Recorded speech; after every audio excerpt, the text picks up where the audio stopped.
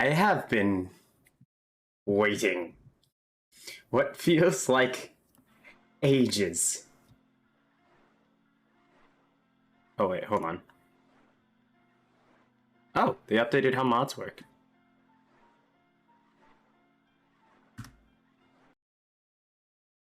Hold on, let me make sure my perfect P rank thing doesn't get in the way, because first time experience, I know I'm gonna die a bit.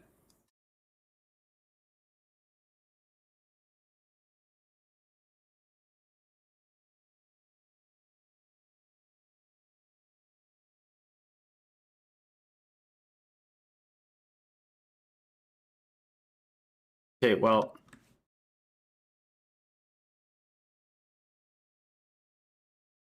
Okay, I'm gonna make sure nothing's conflicting.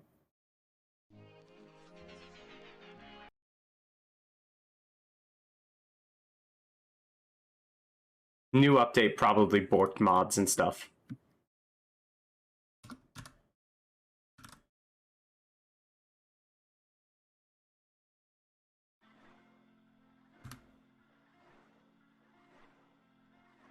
Oh, it even shows your highest score on Cyber.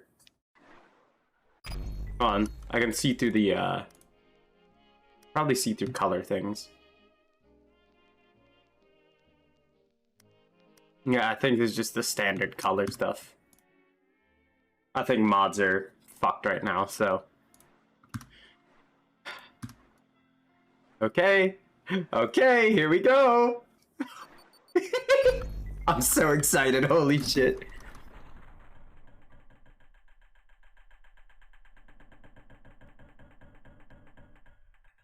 You like P3? I don't even know yet's the thing.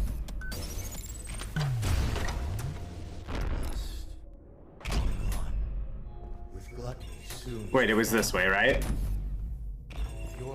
Wait, no, it was the other way.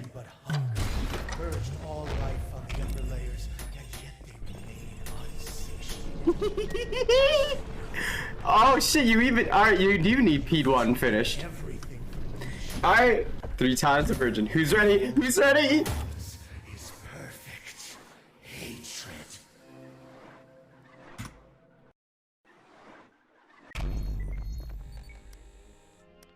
Well, first. Okay, badass.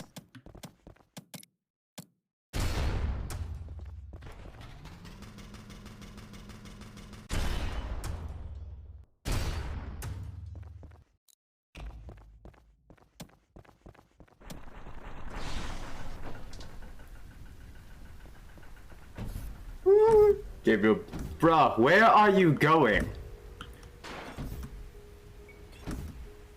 Oh. Fuck, it's another, like, weird arrangement. Oh, how high does these go? How high do these go?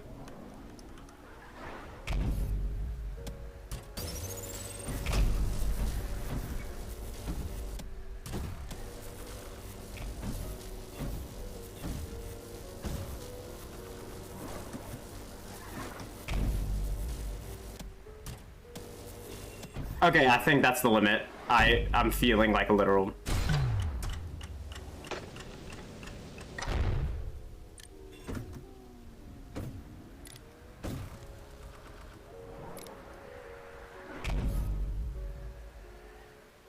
Yeah, okay, I'm definitely getting walled out. Yep, okay.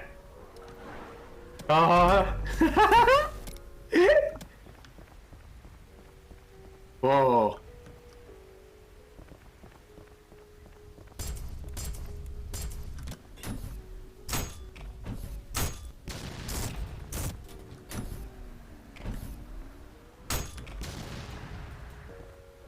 Oh, whoa.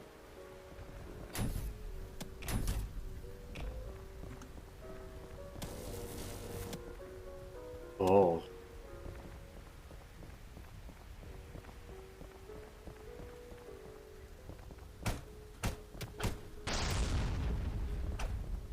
And they confirmed they're working on layer 7 too, so fuck, I'm hyped.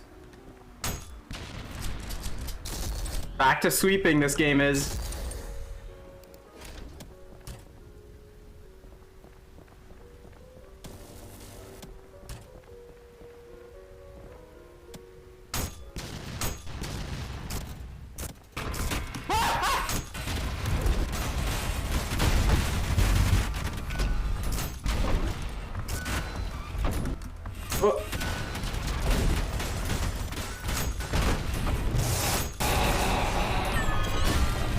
Oh, excuse me. Ferryman?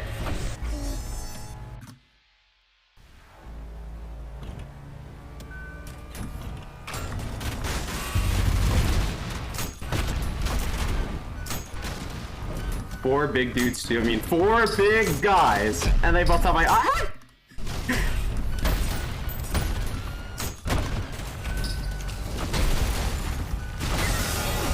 Bruh.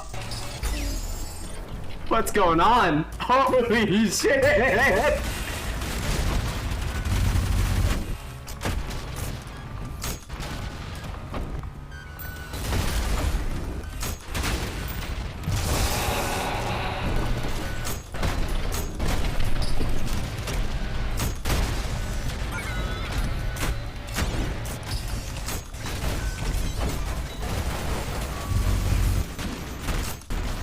Where did the virtues come from? Oh, son of a bitch.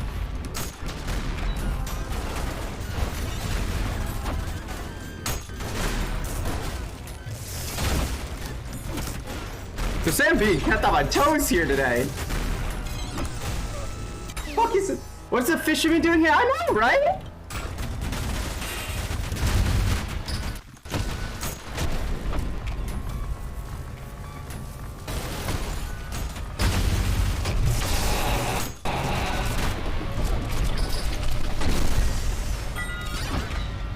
Okay, so Ferryman just shows up after a while. After like 2, I think, are down.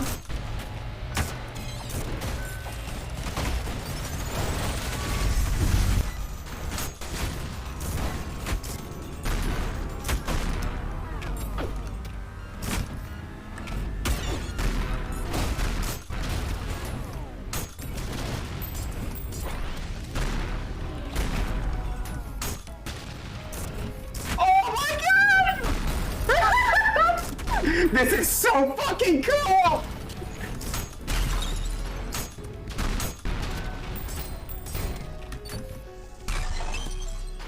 This is so cool!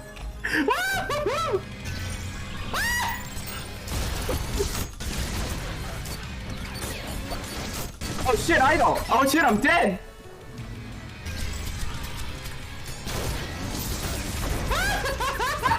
This is awesome!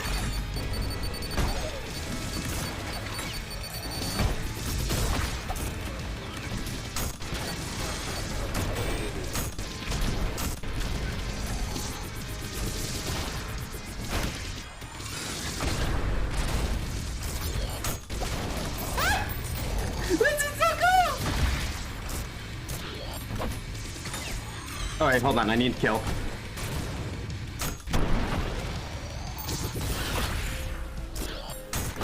Oh wait, I can't kill this thing!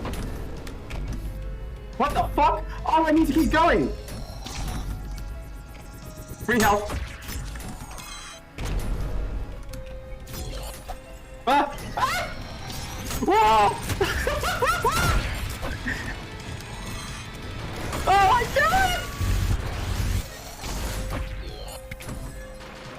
This game is different! Oh! I can't get that until I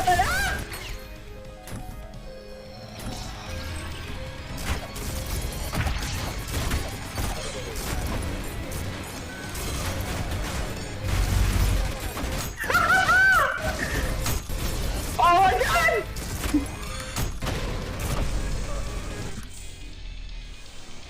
I need to take my socks off for this one.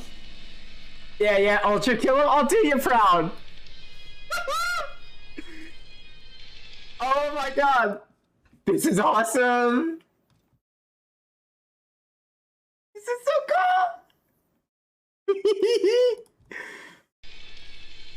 I thought it was gonna be like one big arena, but no. This is a fight through a whole city. It's a fight through a whole like fucking abandoned city structure. This is where all the insurrectionists went!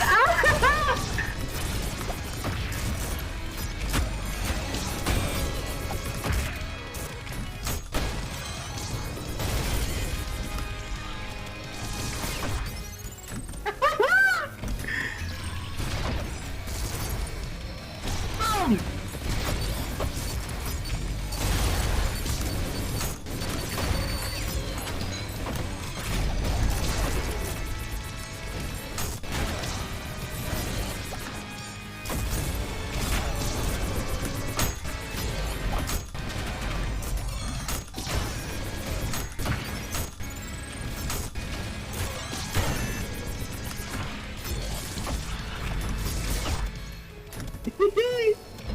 Oh, it's so tough, but I'm so happy!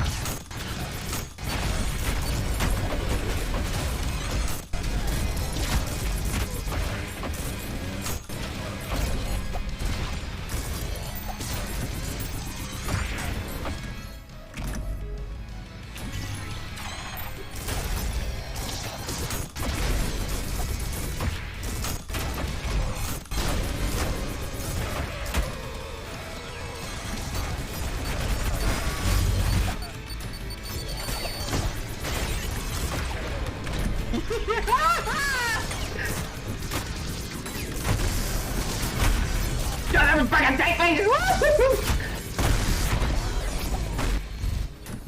Damn!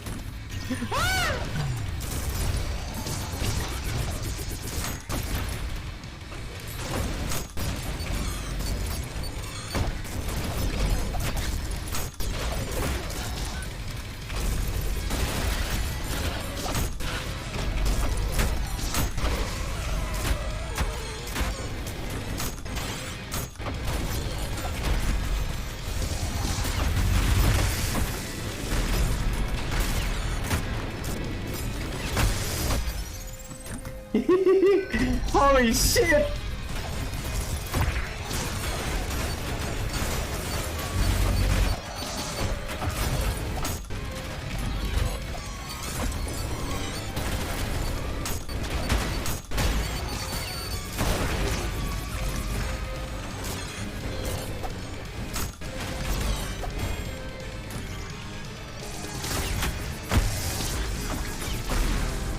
There's so much shit going on.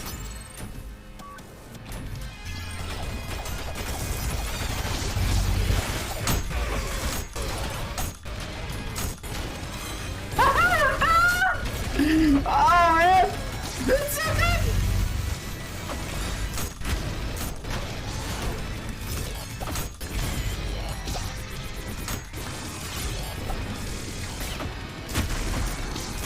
Fucking bravo, Vince! Holy shit!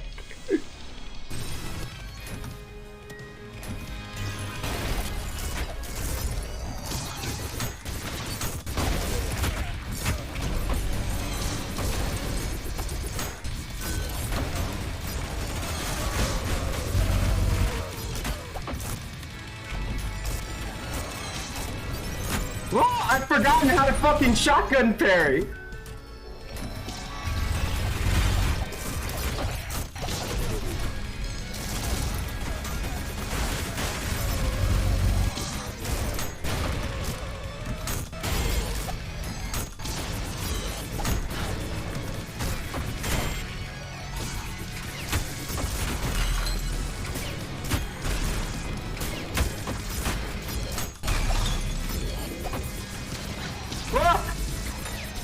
Where is he?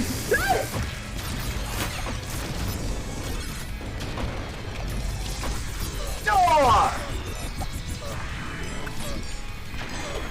Can't help but imagine Spampton Neo is an Ultrakill. That's definitely a fun one. Hold on, let me figure it. Okay, go.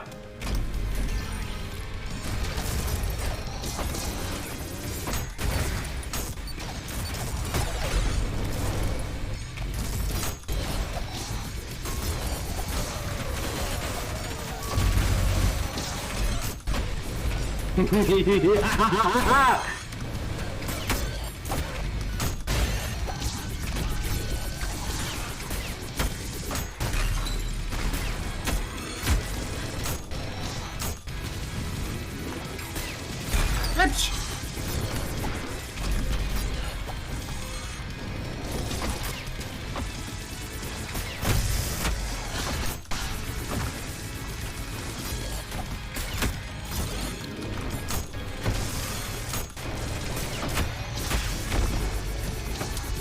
Yes!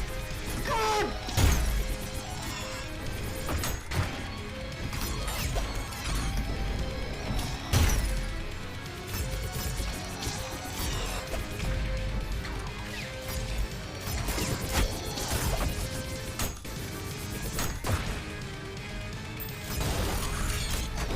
I forgot what I was thinking. Oh no, it's the other way back!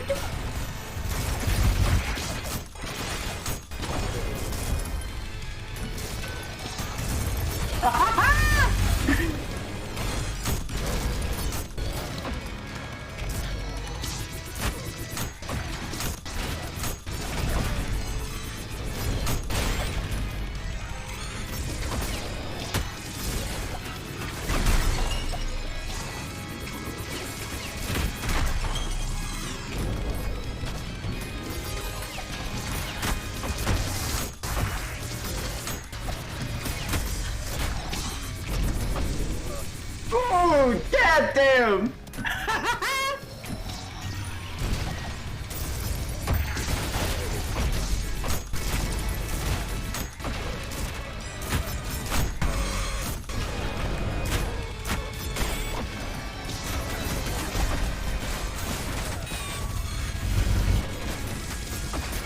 I didn't know how much of a challenge they meant over the fucking P1. Oh, they weren't lying.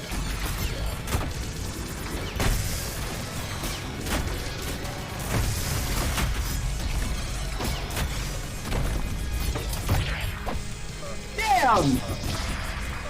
Woo! Okay. I forgot about drink. Hold on. Oh my god. Hold on, I'll be right back.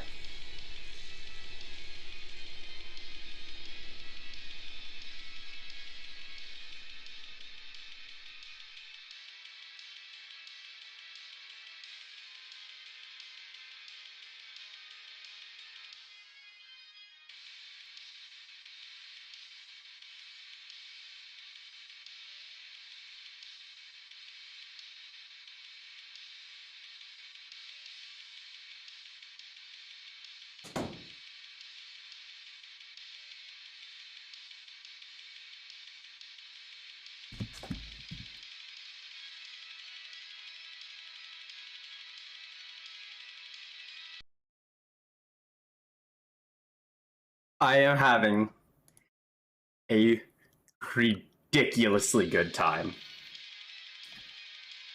I haven't gotten my ass kicked this hard in a while.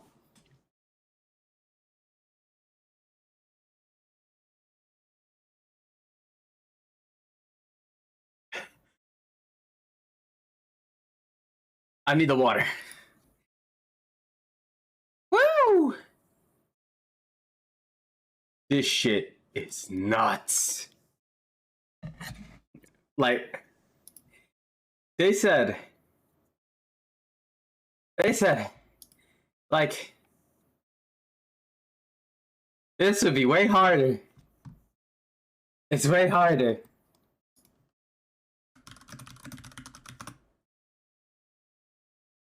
Sorry for the Spamton talk. We encourage Spamton talk around here. We're all spam heads.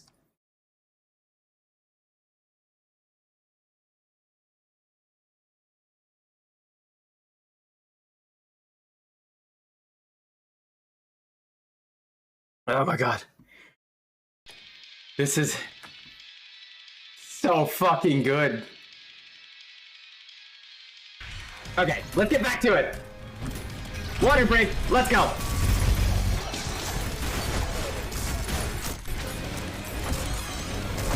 I can always use this to wipe them off of that face of the earth. I've always been bad when it comes to timing parries specifically on their projectiles. So I'm gonna have to force learn this shit.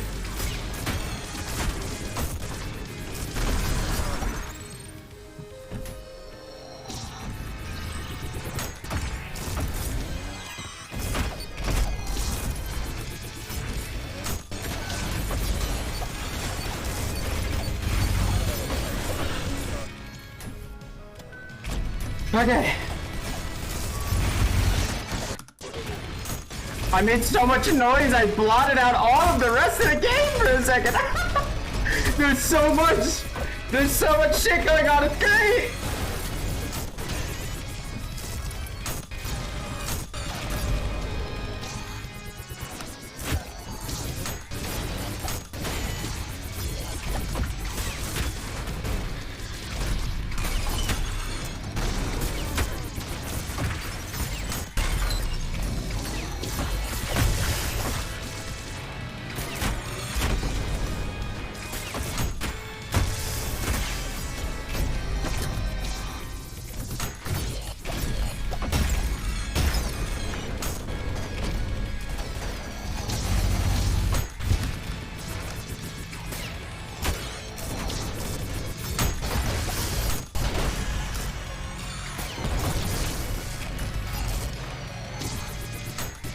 Oh.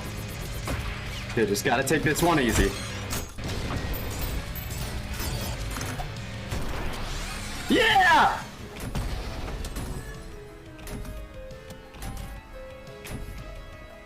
Where am I going again?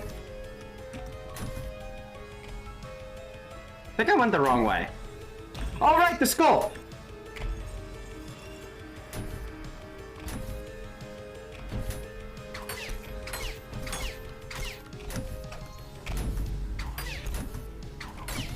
The fucking piano arrangement bullshit is so insane. What? Huh? The injection! Fuck up! Two of them? Wait, I've already done this one before. Fuck! I've already done this before, I say. Professional stupid.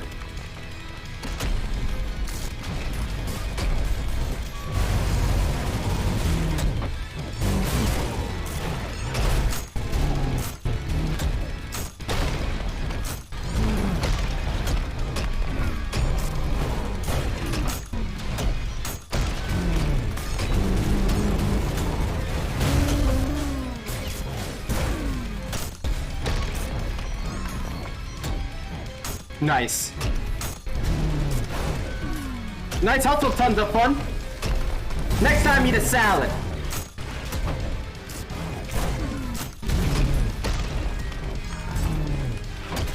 Fuck.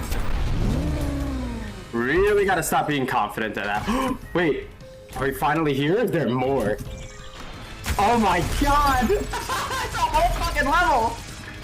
I fell off.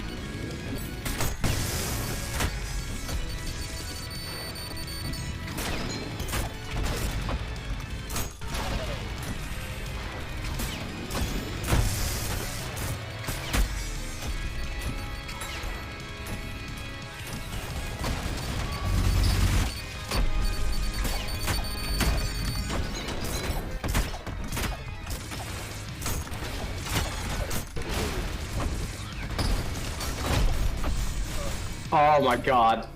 Can't parry that? You can. You can. I've parried it before.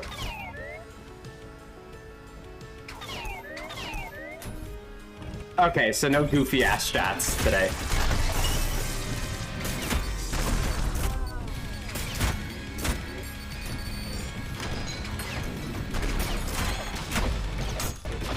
You can parry the insurrectionist though, I know it.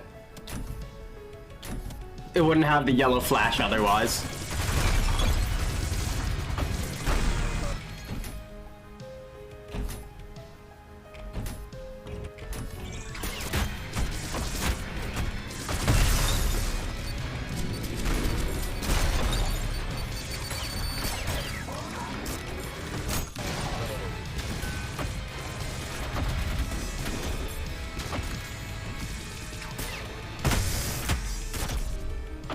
Fuck!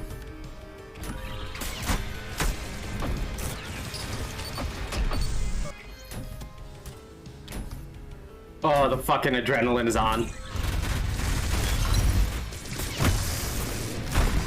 Alright, I love Minos, but this is a fucking secret boss fight.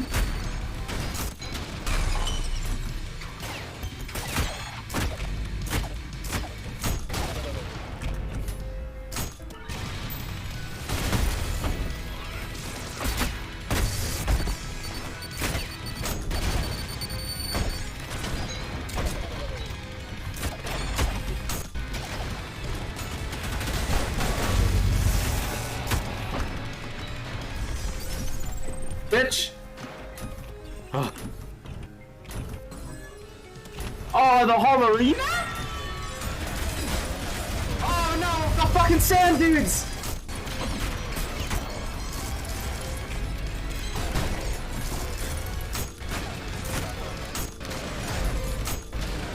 My ass is not P-ranking this one today, but oh my god. My ass was like, oh, I'll plan to P-rank it. Goofy me.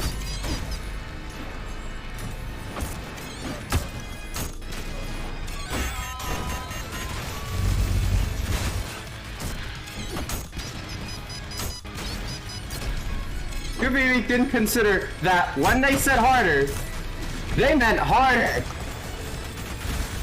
Call your ass Daft Punk. Oh, what is this?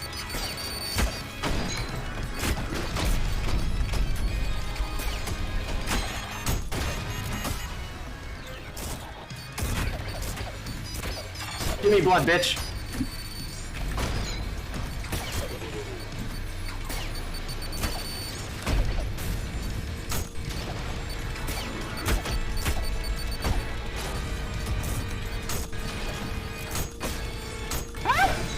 No!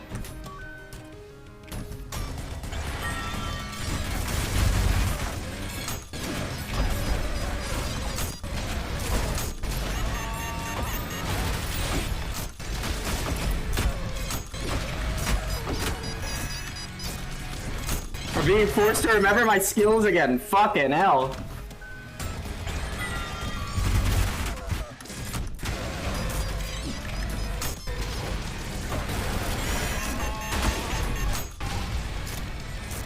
Forced to return to getting good, as they say.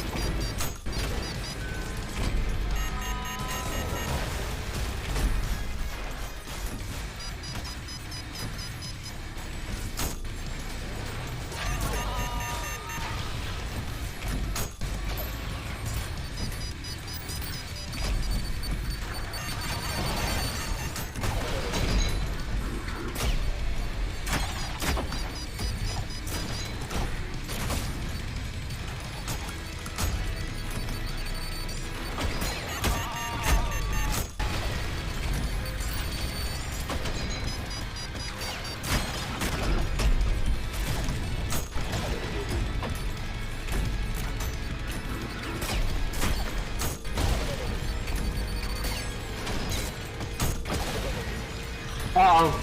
Oh shit! Sanded? Are you fucking kidding me?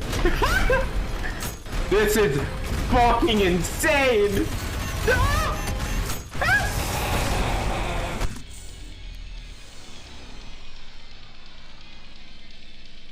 Oh my god. Give me a moment, I'm fucking sweating over here. This is fucking insane.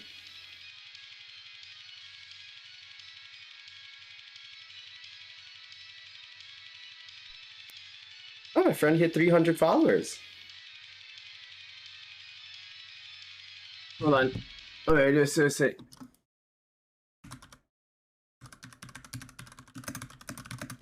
$300, by the way.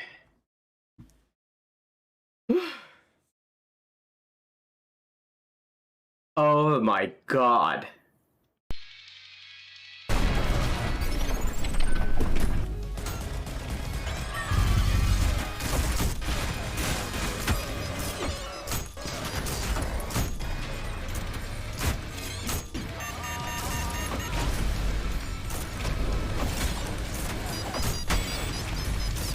Oh my god, I can't tell what's going on anymore.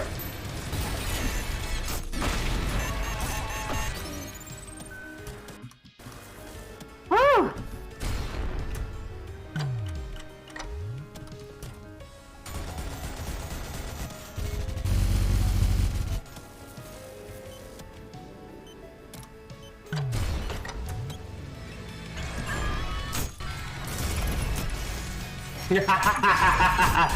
God, that feels good.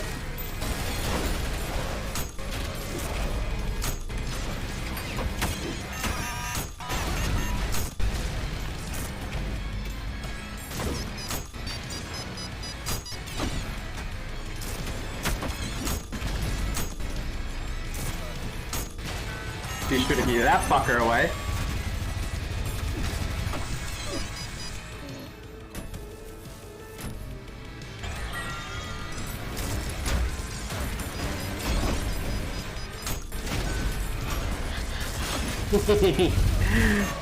I got to use a new funny.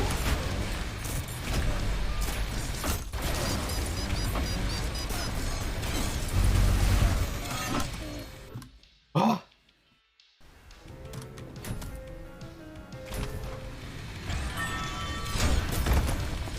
Damn it!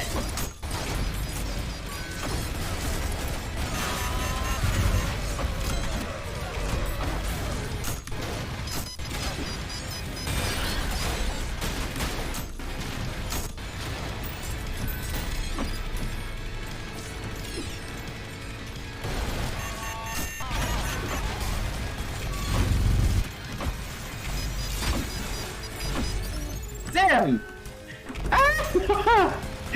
Oh my fucking god!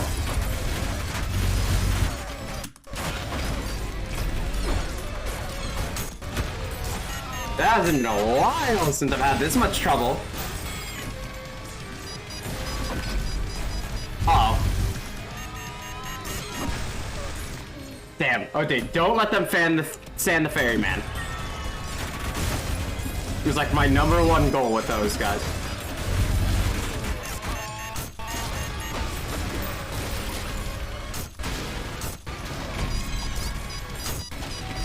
That guy is a fucking threat.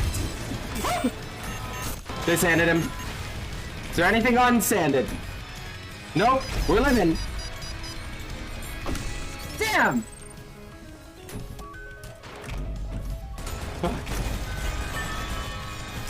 No, wait, go back, go back!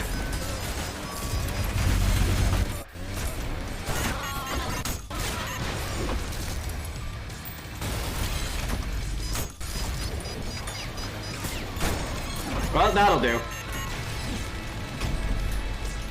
Damn it.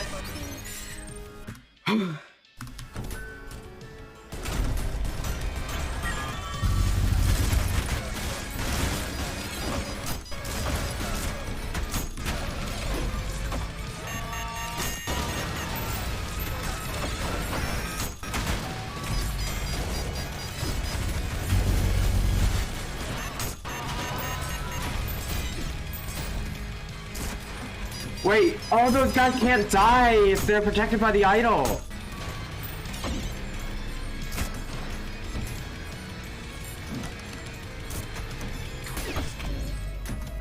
Damn it. Checkpoint B.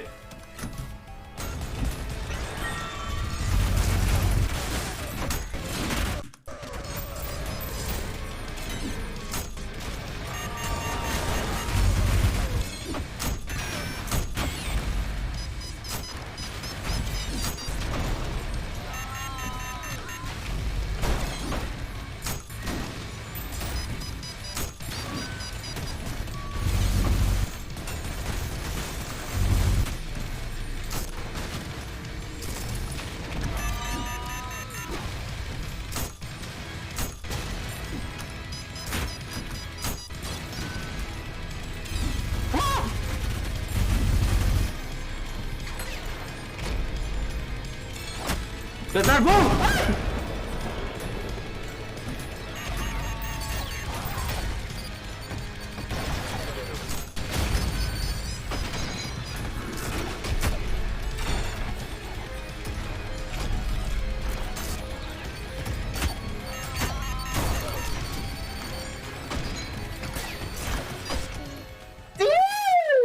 Fucking hell!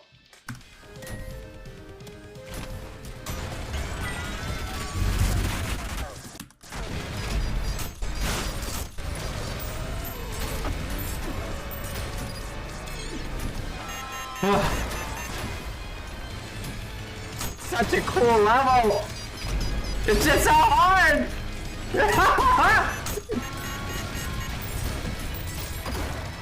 Who knows, maybe within the week I'll have P-ranked it.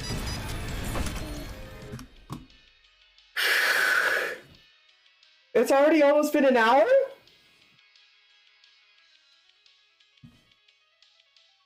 Okay. Hot. Sweaty.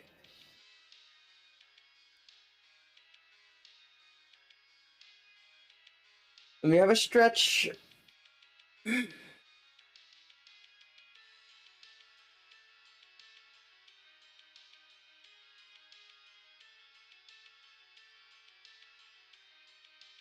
Man.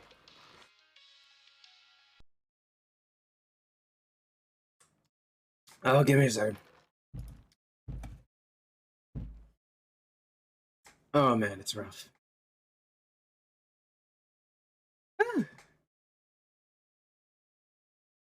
Oh, give me. I don't think I've ever had to take a fucking break before. Like this. In a while. I'm the only one on my Twitch following list playing Ultrakill right now. That's crazy. Well, actually, nobody on my Twitch following list is playing Ultrakill right now. Hold on. You know what? Just because it's so high intensity, I'm switching headphones. And you know I'm sweating if I have to switch my headphones.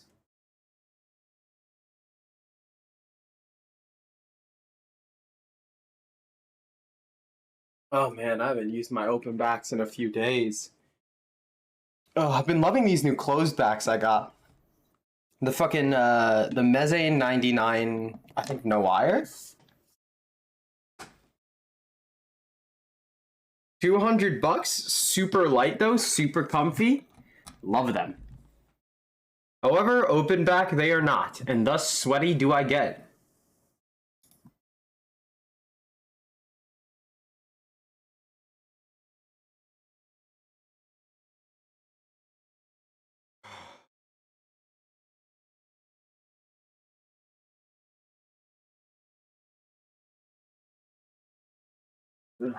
God.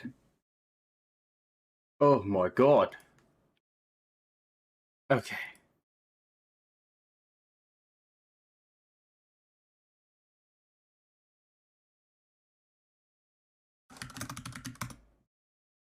Okay. I just text a few people. Right back. Go ahead.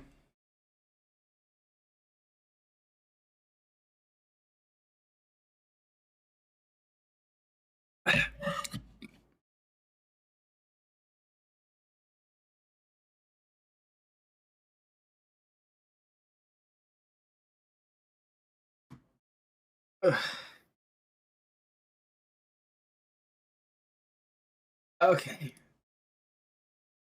Okay. Back to the grind.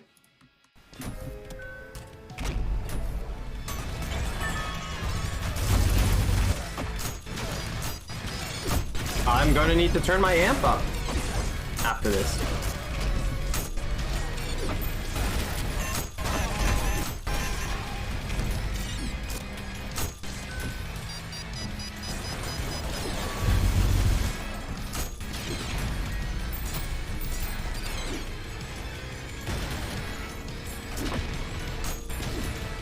Come on, Barry boy.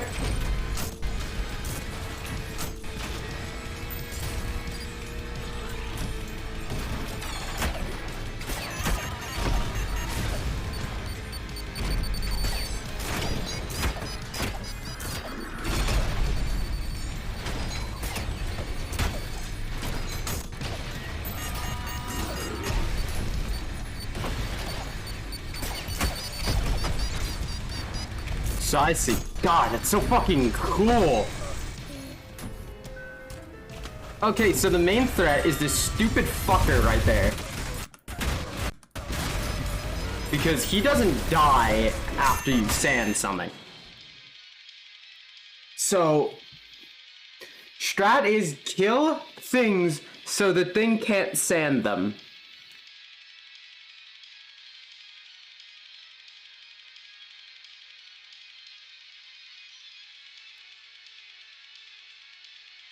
Oh, man.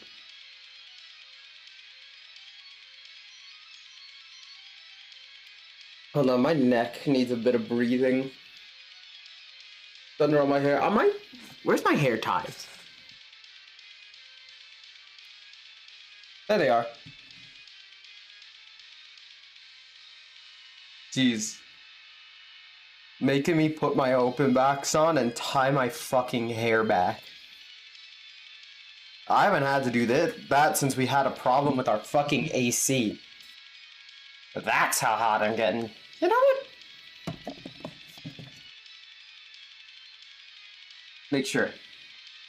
Extra heat assurance, baby. Holy shit. This is awesome. Dude, we haven't even gotten to the main fight yet. And I'm still having a good time getting my ass kicked. Let's wear some shorts. Full ventilation. Listen, it's mid-March. I can start wearing shorts again. No, it was kind of cold outside. Whatever. Oh my god.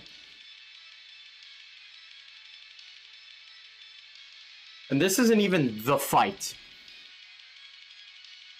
This is like the lead.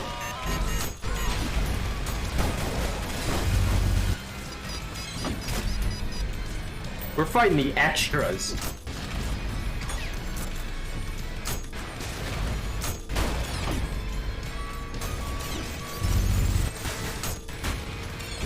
Deadass, we're fighting interns.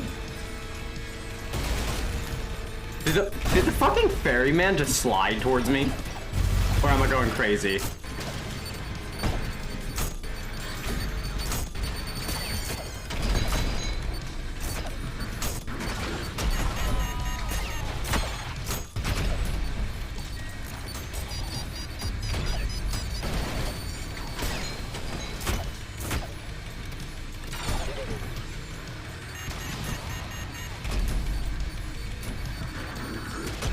Okay, man, that is not finished done yet. Oh!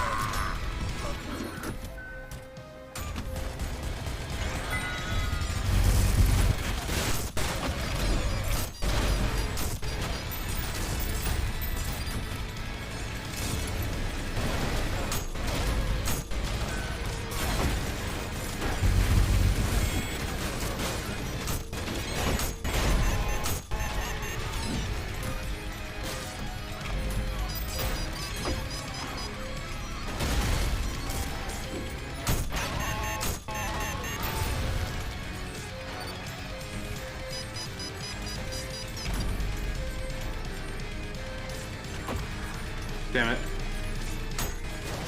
Thank you.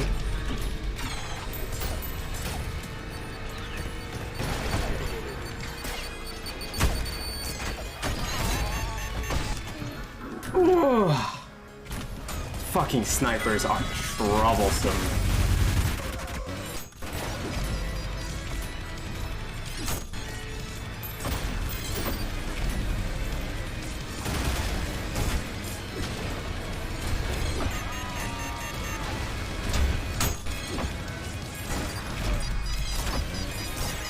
Fuck, the swordsman got sanded.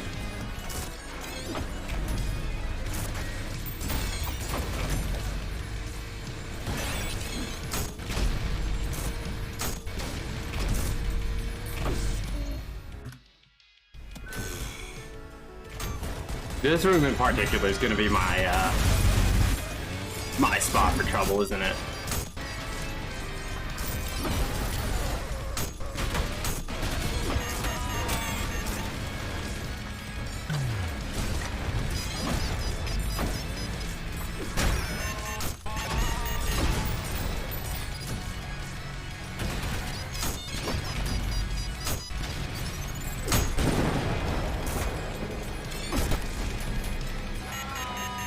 Kill it? Oh, okay, very much dead.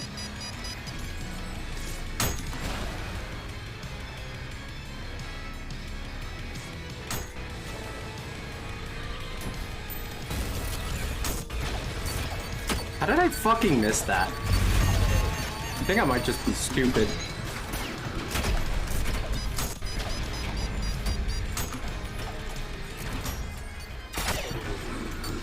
Oh my god!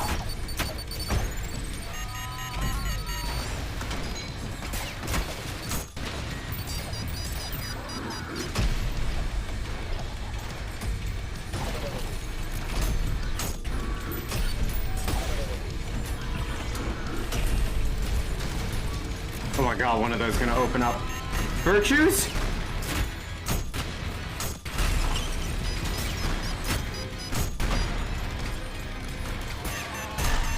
Having a fucking aerial battle over here with them.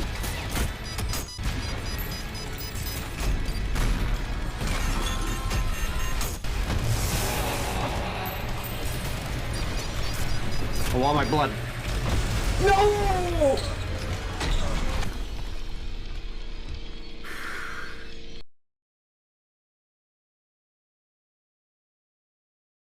Oh my god. That one was a heartbreaker. Oh, fucking hell.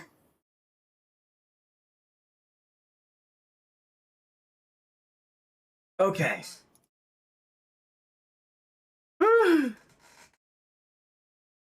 This game is fucking... Jesus, it's been an hour on this level. This is fucking rough.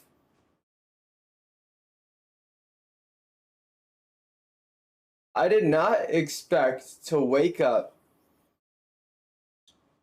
today, be out getting lunch. You know, I was like, oh, I'll treat myself to a burger today. Fucking tear through the burger because I got a notification from a friend that P-2 came out.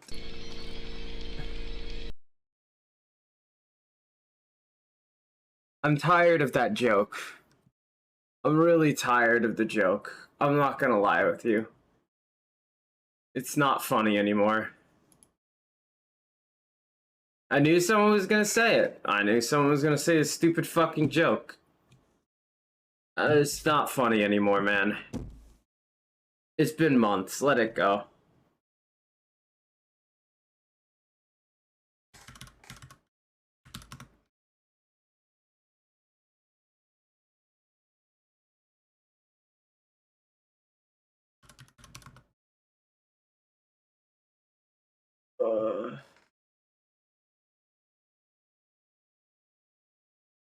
Okay, alright. That was easier than I thought. Okay. I need to refill my water. This is fucking insane.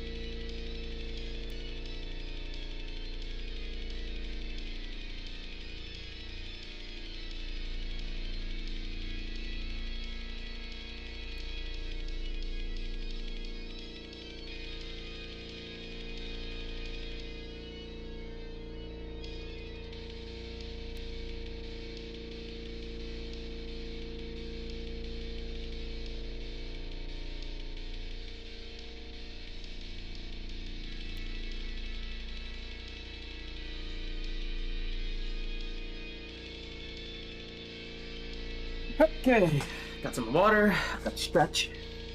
We've hit the hour mark.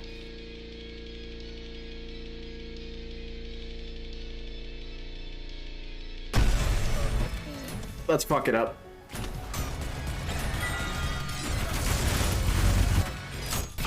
God damn, the ferryman just being a normal ass enemy is so fucking weird.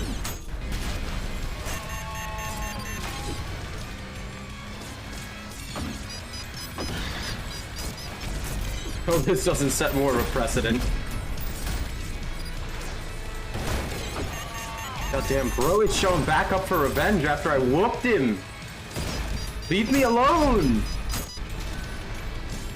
Look, I know I got your ass in like 4-2, but calm down.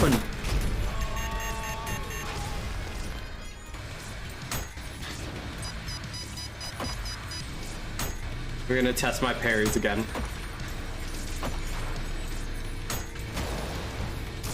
Okay, fuck testing parries, I'm done with that.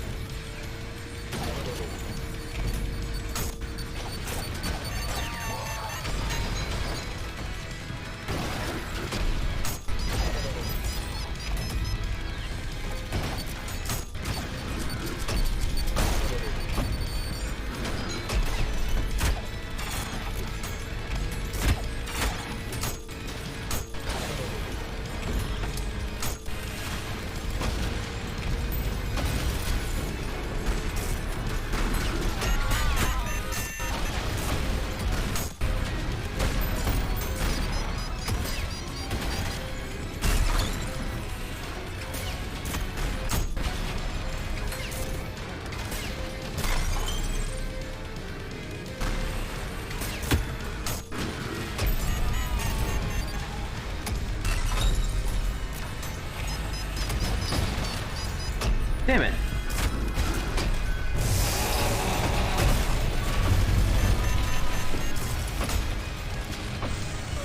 Whoa.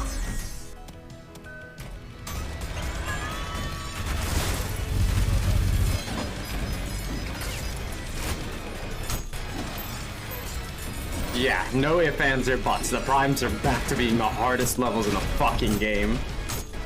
This is insane. And I don't mean that exaggeration. The fact I've been here an hour fighting normal enemies, just from the way this fight's designed.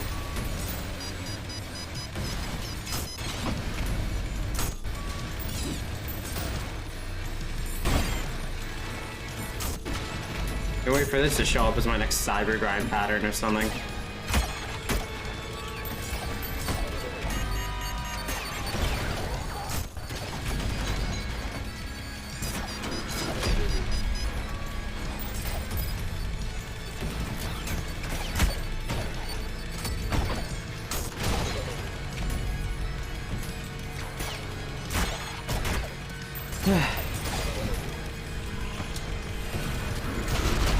Oh, thank God.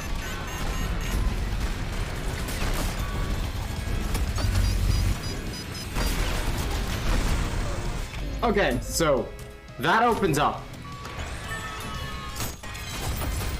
That opens up once you take care of the snipers.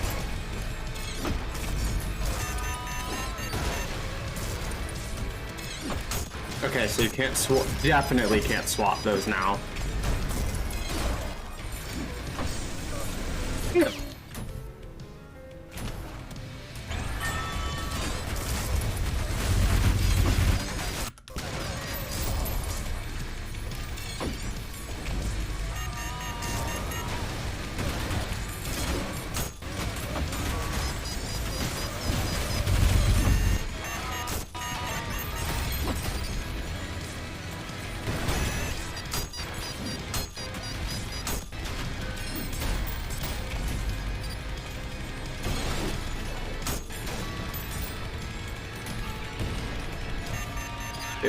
Back for this.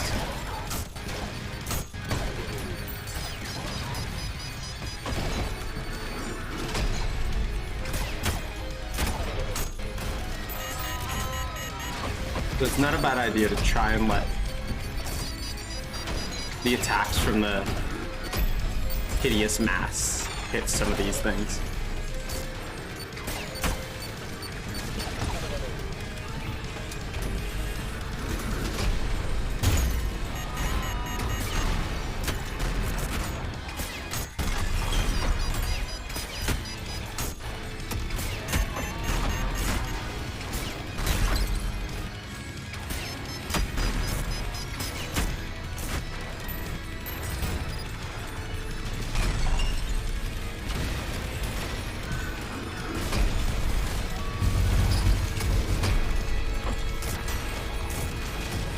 game is running. Oh! The MKR Ultra to look like for gamers.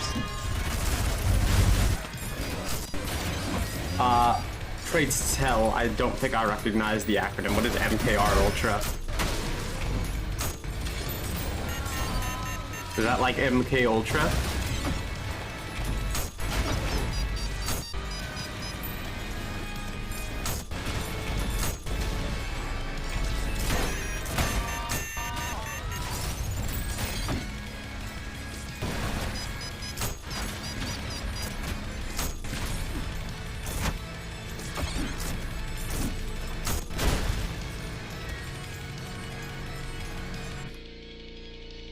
MK Ultra. I was like, what's MKR Ultra? Is that some new weird ass game I've never heard of?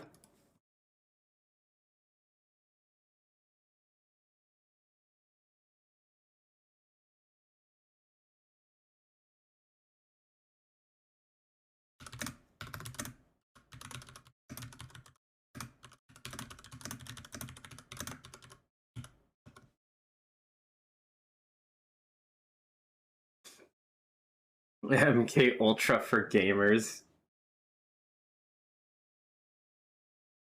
What the fuck is this then? What is this supposed to be hypnotizing? Or what is this supposed to be brainwashing people into? I just imagine it like the shitty Ben Garrison comics. Did you see the fucking Ben Garrison comic parody someone made with Ultrakill? It was so good.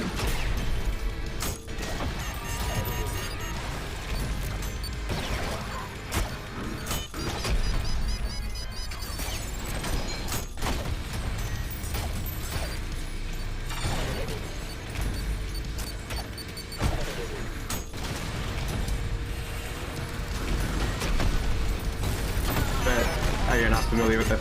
Ben Garrison is a really notoriously known, like, political cartoonist. He's known for how shit his comics are. Like, everything is just labeled because nobody can grasp symbolism, apparently.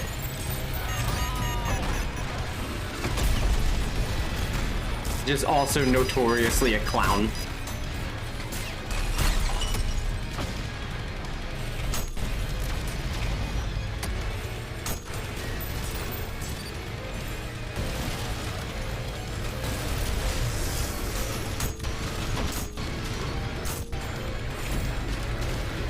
Reverse, please go away.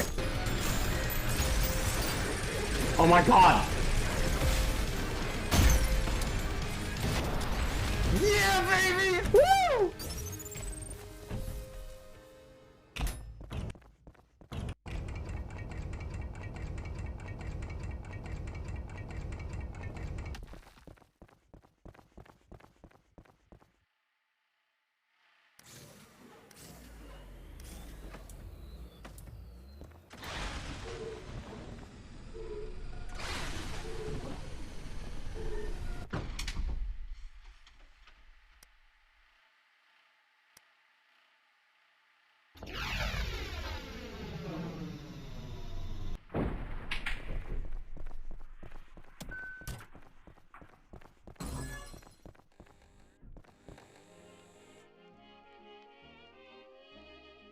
I don't like where this is going.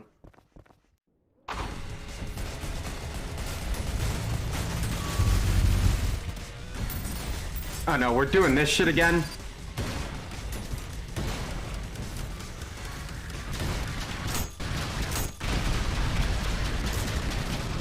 Wait, there's a vertical now?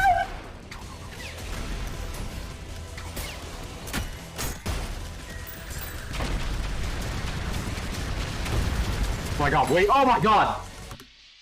Flesh cube, not just flesh cube, fucking vertical! This shit's vertical!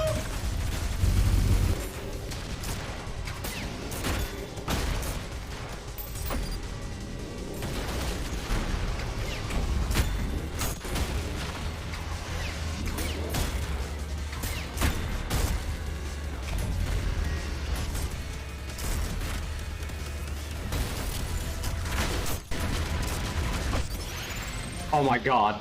Was that the bite of 87? This is a fun boss from Worth the Chicken.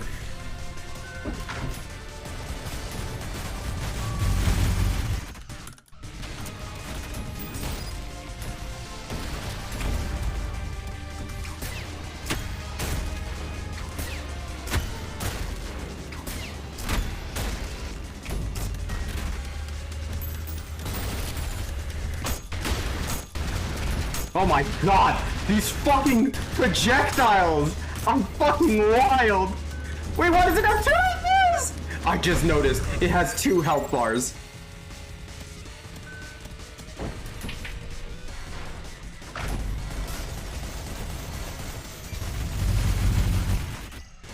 I missed every single one. Can I? No, I didn't make the restart mission!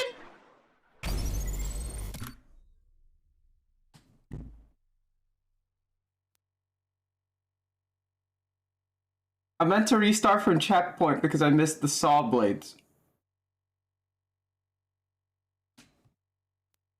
I restarted the whole fucking mission.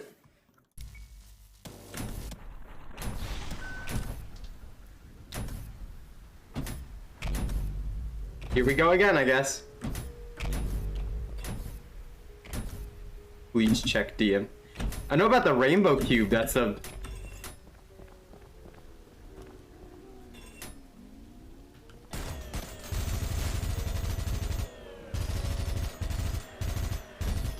Okay, I thought that was like some sort of secret passage. Okay, here we go again.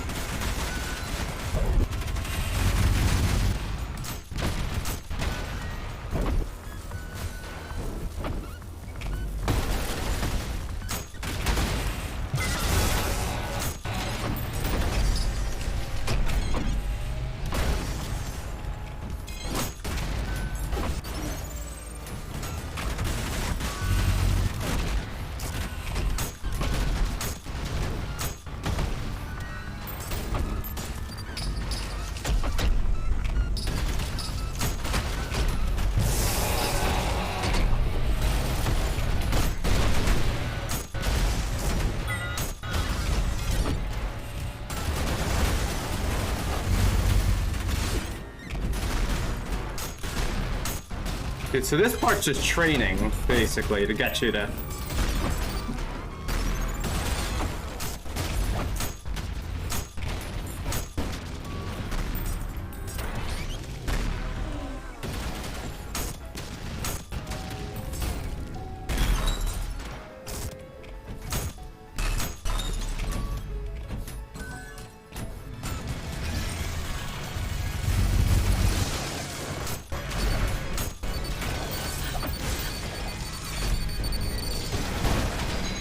Well, I guess we're doing the whole damn thing again, because I'm stupid.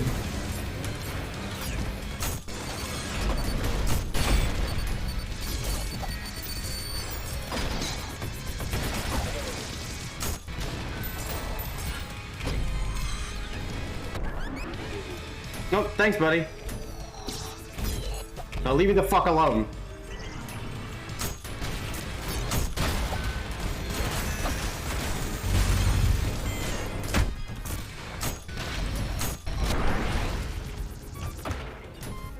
Fucker.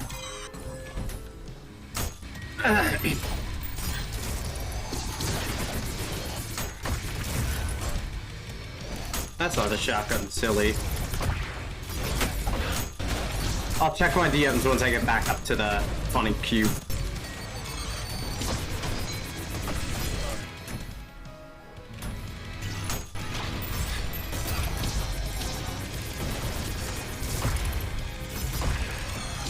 Okay, so they get faster, I just realized. Oh, hey.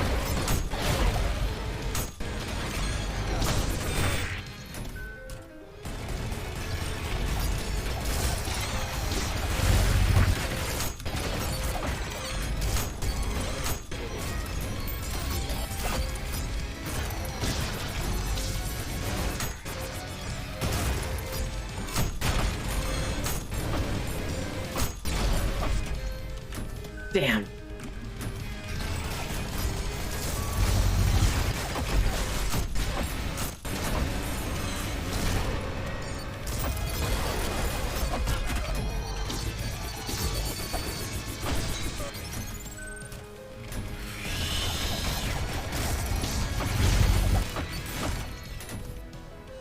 I'm not but a fool for making such a mistake.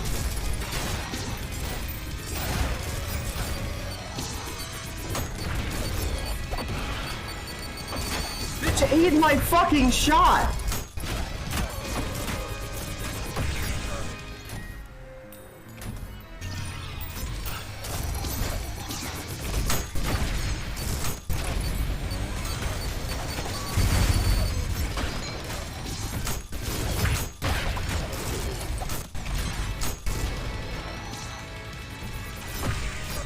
I'm so bad. If I was better at reflecting those shots, we probably wouldn't be here so long.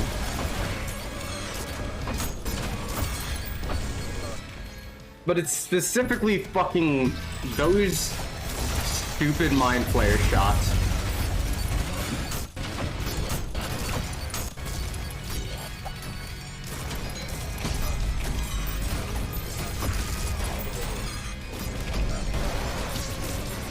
I know I can practice this on standard, but I don't want to get used to standard. I want to do it on my difficulty.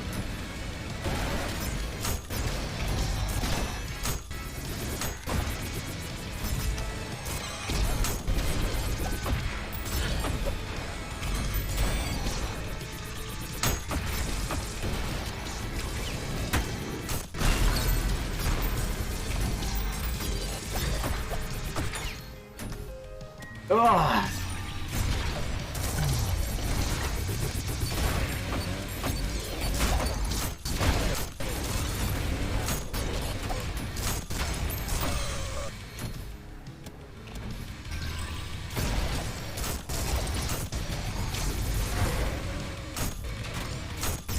Wait, I don't even have to reflect them to get these to hit enemies, do I?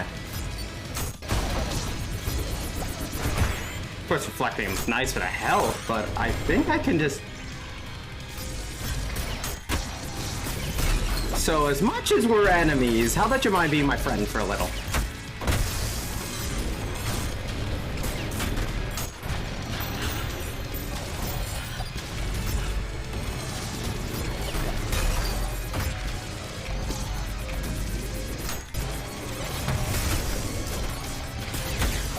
I could use your help, you know?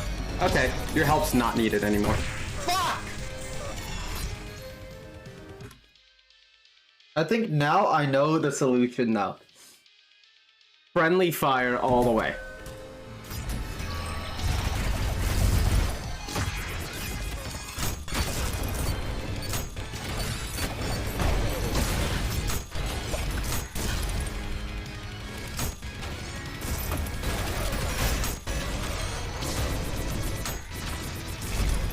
Okay, so I can reflect them from a lot further away than I think I can. But at the same time, I should not overestimate their range. Okay, never mind. I guess I just figure out when I can parry them.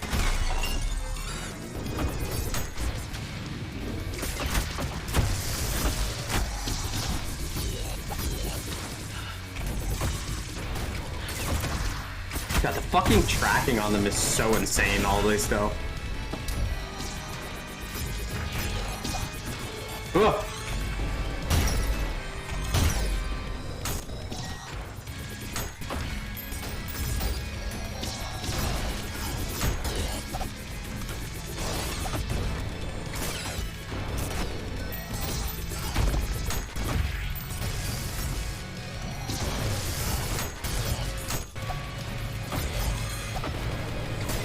My turn to do that.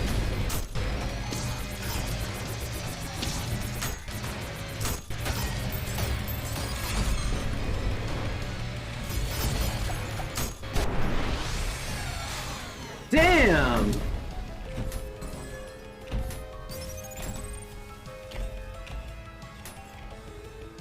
Right. Skull.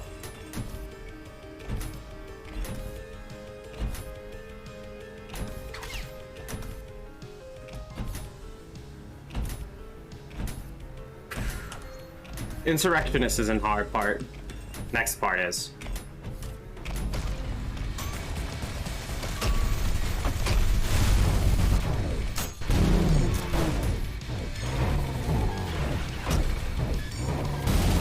Because this is just the secret fight from 6-1.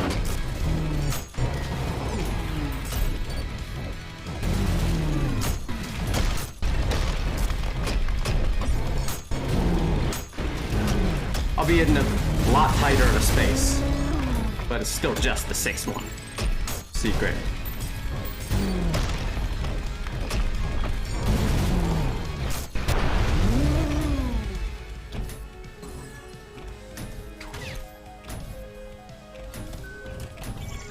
Fuck, we got this part to go through, right? Okay, so the ceiling 2 is a spot I don't want to hit. Because I think the ceiling...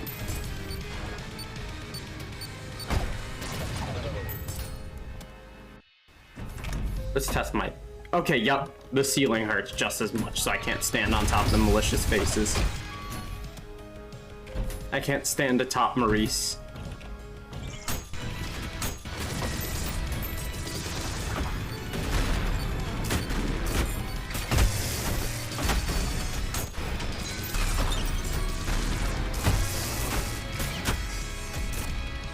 I can do that, but no Maurice standing.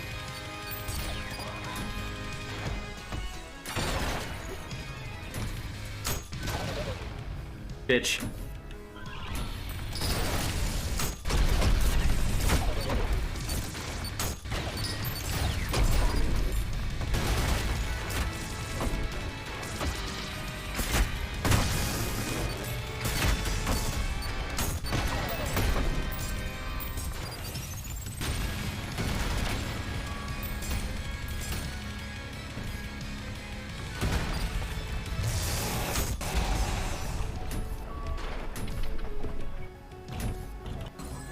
Back here again. So I think I remember my strat from last time. That's also a strat, I guess. What did I explode?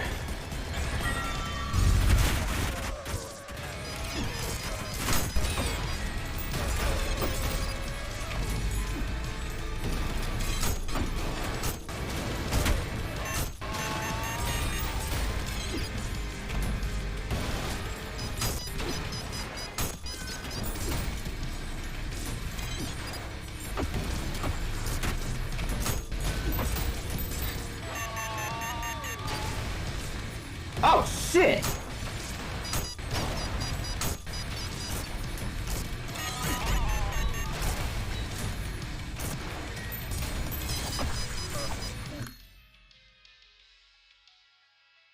Okay. Let me check what was sent to me. Oh my god, that just eat that. That is the Mort the Chicken boss fight. Huh.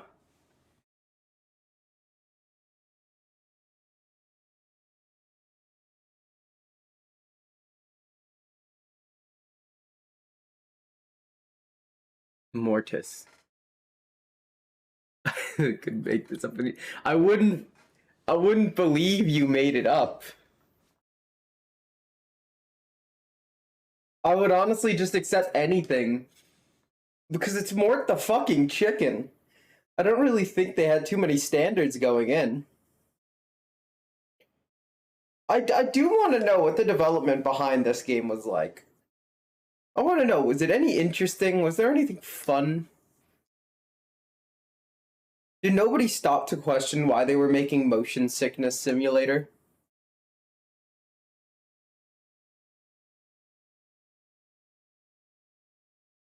Mortis is like a Mort pun.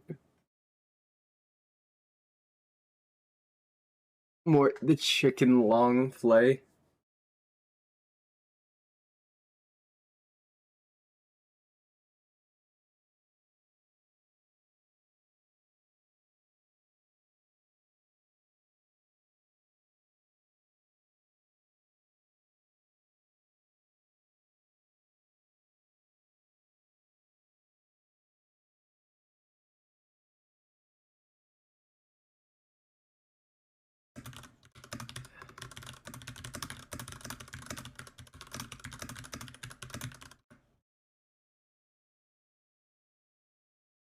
Oh,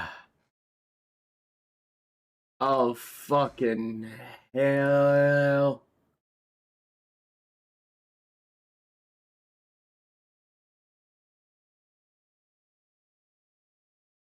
The guy who did Echo the Dolphin. I know the guy who did Echo the Dolphin was involved, and he was inspired by the guy who did drugs and hung out with dolphins. John Lee. Hold on. Who the fuck?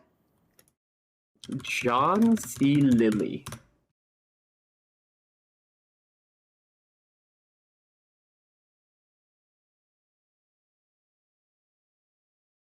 Alright, he used his work with isolation tank. He's the guy who made the isolation tank? Or like helped like fucking no, developed it, yeah. What the fuck?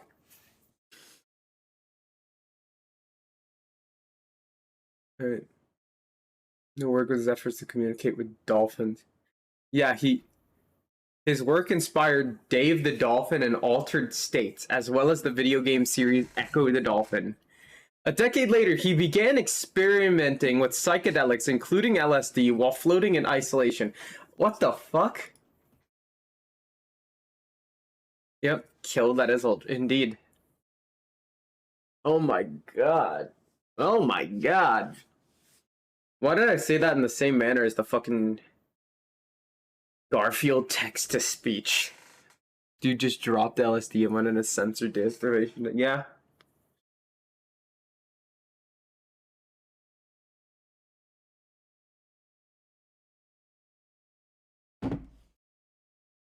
Anytime we bring up hallucinogenics now, though, I can't help but think about the comic where Moko fucking and Marisa do fucking what was it?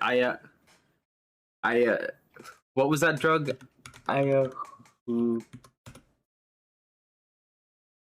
What is this note? Pronounce ayahuasca in the UK and ayahuasca in the ayahuasca. Yeah, that one. And like Moko just goes on like the most insane fucking trip and then throws up. Yeah, that one. Made by the same person who made not only who made like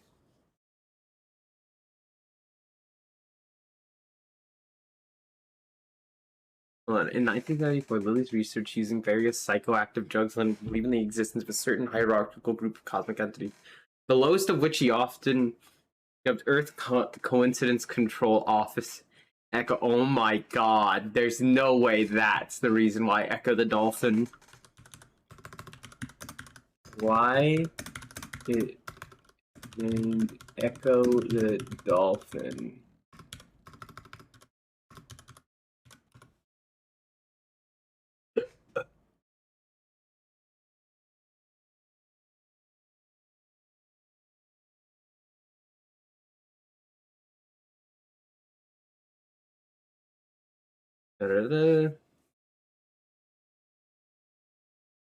I was These are insane. These are weird. Okay. Okay, no, it's because his boss suggested the name Echo the Dolphin, like ECHO, and then one of the developers chose ECCO because in Italian it can mean I see, and seeing with sound is what echolocation does.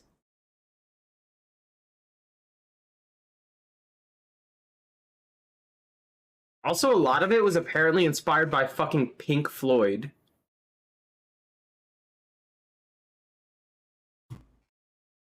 Especially the music. That's weird. What is that video?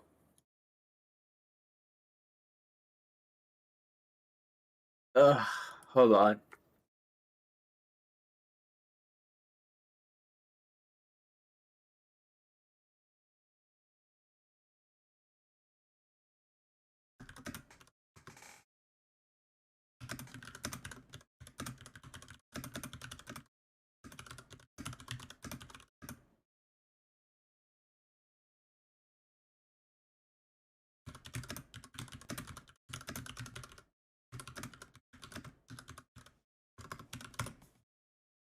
Echo the Dolphin is certainly a guy.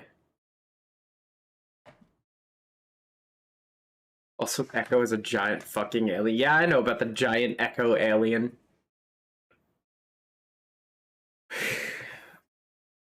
What was Echo the Dolphin, man? What was that shit about?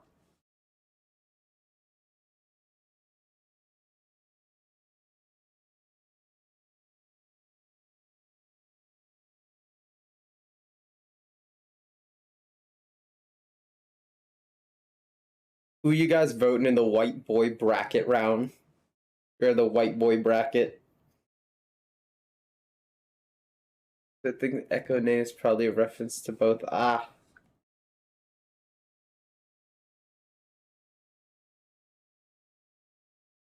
Echo was a game.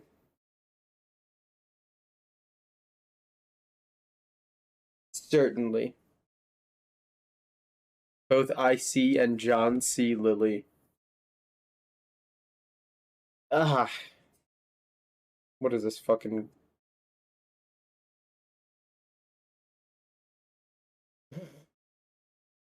I just saw the fucking No More Heroes Jack Horner fight thing.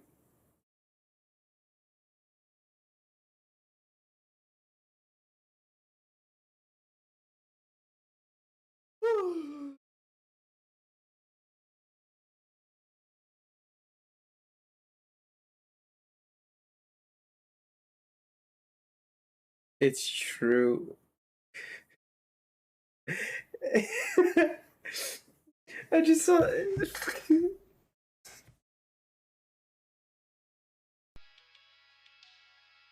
I'm not sure how to fucking feel about that information.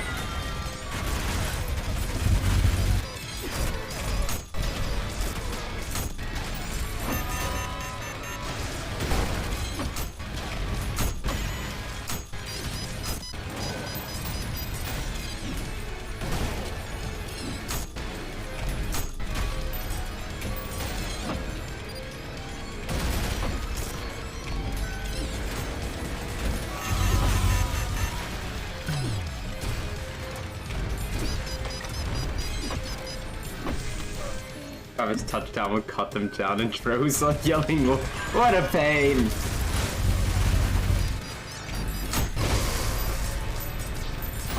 How did I miss all three of those, like, excellently? Why am I Chef Excellent now?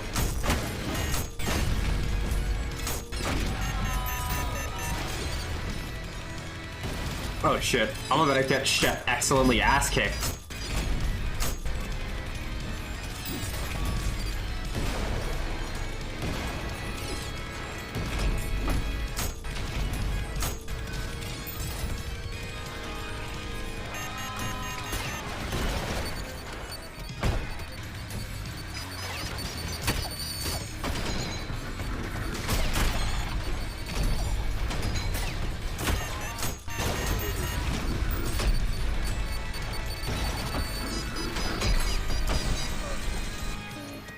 Oh, this part's rough.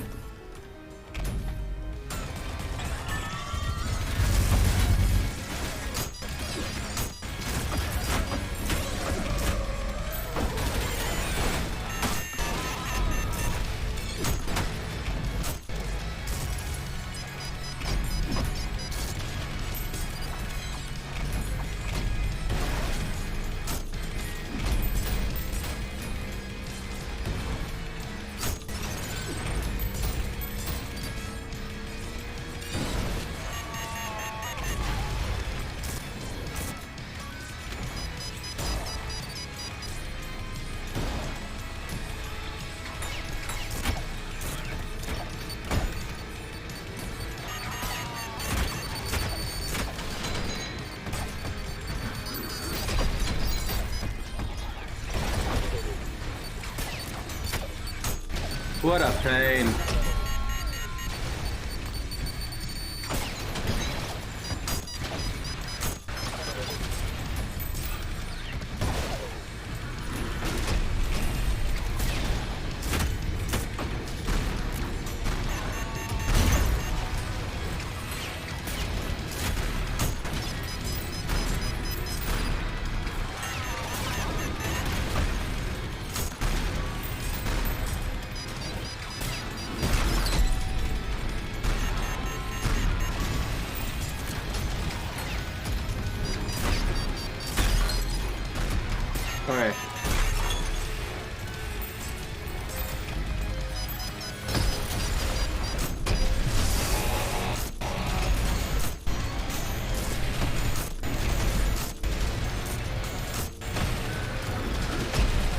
Gonna take a lot of shotgun. Fuck!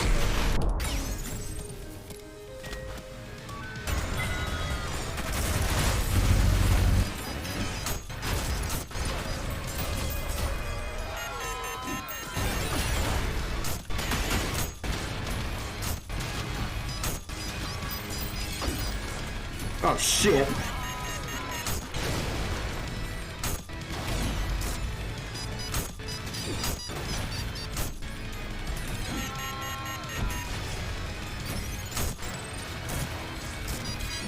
Ah!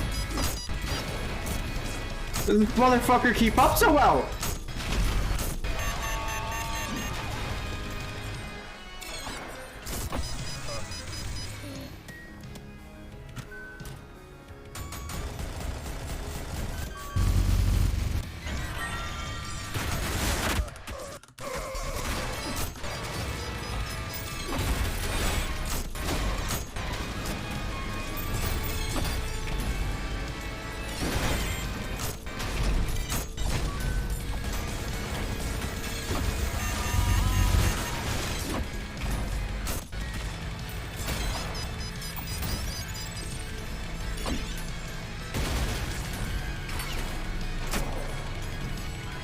I need blood.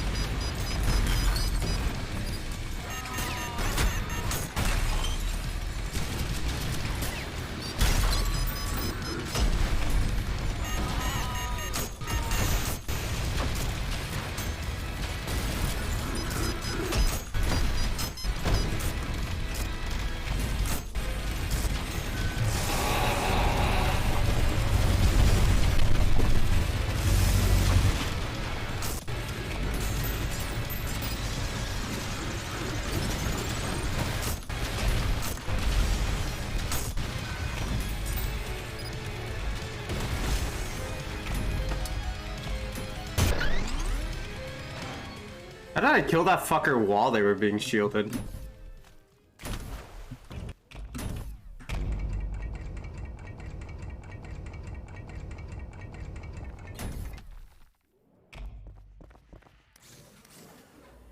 Ugh, it only took me 40 minutes this time to get back here. Actually, maybe more like half an hour, counting the time I took breaks. Not let approach you, do not let it look at you.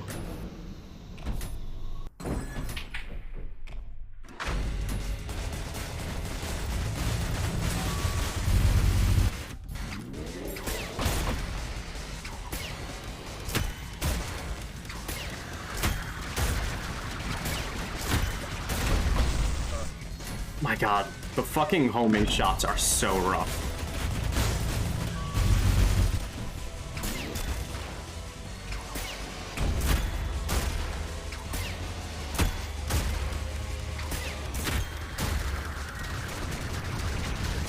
Okay, they do curve.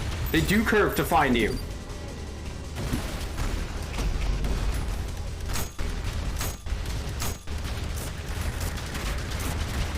Oh, and underneath it is not safe anymore. What the fuck? Whoa, whoa, what? What? It just broke out of the forest! What?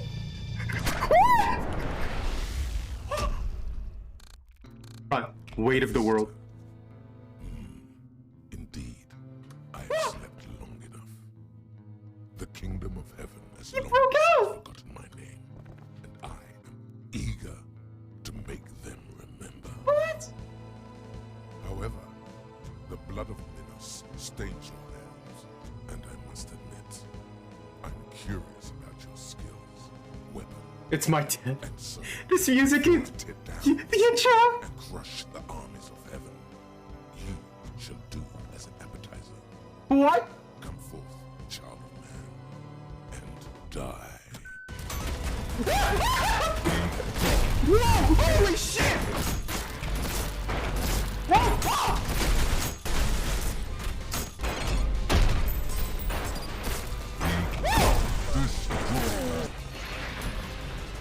Okay, welcome to Mino 2, everybody. Electric fucking Boogaloo. Whoa!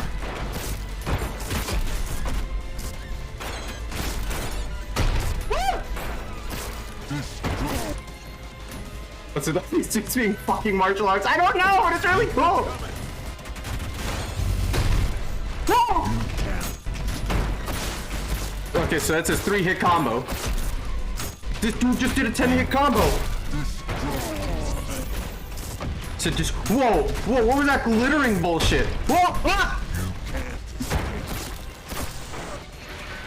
Oh my god, the person with no media literacy was right. It does get struck. What do you mean the person with no media literacy was right?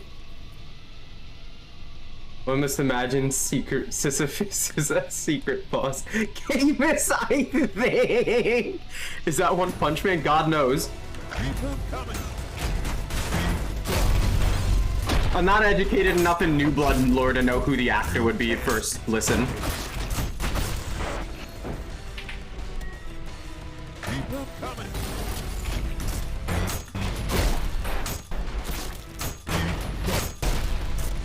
I can't wait till this track comes out. Okay, so that's really hard to parry! Oh my god.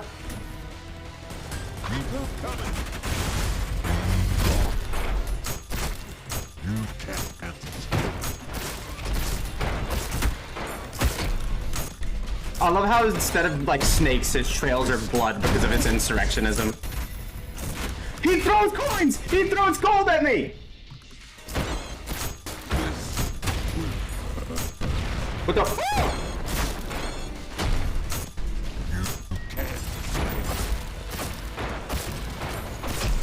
Oh my god! Okay, so I need to- he's got patterns to him just like Minos. Which, there's something about this I kind of like. It's like, oh, you know, everything else has gimmicks. These guys are just like fighters.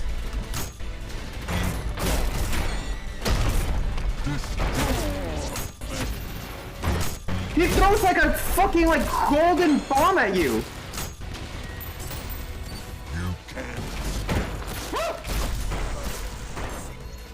Okay, so when you, I don't know the video, but I think when I talked about the video where someone tries to argue that the point of Sisyphus is that he gets stronger and finds joy in it. Oh yeah, no. You mean the people who like argue that like fucking Sisyphus's punishment of pushing the boulder is a fucking reward? Eternal punishment for disobeying the gods.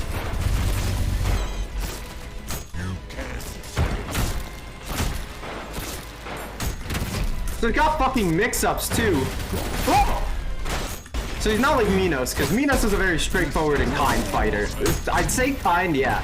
Yeah, no, he was like kind despite trying to kick your ass. Everything he did was for the good of his kingdom. This guy just wants to kick your ass. Nice. Yes. That's it. Alright, second phase now. Oh, I'm getting...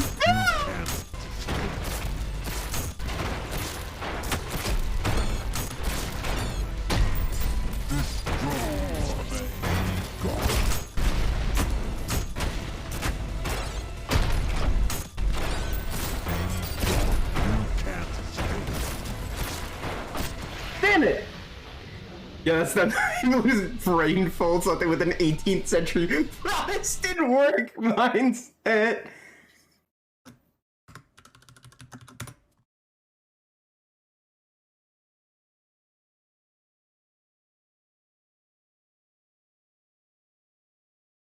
I seriously don't understand how you can look at the punishment of actual Sisyphus and be like, yep, That was a banger.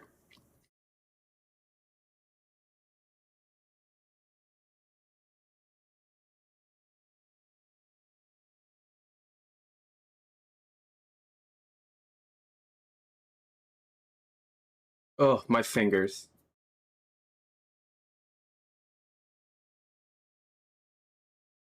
Yeah, I'm gonna let my fingers move a little. Sisyphus was a good guy. Actually, he's punching! He's punching! It's so cool!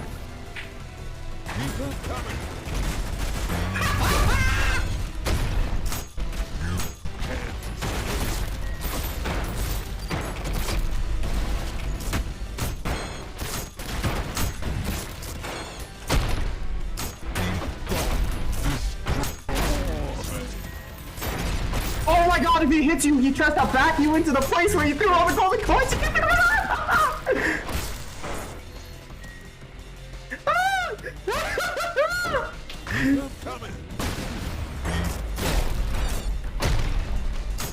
Well, I fucked that one up. That was my fault. Whoopsie.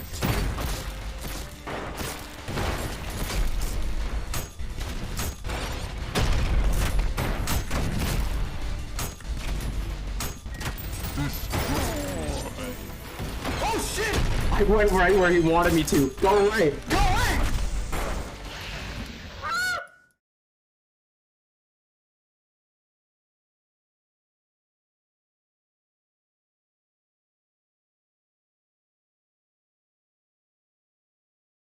This dude is the actual butt. Howard. Oh my god.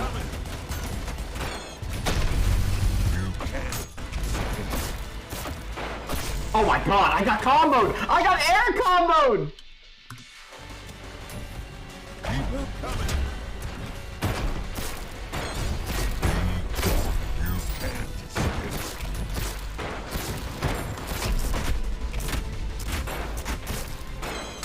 God. Why did he have like fucking Guile's flash kick? I'm not fucking kidding you, I swear to god, he has flash kick! Goomba jumping. Time to take a piss!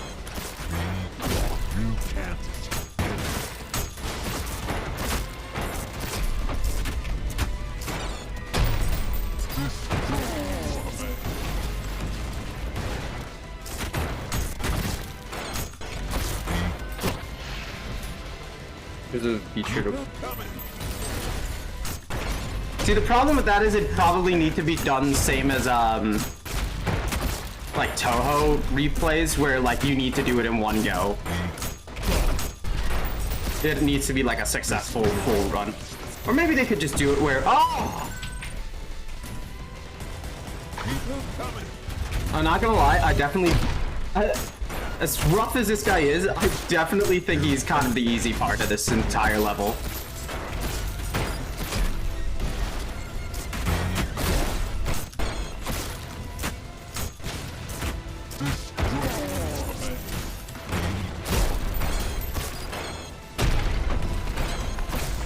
Oh!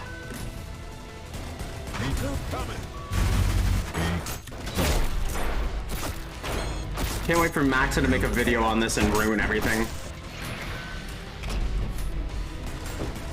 Just like Metal Gear Rising, just like update, just like one first act. Yeah. I feel like compared to the fucking enemy rush, this part is more manageable to me mentally. It's just a one-on-one. I can learn a one-on-one, but it's really hard to learn an enemy rush. And yes, you may ask, how did I get to this level? Well, fuck if I know. So he does his little double kick when he says you can't escape, because Be Gone is the fucking clap of God's ass cheeks. Destroy is that.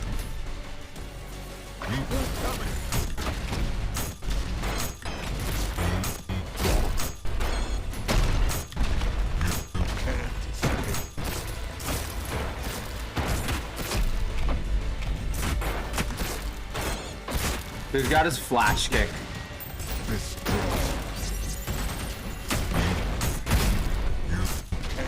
You can reflect the gold things. I'm not sure how, but it looks like it's possible. Yes, that's it.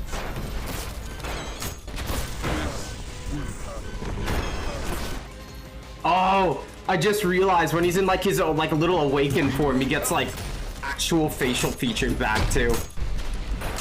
Or like sort of. He gets like hair and like a beard. Really hard to notice that when you're getting your balls crushed, but hey.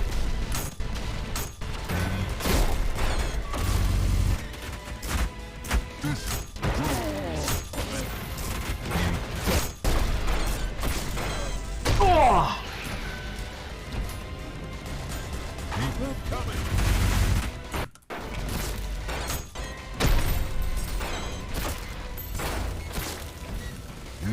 Where you bastard? So his "you can't escape" fucking tracks you like a motherfucker.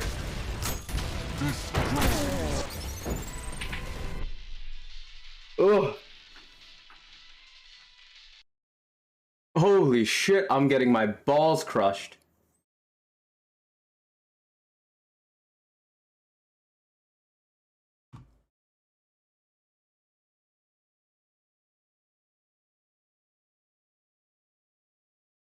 Ugh.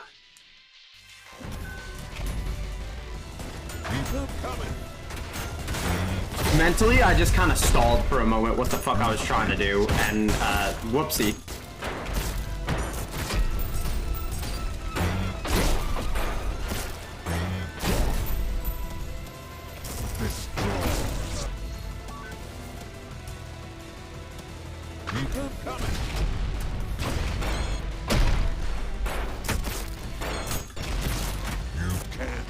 There's definitely a lot air focused.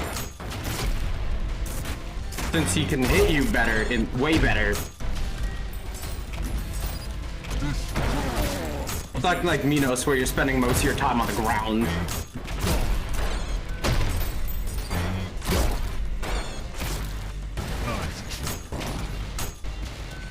What do you mean nice try? Oh shit!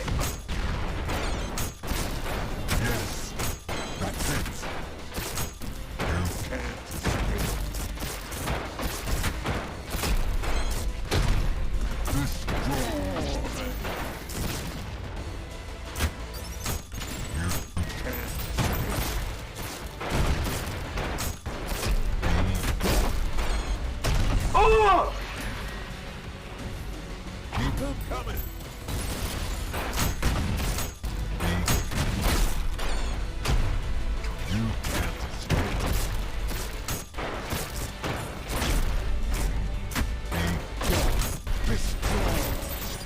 Yeah, if they wanted to make a harder fight than Minos, they definitely had this fight. I thought I fucking right-clicked.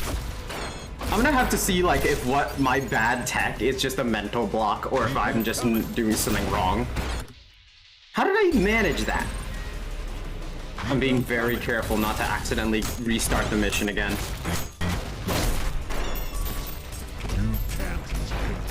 Okay, I have always noticed that my mouse scroll wheel is a bit funky if you've ever seen me play, like, any game that needs a mouse scroll wheel. And I genuinely don't know what it is. I don't know if it's like these mice eventually have their, like, scroll wheel loosen or something over time.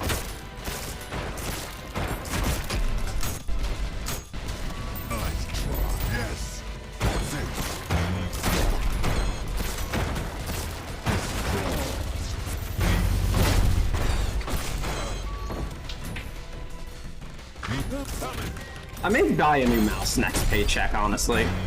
I love this one, but the amount of, like, time... I've had to replace it twice now. Or I've had to replace them twice now. Once, was my mouse would start double-clicking constantly. I think some people were around for that back then. I think that was earlier this year, if I remember correctly.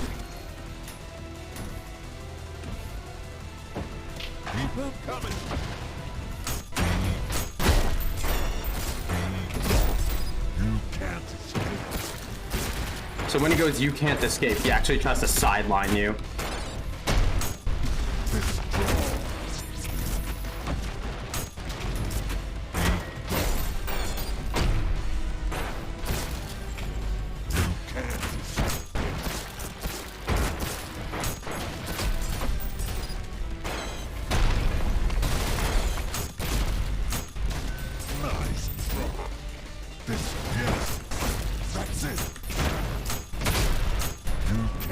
I've looked it up online. See, the thing is about this, it fulfills my...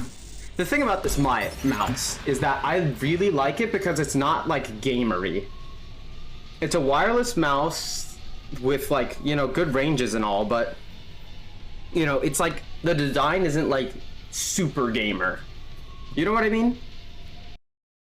Like, okay, let me see.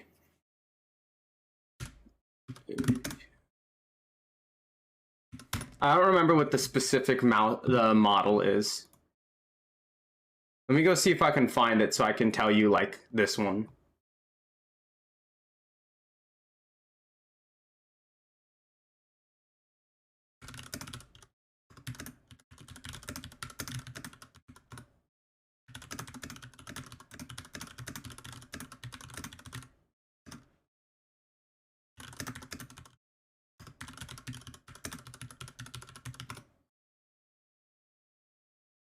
But yeah, let me see. What the fuck is this mouse?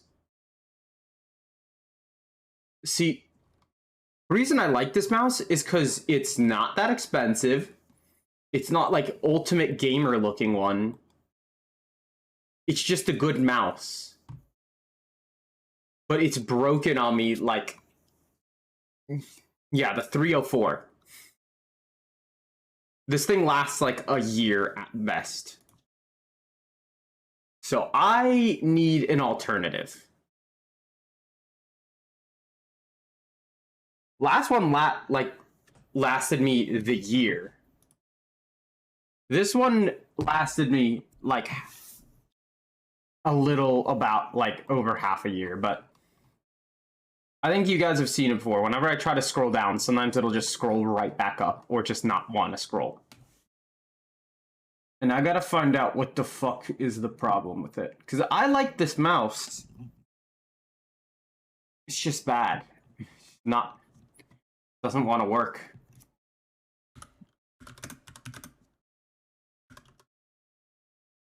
Wait, what the fuck's the difference between the 304 and the 305?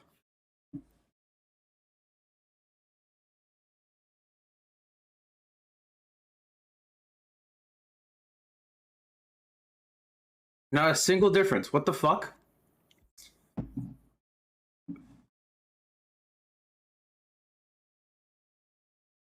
It's the same mouse.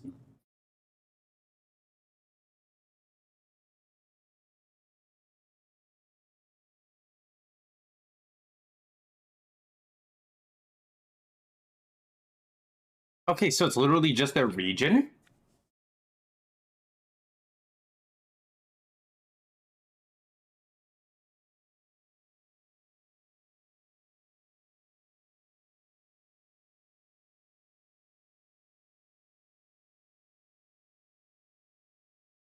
I'd like to not go through these breakdowns. I just want to know what the hell the difference is.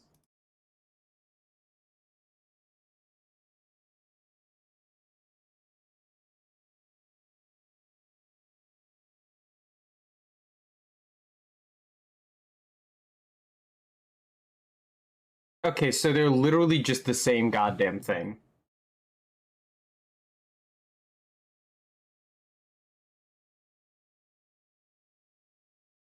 Okay, I want a mouse that's looks not gamery, because this one fulfills like exactly what I need.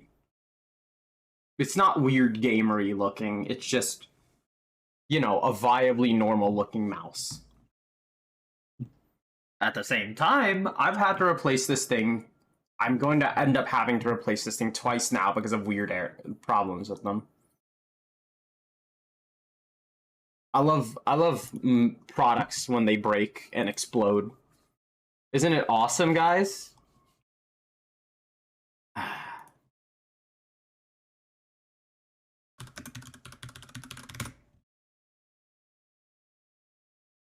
Actually, let me see if there's a cheaper one.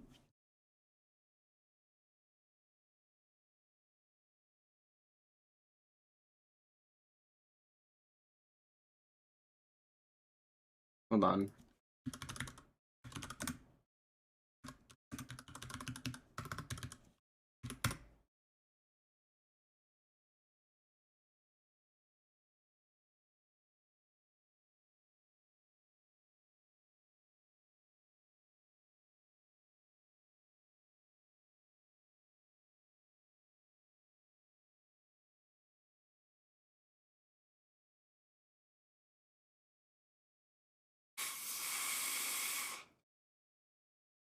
Alright. That's enough of a break from fighting. We'll worry about mice problems later. Let's beat the shit out of man first. I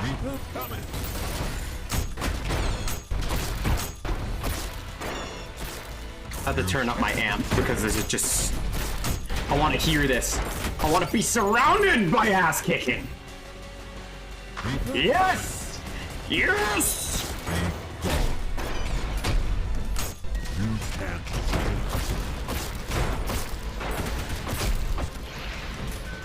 Yes!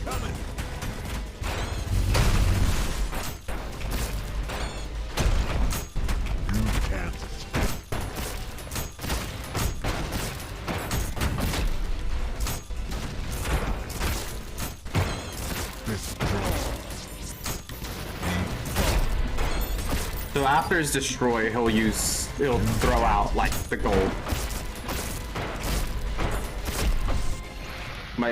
What did I do?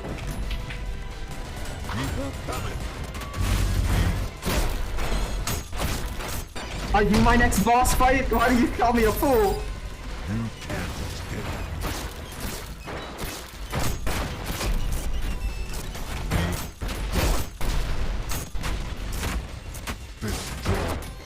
Oh!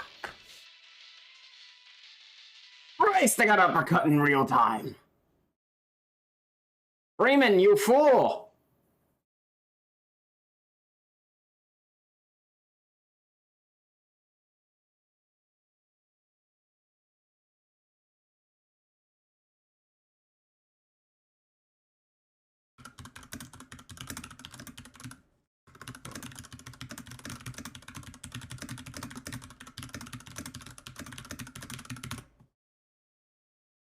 Don't think open.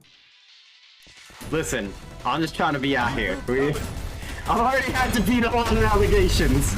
We ain't beating this one.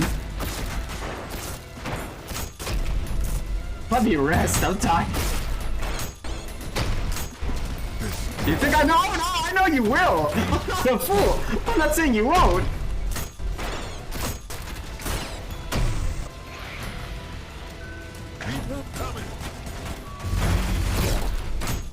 No, I know exactly what you can do. I know your connections. That's why I fear.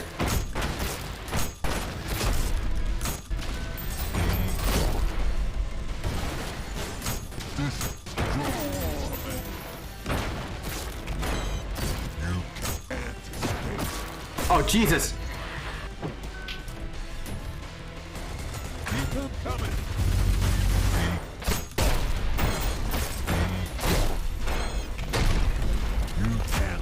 So he's basically Nito's phase fucking 3 with a side of holy shit!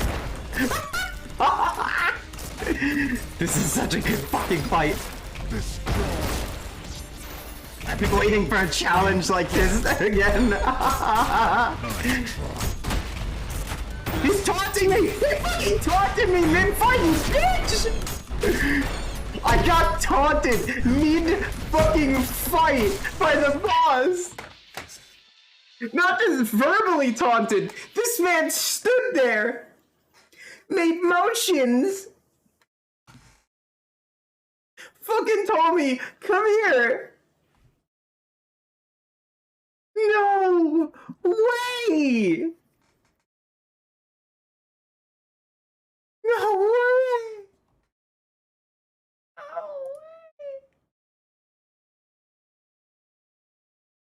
No. No way. No way. Just fucking no. No way. There's no shot. He stood there and went, come here. I got hit with the disrespect.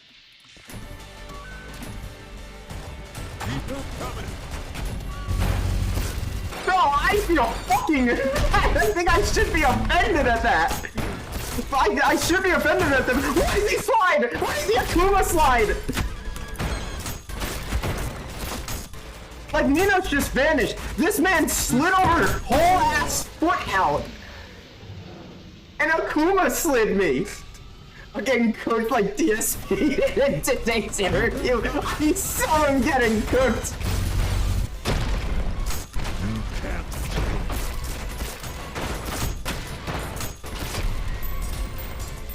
Dude, I'm getting cooked!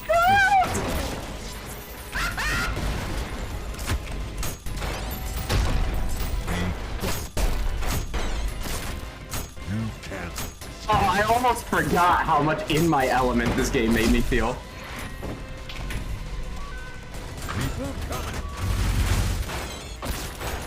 I'm just a fucking, like, this is a fucking, I'm just feeling the fucking David versus Goliath over here. This man is like 5 times my size. Minos was my size. This man is the size of a fucking Cerberus statue.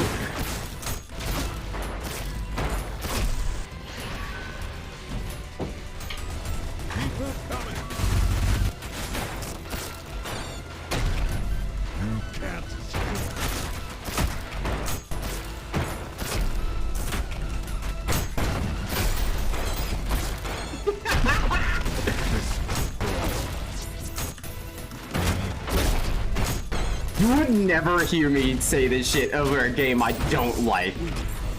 If I was getting my ass kicked this hard in a game I would have been done by now.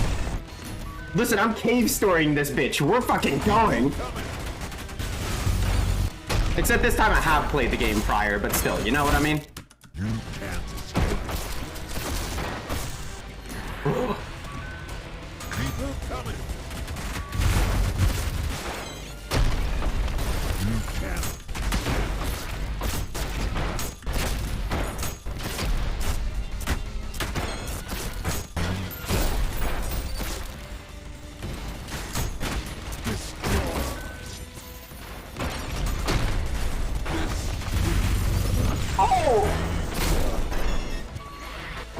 Oh, my nose. Ow, ow, ow.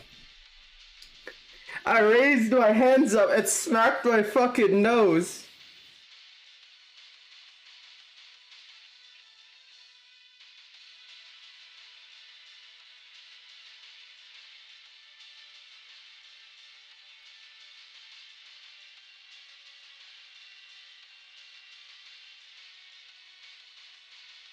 Ah. Man is so powerful, he fucking hit me in real life.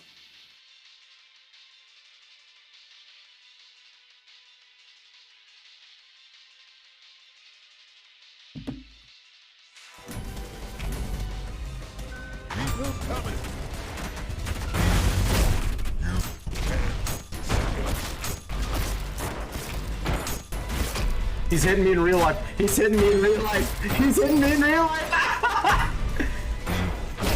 Oh god, that clap hurts like a motherfucker.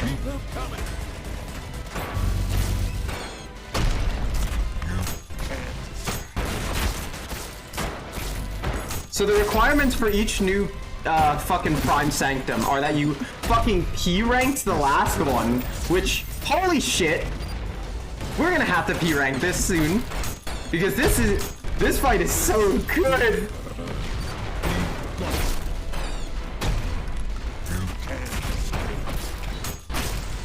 Oh, I'm so used to fucking... I'm so used to P-boosting that I fucking keep forgetting. Don't do that up close. Bad idea. Okay, so he's sidelining me. Then he's gonna hit me with that. I'm gonna parry him. And I'm gonna get my balls crushed.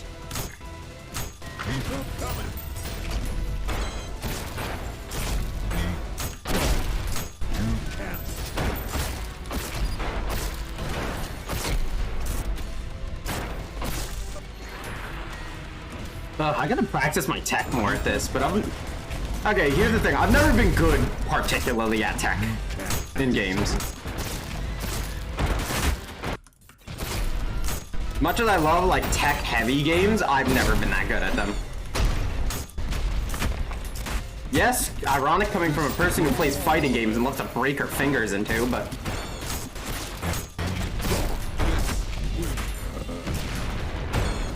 It's just something about it that overwhelms the brain. However, I dearly enjoy trying it.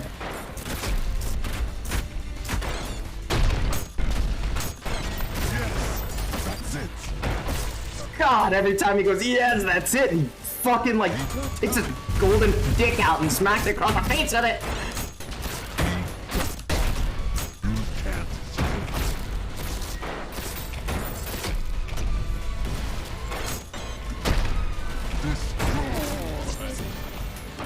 That's not the golden, that's not the fucking marksman shit. I panicked.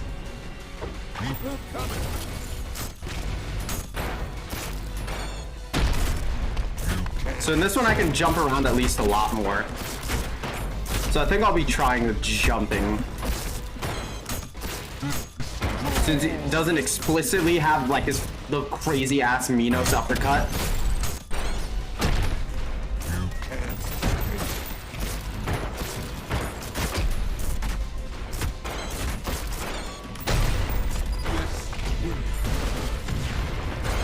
That's not the weapon. Oh no, none of those are the weapons. I really gotta stop doing that.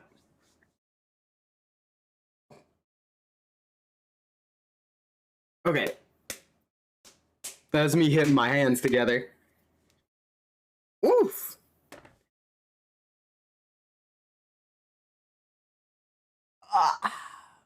Fucking hell. See, other people expect me to sound like a fucking dying animal. Like, I sound like a dying animal when I stretch. Everybody else is that, like, there's some people out there who, like, I know they do that stupid fucking moan stretch and I hate it. No, my fingers just explode. And I'm like, oh!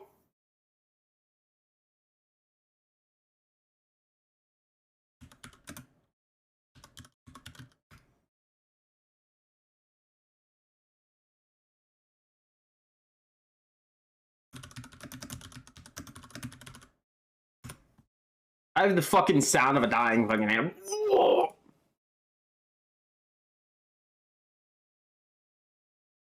I go,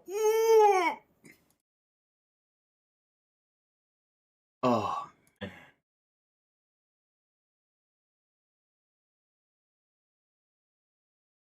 My fucking hands.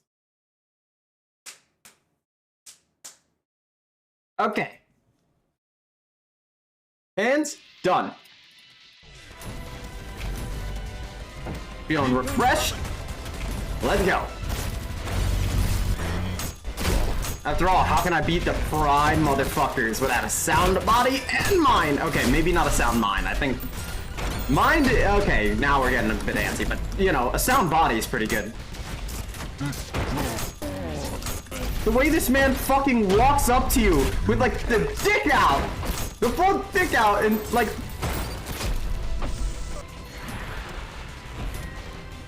this man is telling you. This man is telling you.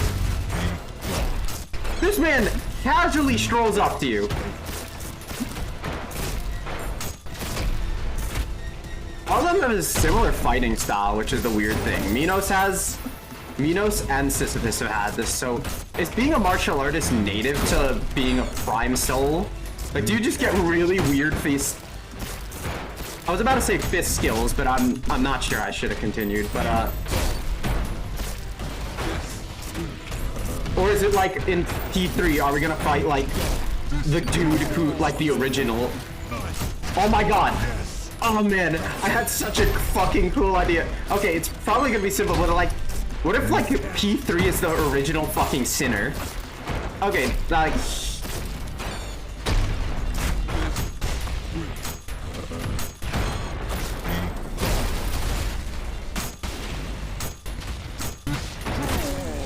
Oh, we were so close. Okay, but hear me out. P3, right?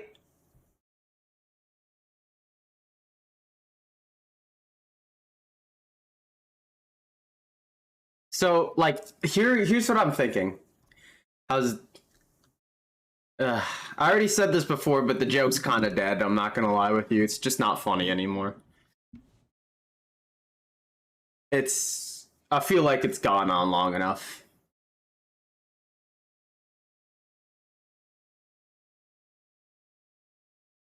But, you know. Had to, I guess everyone always likes to get last one before I put the joke in the grave.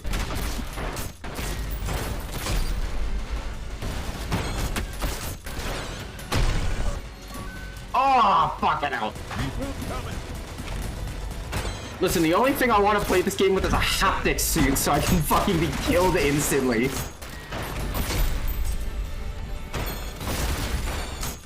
I hit that? He's in mid. You started it, so you had to kill it. You know what that reminds me of is that one fucking like Adam Ellis comic or whatever his name was, where like he was the guy who made the fucking Let People Have Fun comic, and then he made another comic where it was him fucking shooting the thing in the back of the head with a fucking double barrel.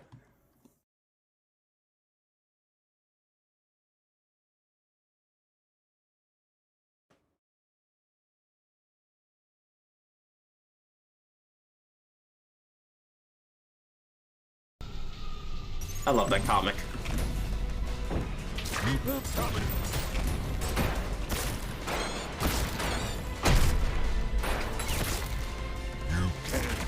Can you blame me? No, that's why I love it so much too. It's like, this man has like all but disowned this fucker. No, it has completely disowned this comic. You know what, it sounds insane without context, but the guy behind the fucking Mario pissing video has some of the worst takes I've ever seen, and he did end up disowning the video, or like not wanting to be like, oh, you know, I don't like this anymore, so you can have it. And thank God, because Mario pissing is one of my favorite videos.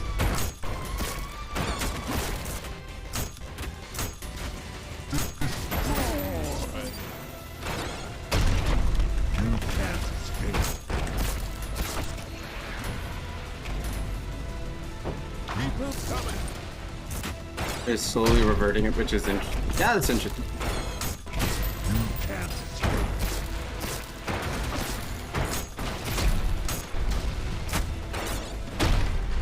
Mario pissing surpasses its creator. Good. You guys have seen, when I post them in my server, you guys have seen some of his takes. They're some of the worst takes I've ever seen.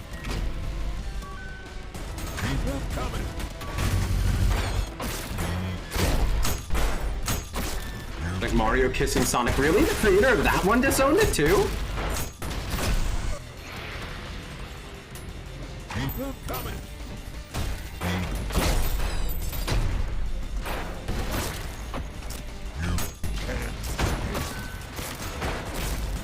I feel like you should get a bit of a bonus for hitting Sisyphus with a coin. Considering, you know... Oh. Was something shaking? I don't think I got a notification on my phone about anything. Probably not. Oh, cars in the driveway or nothing. I swear I felt a shake. That was weird.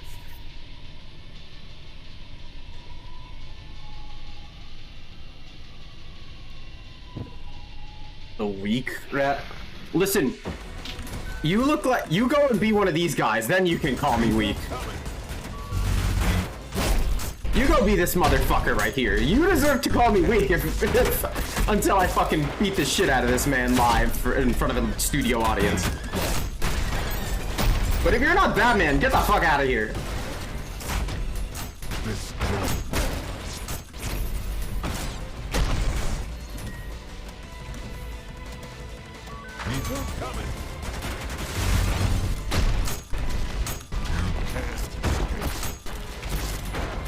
Give me the game. Are you really did you just try to get me to gift you a game? Oh, you sly bastard.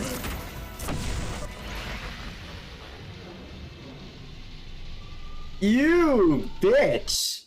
Oh, there's no way you just tried to pull that one on me.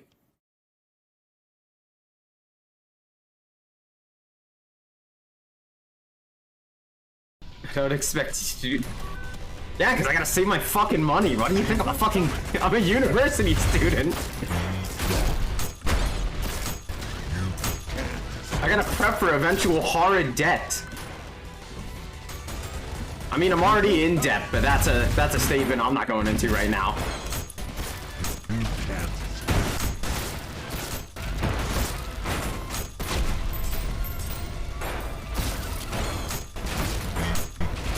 I mean, I did get a good check, but like at the same time, I don't even think I have you on Steam, so it'd be. No wonder I'm fed up with a lot of shit. I'm fed up with a lot of shit. I'll tell you that much. I've been fed up this whole fucking month. This is my happy place. Try asking Doc. Doc, I don't know how much. Why does Doc have so much money? Why does Doc have so much money? That man is rolling in it. Swear to God, I'm gonna have to ask him if he shows up. How do you have so much money?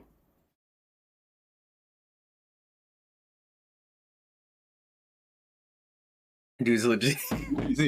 True. Actually true. Okay, back to what I was doing. I mean, Steam Spring Sale is on. I should go like look at games I've been thinking about.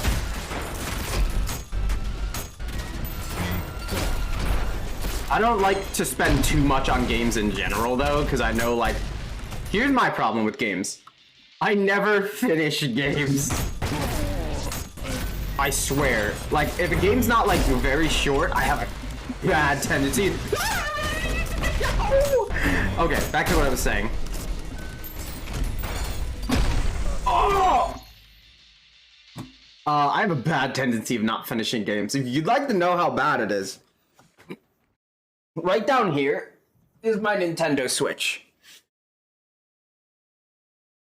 It's still on, right? Wait, why is it 13 battery? What the fuck? But I have a Fire Emblem Three Houses and Xenoblade Chronicles Definitive Edition.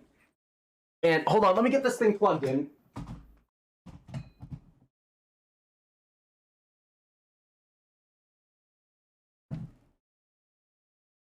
Did I like unplug? Oh, there it is. Found the problem. There we go. The two games I have not finished. Xeno Definitive was on sale. I got it 2 years ago. I've been nibbling away at it, basically.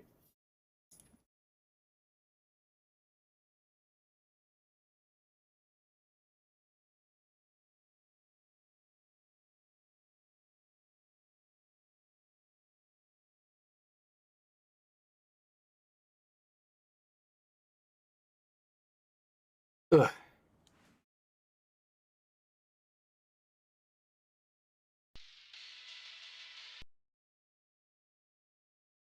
It's on sale. Mine like for 20 of them. I don't actually remember how I got it. I think I just bought it straight off the store, but that was back in like summer. And I mean, it's not like I hate the game or anything. I just keep forgetting. Because I'm always in between shit like, oh, I want to do this. I want to go draw something. I want to go play some games. I want to go blah, blah, blah, blah.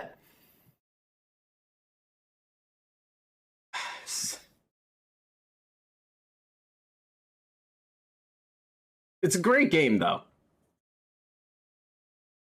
Fantastic game. Love it. I just haven't gotten to finish it yet.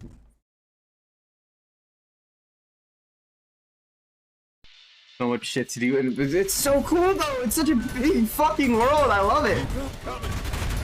Still need to play Xeno 2 and 3. I'm not playing 3. I'm not playing 2, and I'm waiting till I finish 1 to play 3. I want to finish 1 first. You know what I'd love to have someday is an accessible way to play X. Oh! Why not 2? I didn't like what I played of 2. I'm just not a fan of Xenoblade 2.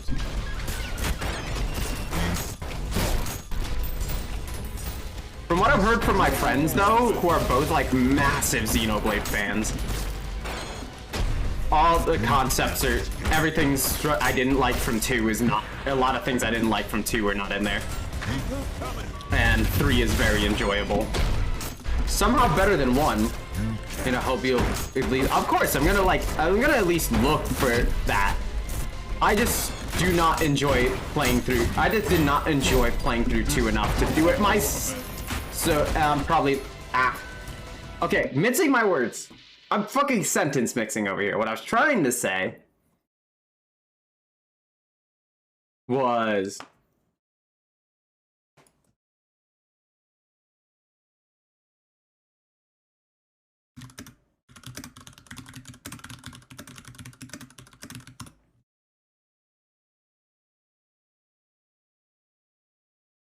Wow, the official new Discord themes are fucking ass.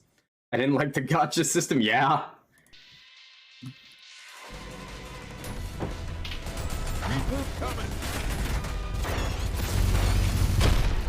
Well, gacha system, and I don't know, there was a lot about it I just didn't particularly enjoy, even in story-wise. People have told me it gets good later, but like, I'm not one of those people who enjoys things that get good later.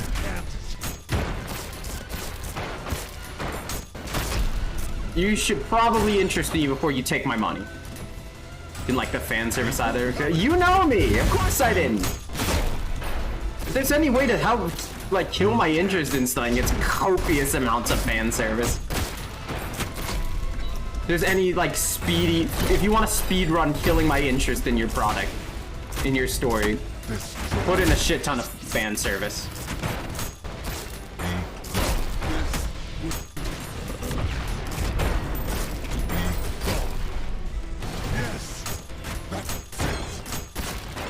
That guy turns into motherfucking pro tag from Lisa the Painful. I know that's supposed to just be a beard. Like, he looks kind of like it. You're an impatient. No. I mean, I like I enjoy, like, games that are, like, you know, like, take a good while to finish. But, like, they're just, like... I'm not a fan of being told... Like, I can deal with it when it's a show, because usually when it's a show, it's like... and I'll tell you, I'm pretty patient. I somehow played through all of Persona 5, and the only part I really liked about it was the fucking, like... The beginning had some neat stuff, but the end of it... And I mean Royal's ending specifically. If it ended how it ended, I would have said it actually sucked ass.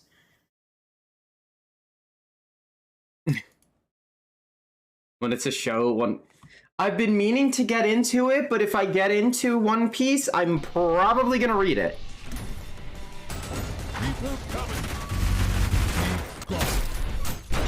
When it comes to, like, long media, like manga, I'm a faster reader than I am. Well, of course I'm a faster reader than I'm a watcher, but, like, you know what I mean.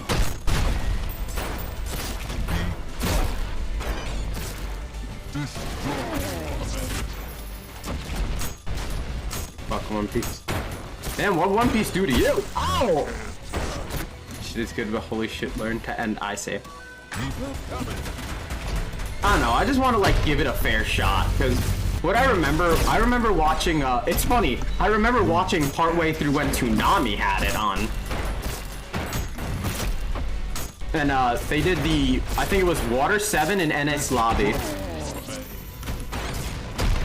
And those were the arcs I've seen of One Piece. And I enjoyed what I saw of them.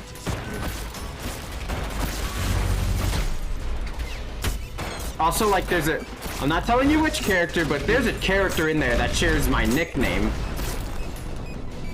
So. Bitch! Fucking getting taunted in mid-fight is actually the worst. Yes, that's it. You can't. I really gotta live. You know what's even a shonen just means the shonen jump got a reel in. I don't know. I mean, if I don't read it, you know I'm gonna know.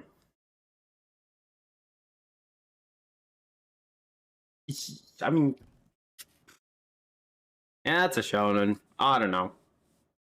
I've learned to like enjoy shonen on like a level of this is like I know I'm not supposed to really think too hard watching this, so you know if I'm not interested in all of them, of course, but like if I see one that I'm like this is pretty alright, then I'm like this is pretty alright.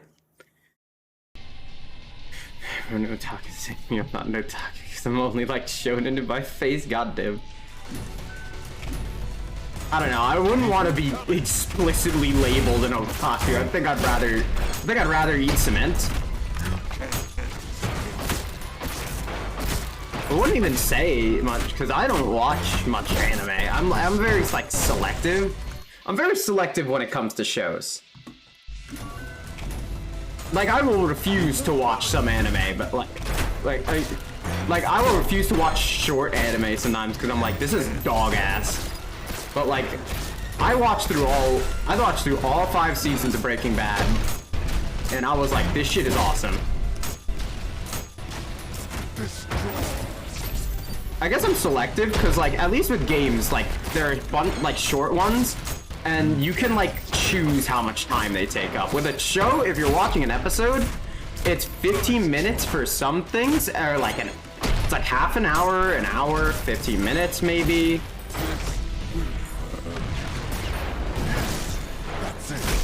That was a fucking risky play, and I died for it. That can mean you stay out. Hard to say you're a car guy when your own exposure to cars was NSF against your mom's Hondas. Hey, listen, you know, the Honda Civic is a tool of God. A Honda Civic's a tool of God, alright?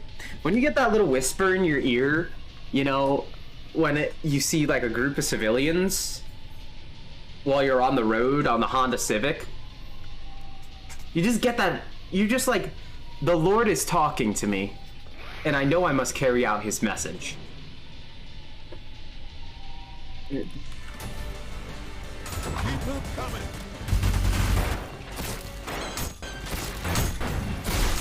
I don't know. I think if someone has a self-described otaku, I already have red flags at them, so good on you, I guess, for not being one. Ow.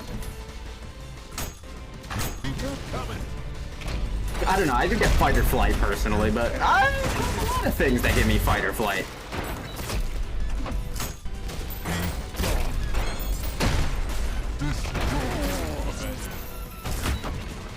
For example, oh god, never mind. There are just some things that I'm like, if you describe yourself as this, you're activating my fight or flight.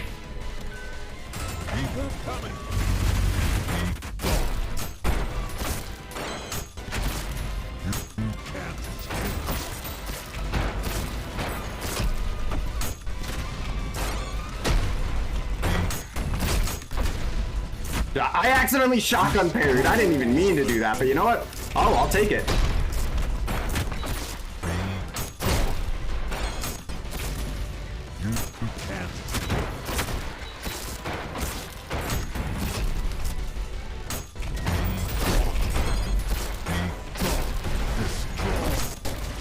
Right, and damn. Oh.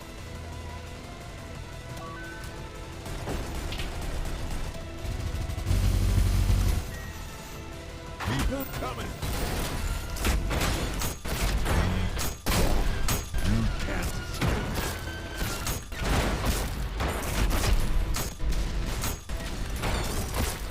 Vision level is self-disrespect. I swear this fucking mouse doesn't change my shit. Coming.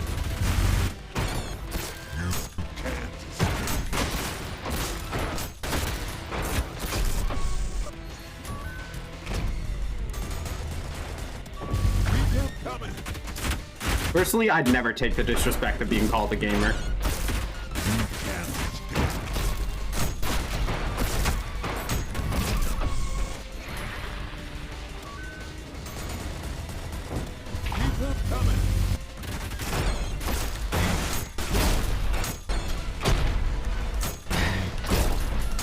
My god.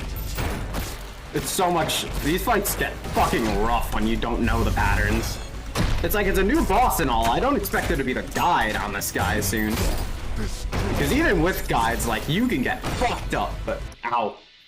I don't know if I'd say Namataka because that sounds like cringe, but I am quite knowledgeable and well-versed in anime. Just say you're an anime guy, then. Watch lots. Not nearly. Yeah, same. I used to watch, like, a lot of shit in general when I was younger, but now I'm, like... Now I have, like, time and shit I need to, like, divulge. I have, like...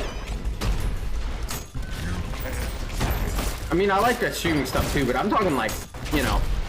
I had to go, like... My friends are farther now, and I gotta make plans to move. You know, like, if I want to go see my friends now, it's not as simple as going over, you know? I gotta, like, go to the fucking... I gotta go take an hour ride on the metro. Yes, that's it.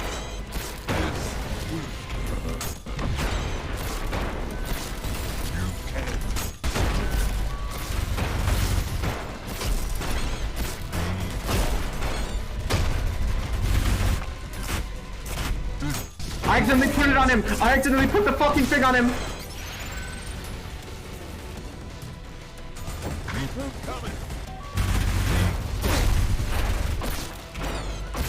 You can't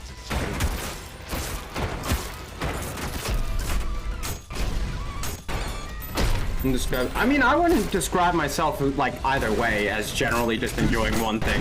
Because generally the people do that are, well, weird, first of all.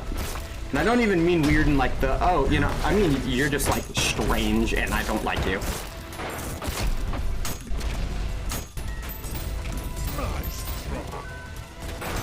Like, man of culture. No, shut the fuck up. If I ever hear someone describe themselves as a man of culture, I'm never gonna stop making fun of them.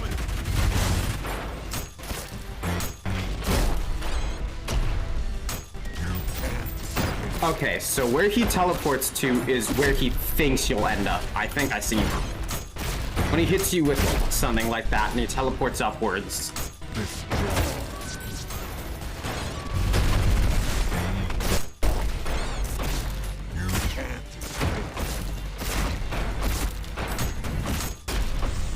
Damn, I comboed myself. I do a lot of anime, not just so I do a lot. History. Good knowledge. Yeah. You knowledge Japan's issues. Tell that to the people who think Unit 7 fucking Unit 731 doesn't exist. I'm getting the number right? Yeah, Unit 731. Ugh. Hard things. You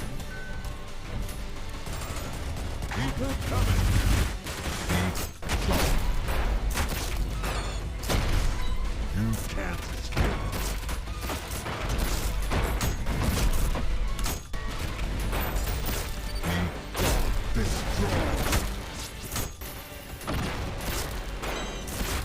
So Sisyphus, I think, is a guy who predicts where you'll be instead of where you actually went.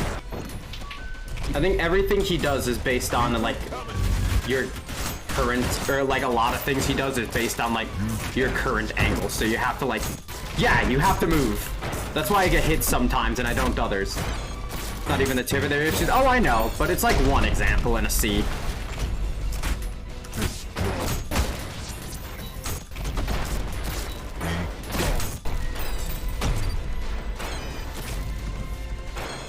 Oh god!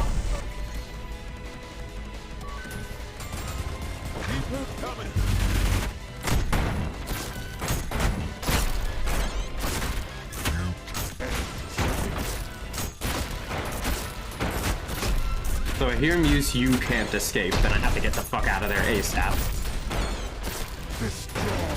Because Minos was all about where you were. With Sisyphus, it's all about where you are going to be.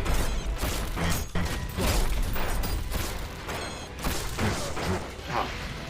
Like being sat for straight. Yeah. I've seen some things about it. It's rough.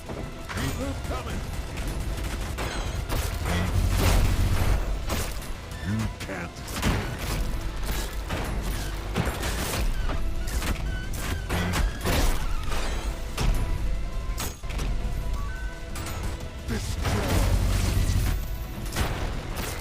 Yeah, it's definitely about Sisyphus is definitely about where you're gonna be.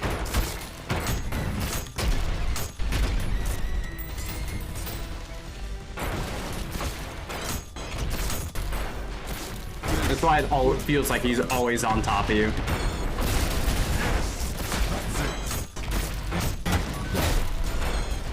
His entire fight is based on your, like, position before and after. So I think the game just, like, calculates, like, ah!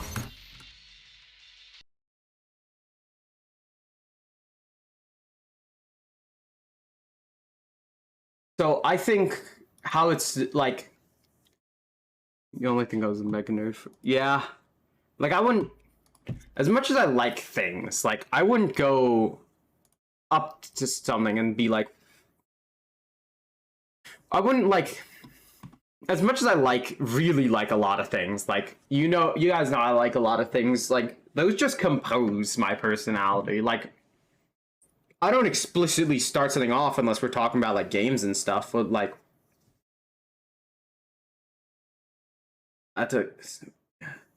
ooh. My thumb is, like, well, it's not red, but it's definitely a different color from everything else right now. All of my other skin. Okay, let me take a handbrake. I've been smacking around this, man. Break time? Yeah, give me like 5 minutes. I'm gonna go get my water. I'll be right back.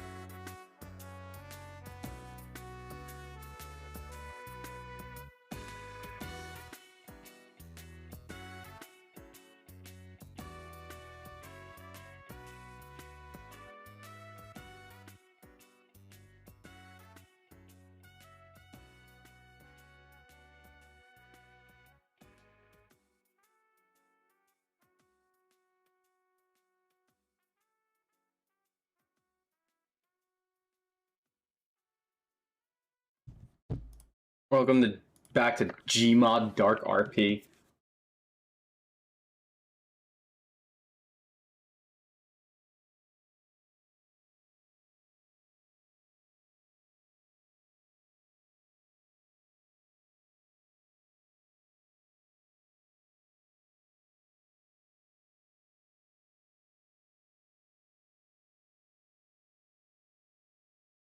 All right. Ugh. Fucking hell in heaven.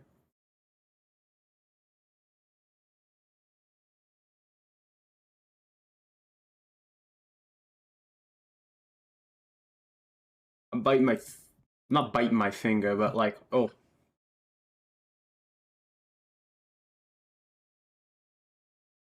That was rough.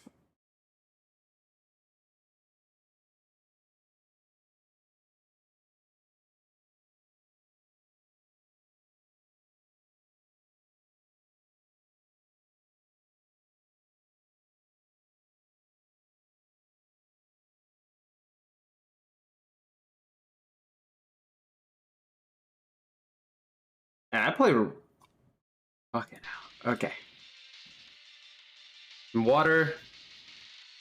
Let my finger rest for a bit. Back in. People coming. You can't escape. Yes, okay, it is based off trajectory. I found something out myself for once. I found it out myself. I'm so good at. For once, I'm the person making revelations.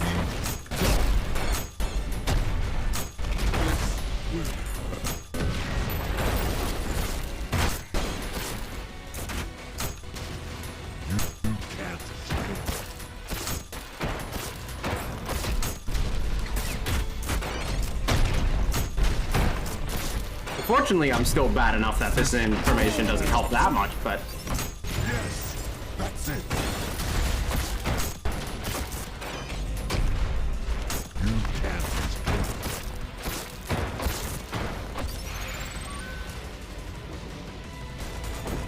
People coming. You can't escape.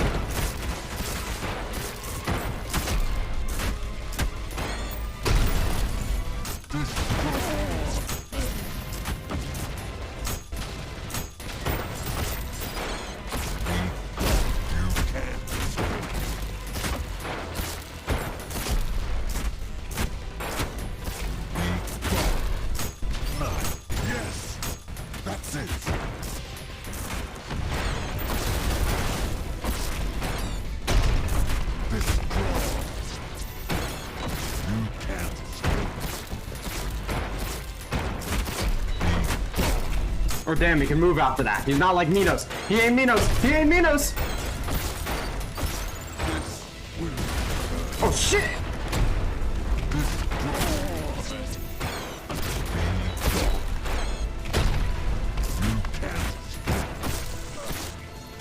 Damn it.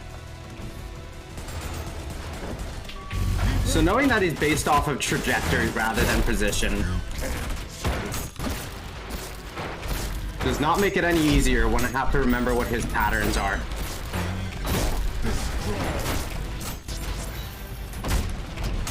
But moment I hear a voice line, moment I start moving another way.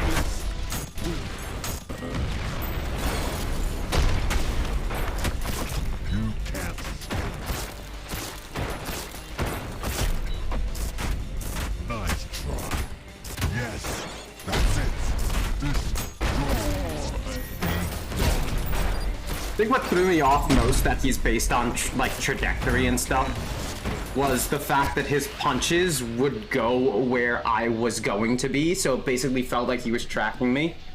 But other times they just miss completely.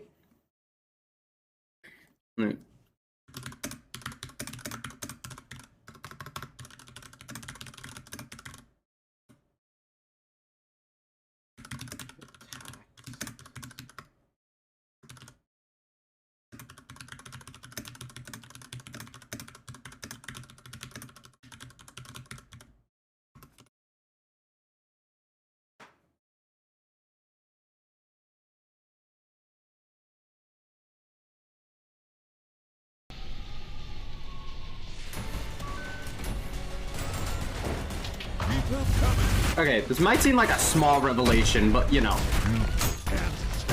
I feel really cool for finding out the secret to Sisyphus on my own.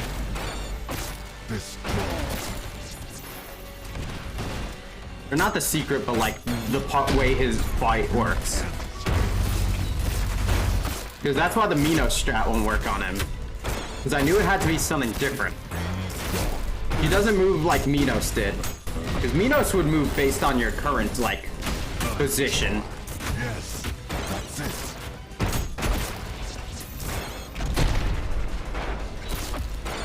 Whereas Sisyphus moves based on your trajectory. So if you move in one way for too long, you're gonna die.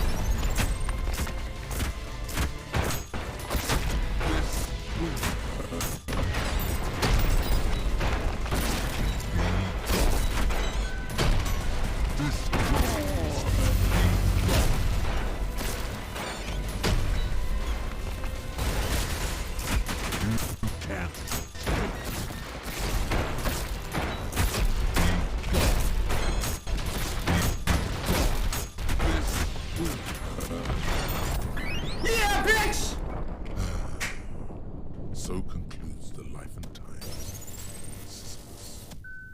A fitting end to an existence defined by futile struggle. Doomed from the very start. And I don't regret a second of it.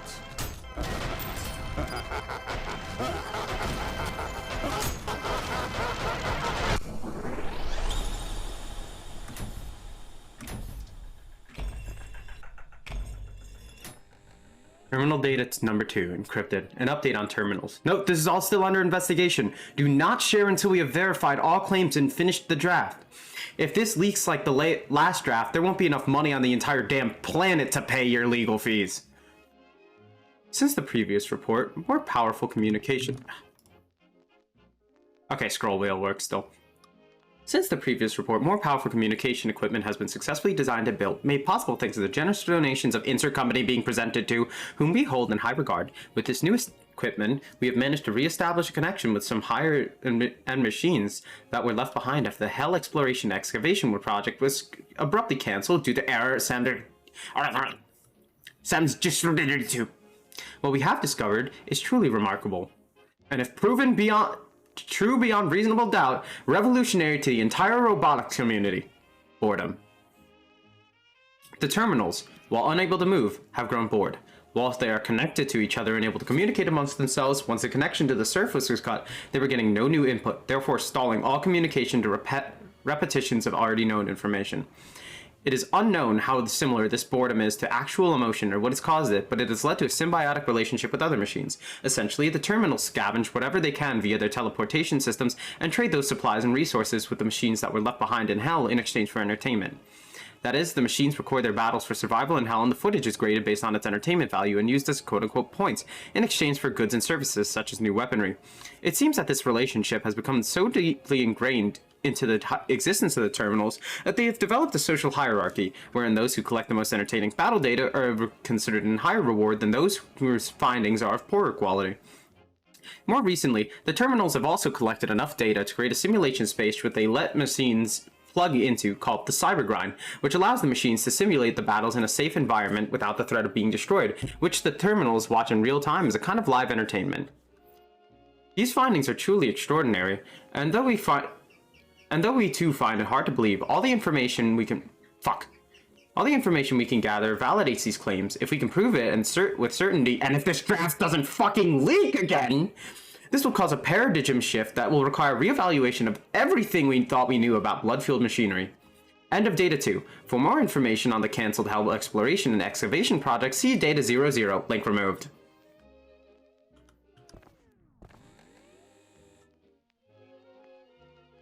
So, these terminals... So, huge lore drop. What? Massive fucking lore drop here. So these terminals we've been using, like everything we've been collecting, reason we get money from this shit is for entertainment, for these things. Because we knew they were alive from P1's terminal,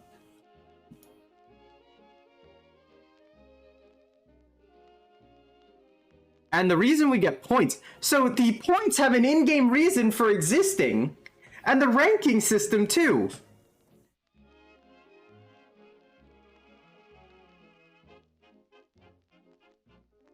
And the cyber grind is also fucking...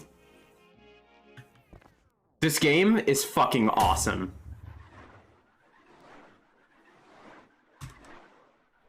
$112 restarts an hour.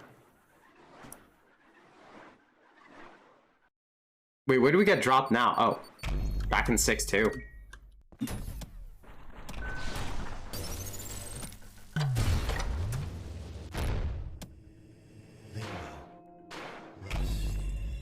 I gotta tell you though, walking up here and seeing this door for the...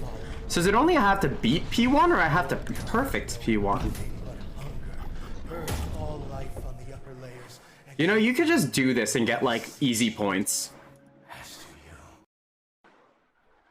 That's 11k for like 5 seconds if you run that.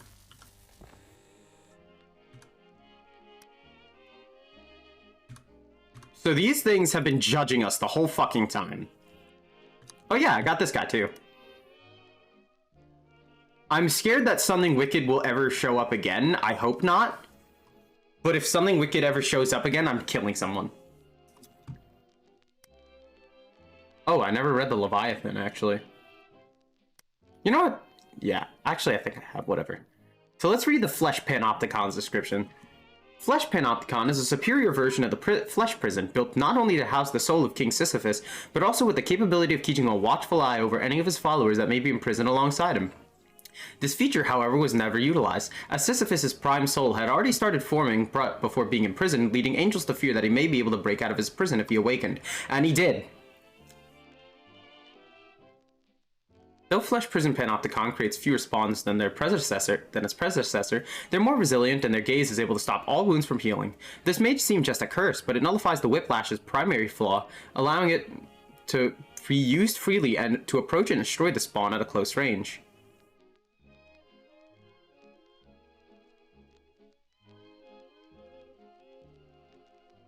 Flesh Panopticon's explosives make it dangerous to stay on the ground, but they will phase through the Panopticon to avoid harming itself, making standing on top of it safer as long as the black hole isn't nearby.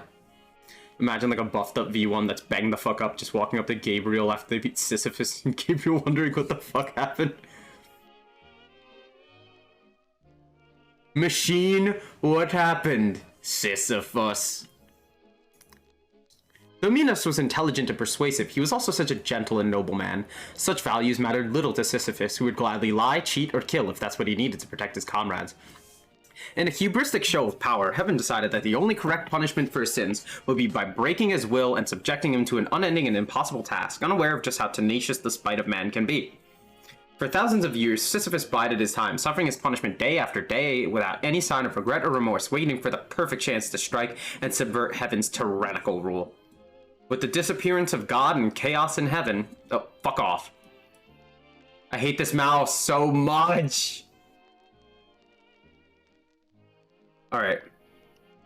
With the disappearance of God and chaos in heaven, Sisyphus' time had finally come, and once the angels returned, they were met with a force and fury that had boiled in the hearts of men for millennia. A war cry so fierce, it shook the very foundations of hell. It was all for naught, however, as Sisyphus' charisma and drive had made his warriors dependent on his radiance and guidance. Although he did not know why yet, Gabriel recognized this flaw, having experienced it firsthand, and ordered a focused assault to take down the king. He unsheathed his swords for the first time since time immemorial and beheaded Sisyphus, displaying his head for all to see. The morale of Sisyphus' army was broken, and the rest of the war was little more than a formality without their shining beacon. The failure of the insurrection was no surprise, however, and few knew that better than Sisyphus himself. He knew he was fighting a losing battle, that even if they miraculously survived this encounter, they had no chance of winning a full-scale war against all of heaven, and he thrust his full heart and soul into battle with a wide smile on his face. To him, fighting an impossible battle with full knowledge and full utility and taking joy in just the act of resistance itself is the ultimate rebellion against the oppressor. One must imagine Sisyphus happy. Strategy. Sisyphus' relentless attacks leave little room to recover stamina, but many of them are parryable, allowing for an instant refill. Okay, strategy is also parry him. The radiant power of the sun makes Sisyphus's explosive attacks very difficult to avoid, but since a dash gives temporary invincibility, good timing allows one to avoid the damage of an explosion without actually needing to escape its radius.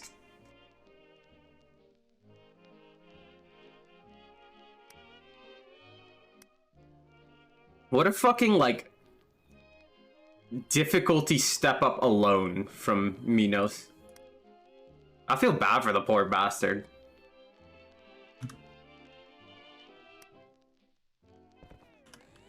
This fucker is tough. Fuck. But we beat him. We fucking beat him, baby. I think I'm gonna wait a while to P-rank that. Maybe later we'll try, at least to see how we do against the enemy segments. Because the flesh prison isn't the long part. The long part... Oh, God. The long part about Sisyphus was the fucking, like, enemies. Like, once I learned Sisyphus himself, I'm not gonna have much trouble, like, you know, Minos and Gabriel, but it's the enemy segment beforehand. All these things always fucking... That's why 1-4 is, like... Hold on, let me go out so we can... Let me go out. That's why I don't like... That's why I think my least favorite level to P-rank in this game is 1-3, because it's a really long level with a lot of enemies. The rest of these levels are pretty fucking short, even like 3-1.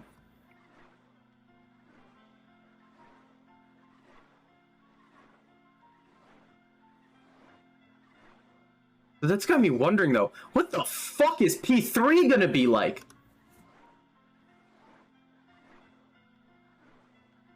Okay, we have something else important to do though today.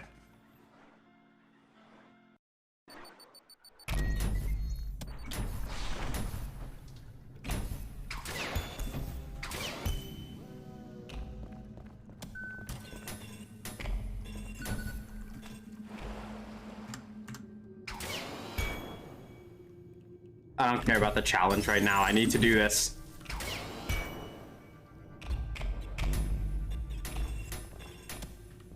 Where am I?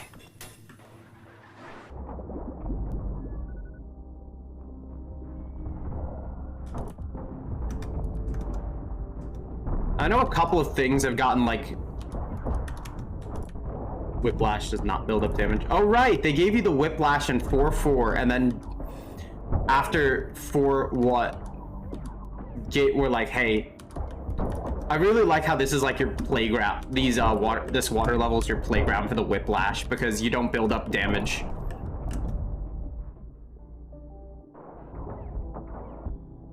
You can just go goofy.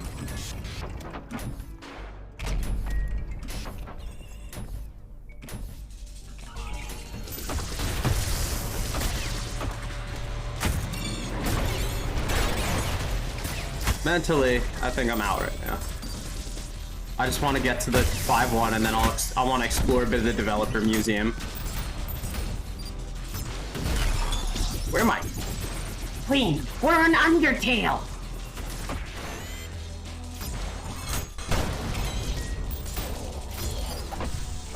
I'm tired. Let me restart that. At least let me get something cool off.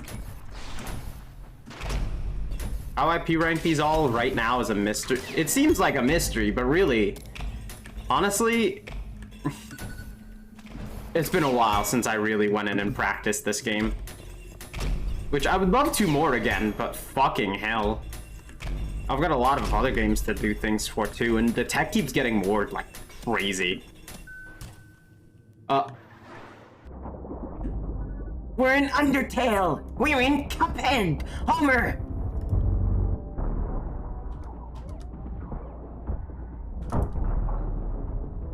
I hate that those videos live in my head like that.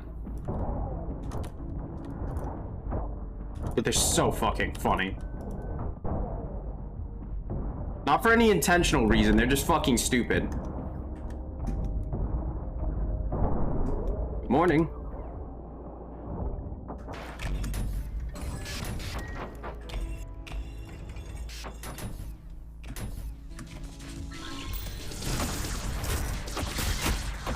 I also really need to get a new mouse before I contemplate doing any more tech.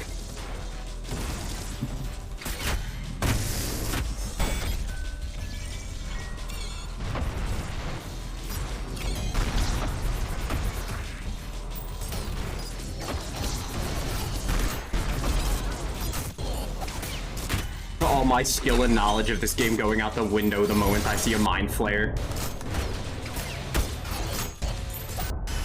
I think they're probably my least favorite of the enemies, but okay, I'm being fucked with. Those have way lower health than I thought, or wait. Either I'm being fucked with, P2 increases their health, or it's just significantly easier to deal with them in a normal level.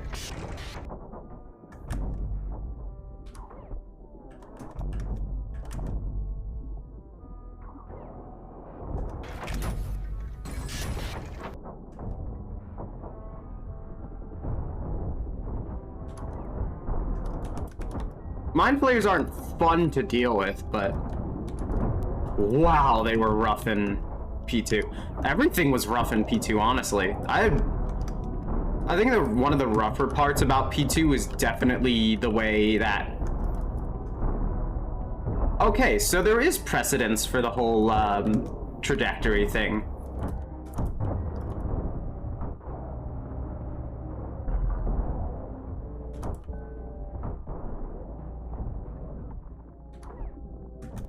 But what I was saying is, yeah,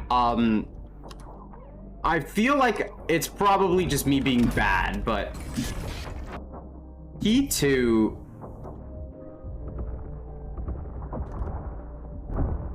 that was not the rail cannon. Whatever.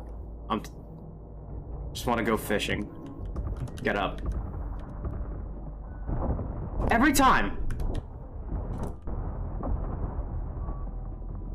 I really gotta get my mouse fixed because I cannot keep relying on the fucking... scroll wheel. I could use the weapon wheel, but I'd have to learn how to use the weapon wheel. It's like telling someone to go use a fight stick after so long of using a pad. Whatever, let me get my skull and go.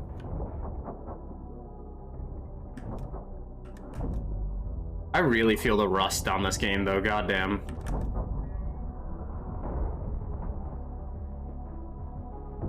Was it me, or was this part never filled with water? Whatever.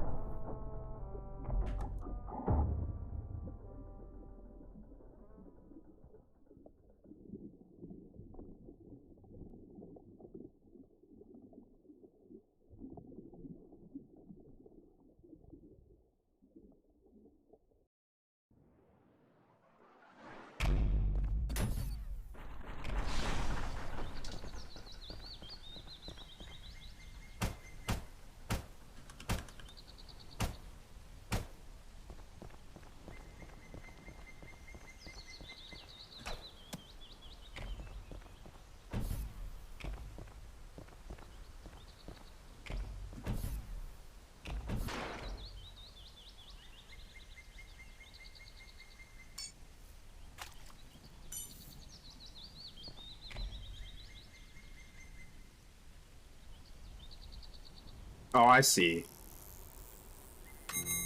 It's the fucking dope fish.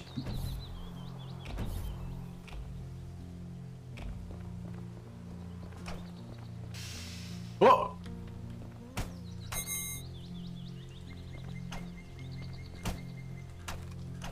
Well, the dope fish is fucking dead, everybody.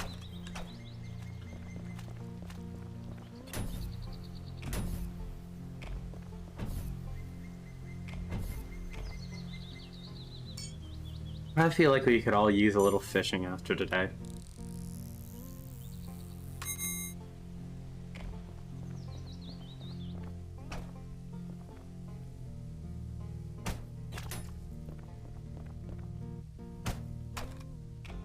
Bait.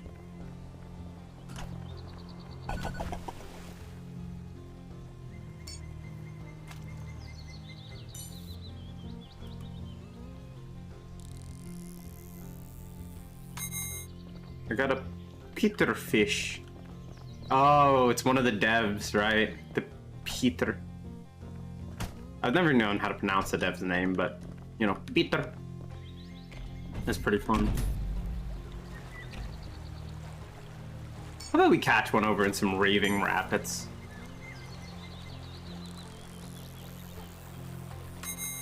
A bomb? A dud? Wait, oh shit.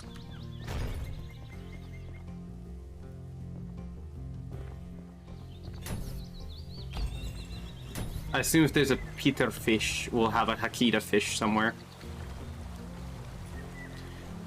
Can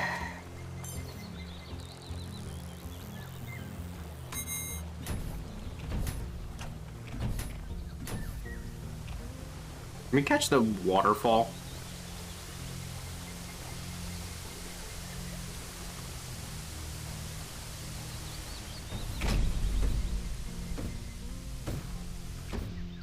Holy shit!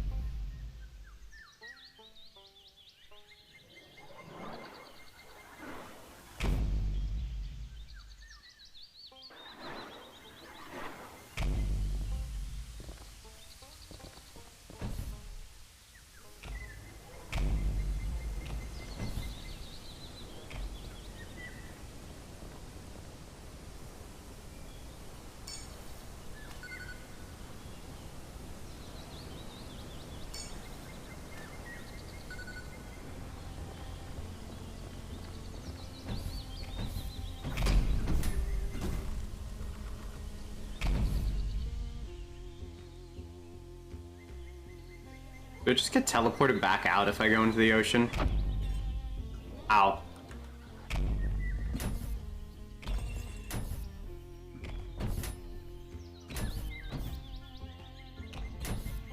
Oh, I think I see what I need to do.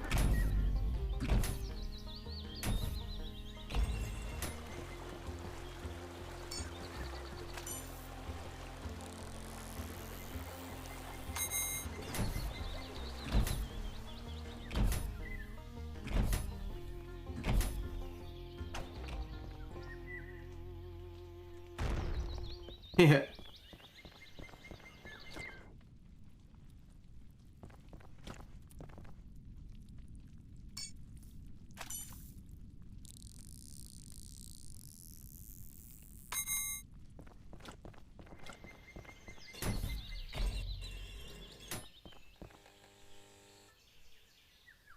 I'm a fish. Requires blood to survive. Originates from Pennsylvania.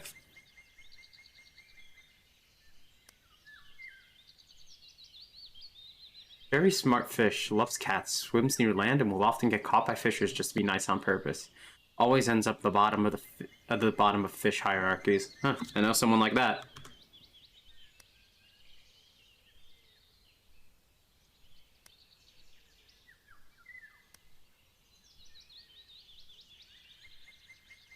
It's a fucking trout. This one's gonna be a fucking trout. A common lake fish, prefers deep water. Seems to have been held in high regard for humans, as there are known mask replicas of them. Fuck off. That's so good.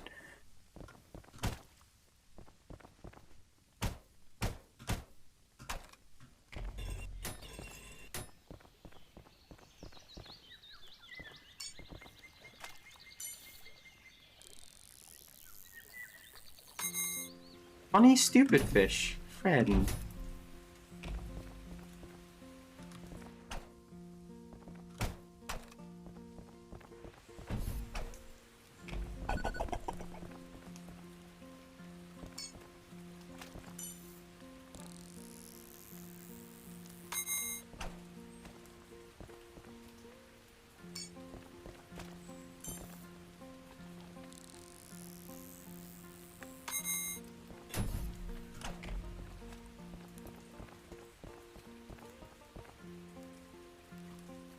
Deeper lake waters. Ooh. Ah!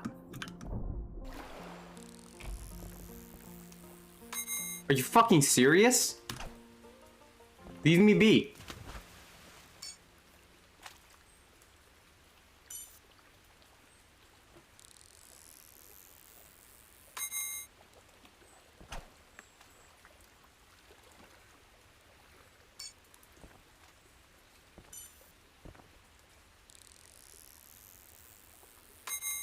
Yeah, we got a trout, baby.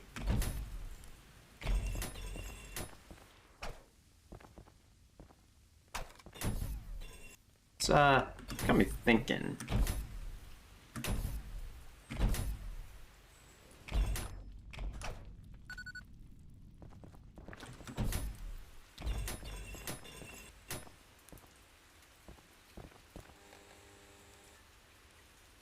On kitchens all around the...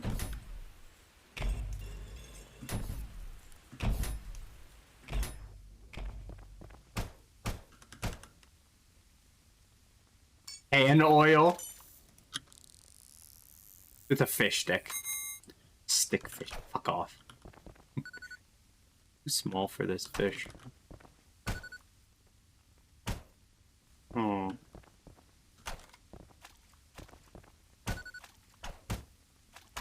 What happens when we cook an eyeball? Sentences I never thought I'd be saying in my life.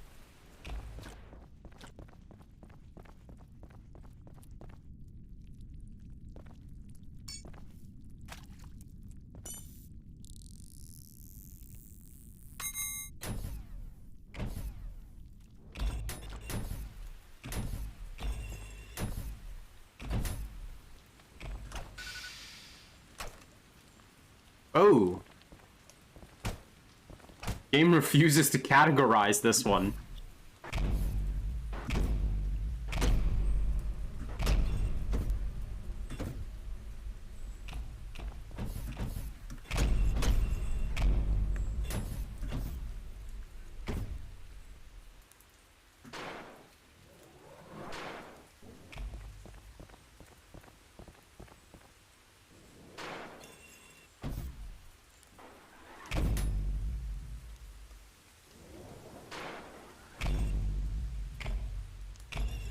Fishing away.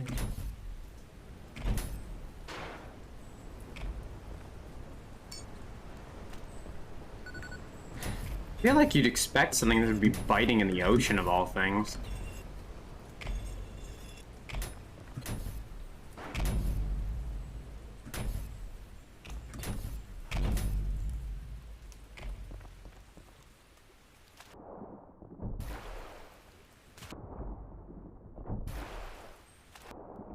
And it just...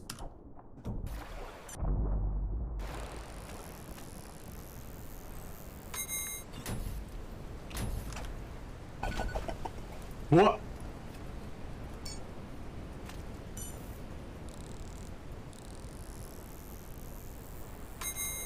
I caught the shark.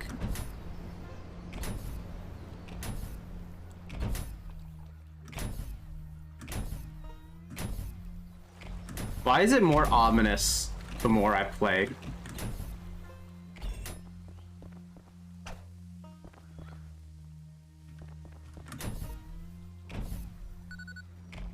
I'm not sure how I feel about this. Don't think it's as relaxing as it seemed on the surface.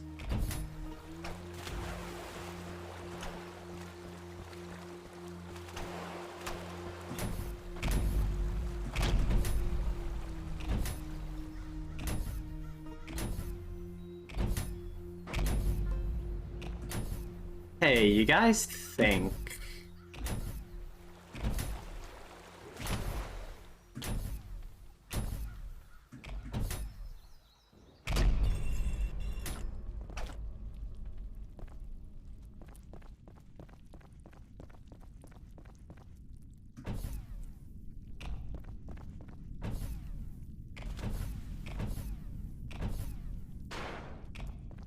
Huh. Oh.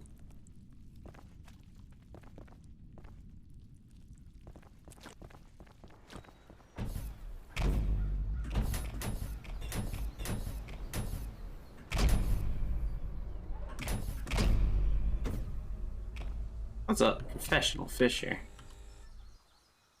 A migratory fish. Originates from Pennsylvania, so prefers dark, unpleasant, and damp places. Any Pennsylvanians in the chat? I need to turn on a light. Any Pennsylvanians in the chat to confirm that?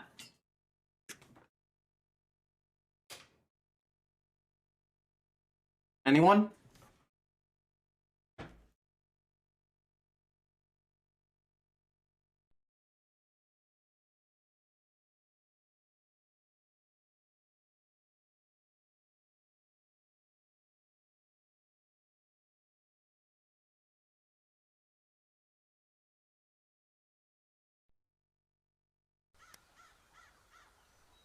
Migratory deep sea fish, usually only found on moons, it can survive anywhere with enough blood. Very territorial, attacking anything that enters its domain, and it never leaves the deep.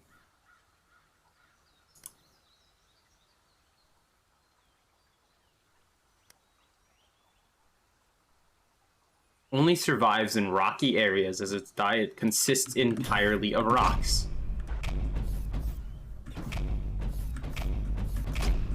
Very territorial, never leaves the deep. Fuck you. Fuck you. We're doing this shit again?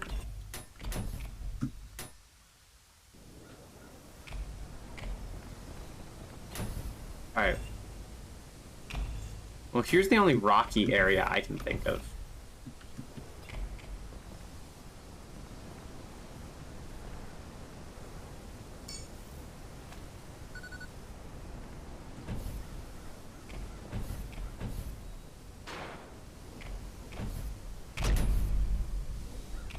What the fuck? This guy consists entirely of rocks. Oh. Whoops.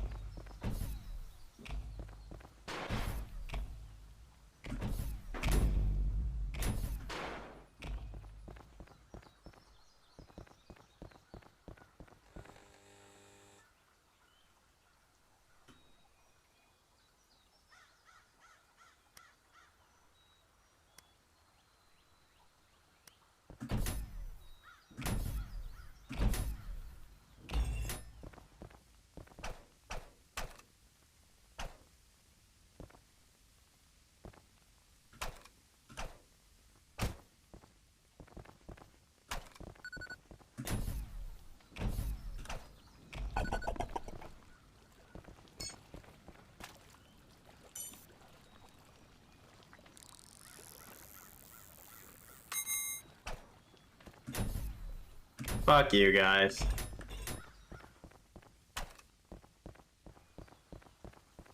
Here's a damn unpleasant place.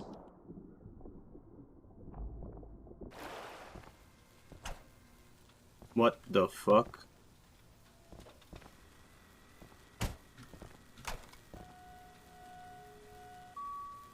Day 529. Still searching.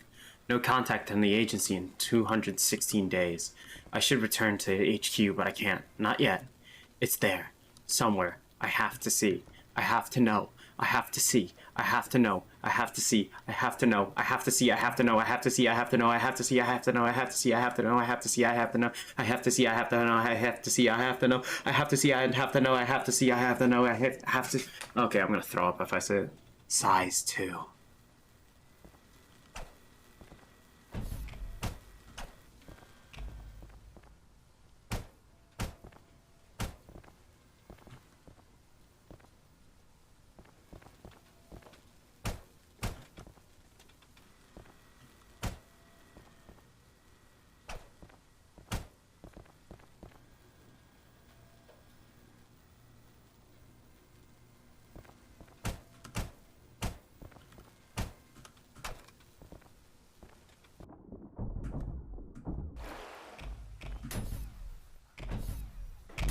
Well, everything about that one was certainly unpleasant.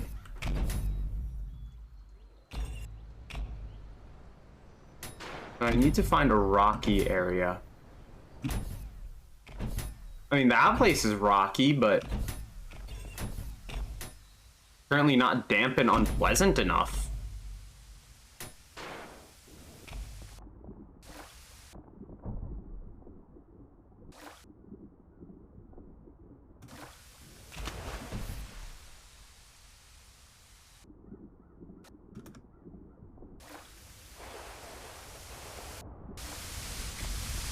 Whoa.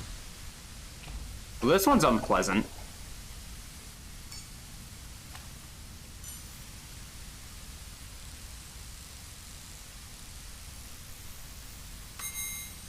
Caught a metal fish.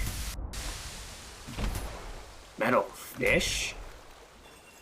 I feel like this is a reference to something and I just don't understand it.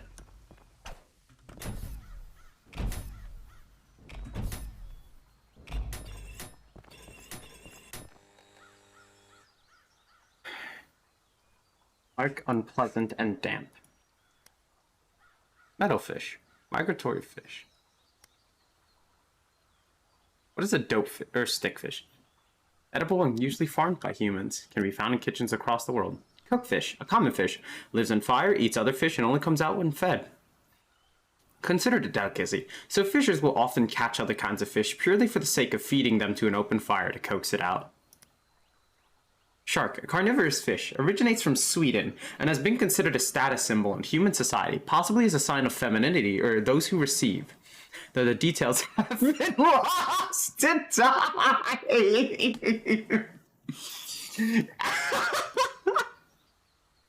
Piss off! That fucking sucked. That sucks. That sucks. Oh my god. That sucks. That fucking sucks.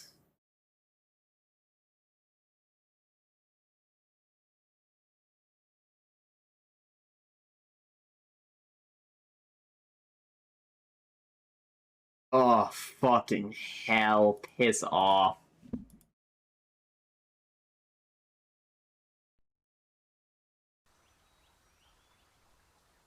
This isn't huge bodies. Alright. So now we need a Pennsylvanian fish.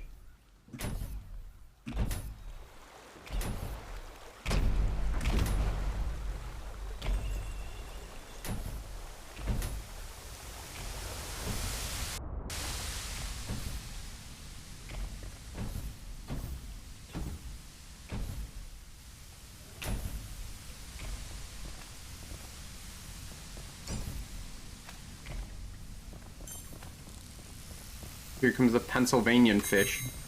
Caught a chomper. Is this the shit they have in Pennsylvania? Remind me never to visit.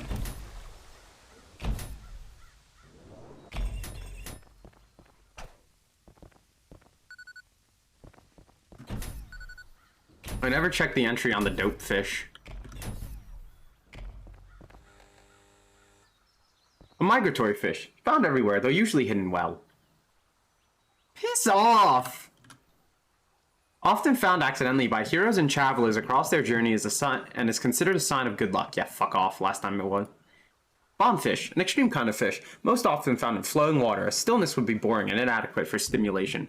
Has a self-defense mechanism that can cause bodily injury to unaware fishers.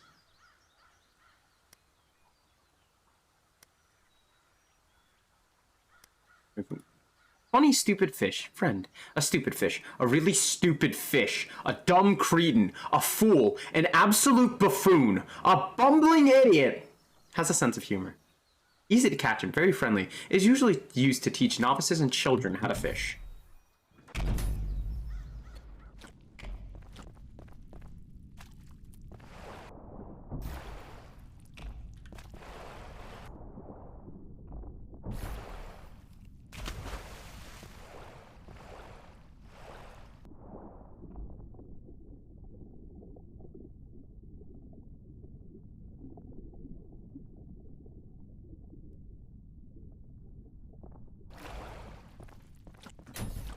Not doing this.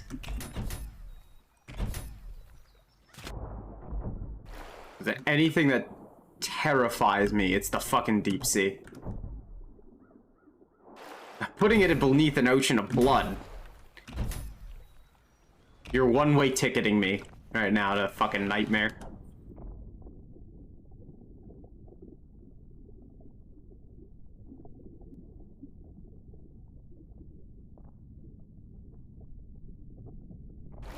I don't want to do this. I know exactly what it's gonna be, and I hate it.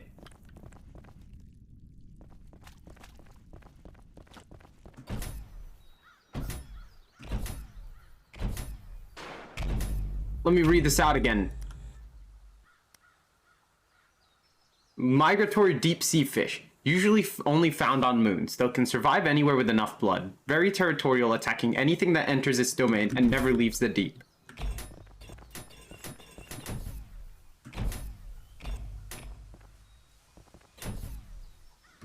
I don't have the yellow terminal, but it's literally just something wicked. It's fish version of something wicked. It's something fishy.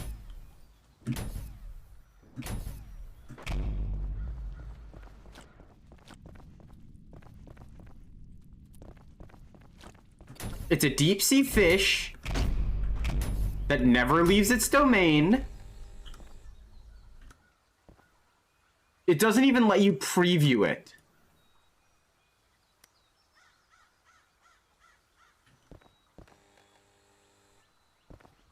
Migratory deep-sea fish, usually only found on moons, so can survive anywhere with enough blood. Very territorial, attacking anything that enters its domain and never leaves the deep. I fucking hate it here.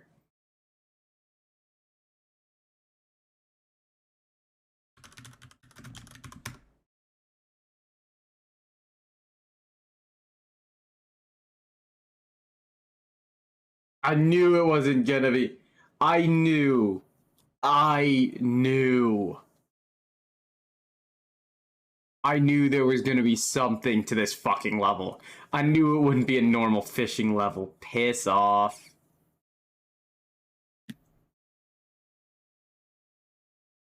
Hold on, I have something important to go do real quick.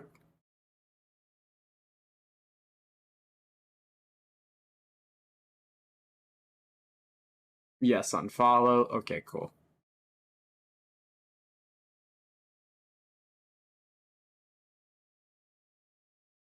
Piss off. I hate this game.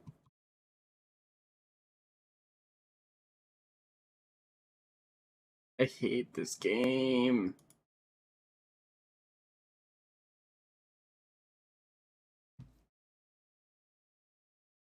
I know what's gonna happen. I hate this game. Ugh.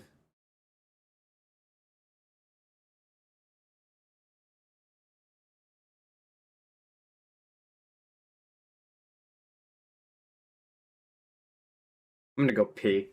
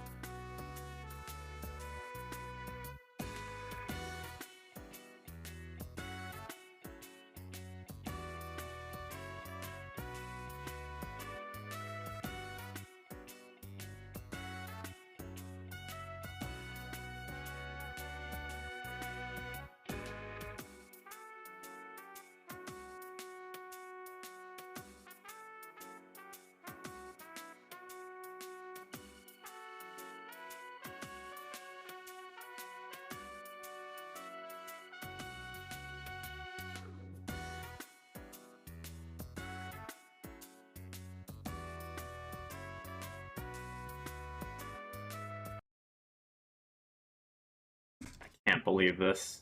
I have to go down the fucking...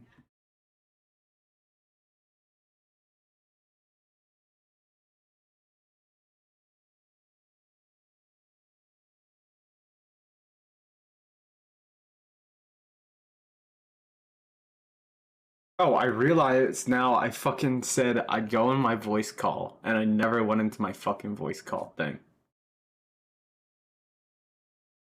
It just fucking hit me. I'm gonna be exploring the dev thing after this too, so...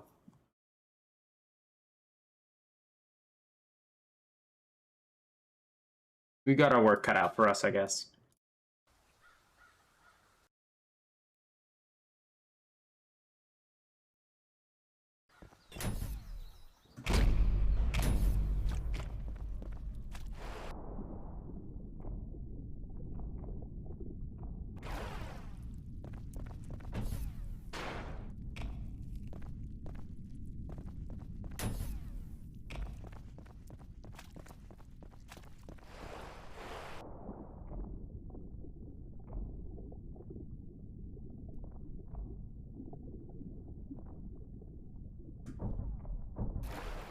Ugh.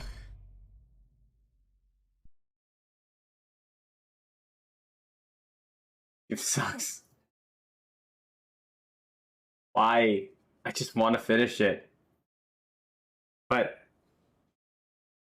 they had to put the fucking thing in 0S Fish Edition. They made something fishy. Guess I'm calling it something fishy, whatever its name is.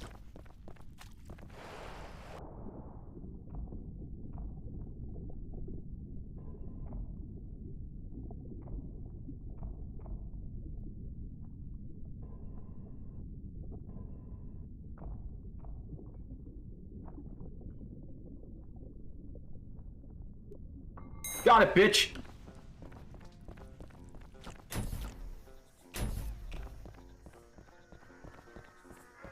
Fucking different. Frog, question mark. I really thought it was gonna be called something fishy. I mean, I should have guessed from the bumps. But still.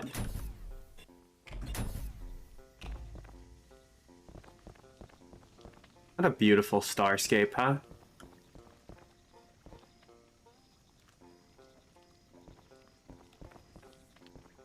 Why does above the water look like that?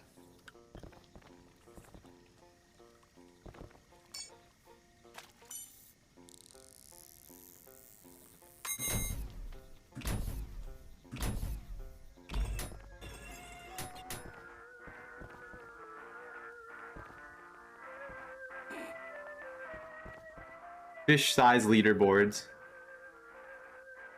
2 P-2. 2 Hakita. Then 1, 1, 1, 1, 1, 1, 1, 1, 1, 1, 1.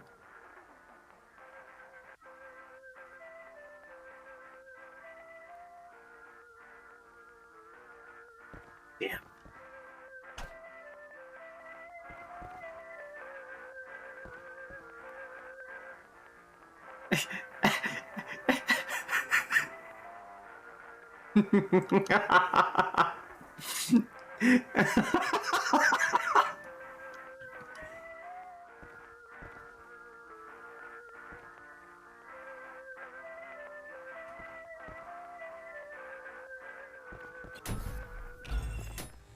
Testament 4.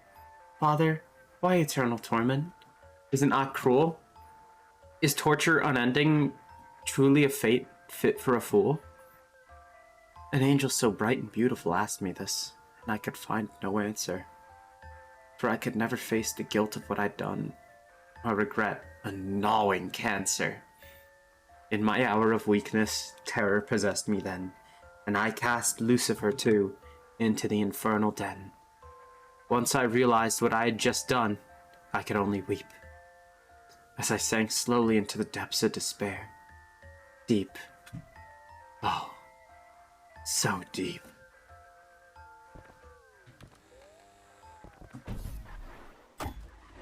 5S. I only say morning! Fuck off!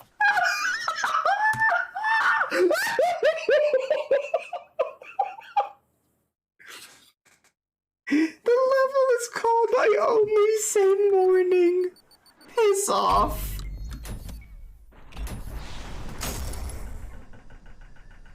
Piss off. The level's called oh, thank God I didn't quit the game. I forgot it just... Okay, now I'll join my Discord thing now that I'm not... Now that I no longer have spoilers to worry about. The level's called I only say morning. That's so dumb.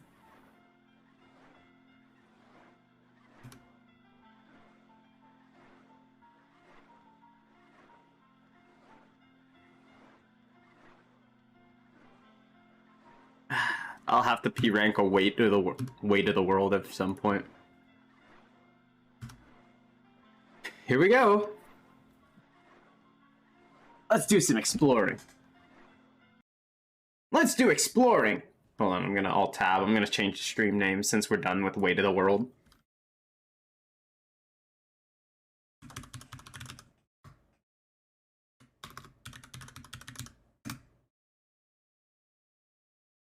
What was it called again? The National...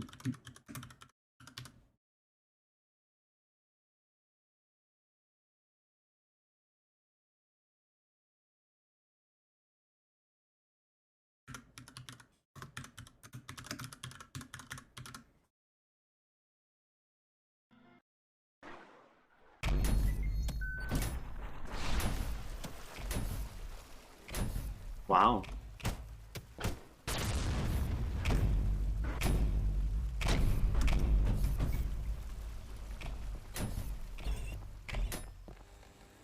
You can pick up the cut weapons on the second floor. Ooh! We get to test some fucking weapons that never made it into the final game. Whoa. Ow.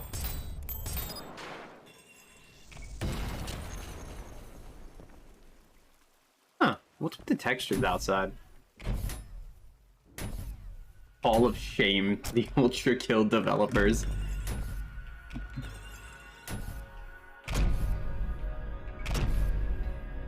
Dude, I cannot wait till P-2's music is available for purchase. I'm picking it up from Bandcamp the moment that shit drops. Ow, fucker.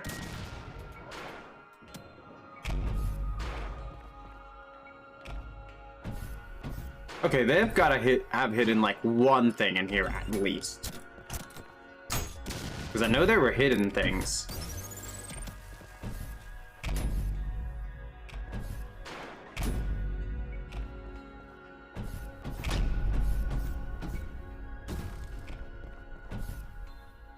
You can just drop into the hallways from there, huh? Off you go. Exploring away. Might as well put this up now. Man. I was like, I woke up today thinking, alright, I'm gonna stream some Grand Blue Fantasy Versus. And I guess I'm pushing that back to I guess I'm putting that back to tomorrow, I guess, because holy shit. This update coming out literally okay. So let me explain to y'all. I was at lunch. I was out getting lunch, right? I was going to get a burger. Cause you know, I was hungry. I wanted to treat myself to a burger. Oh, old swords machine look. It's weird looking at the new model, honestly, because this one's still like, I think this one I still am like, oh yep, that's the swords machine model, and then I'm looking at this one. But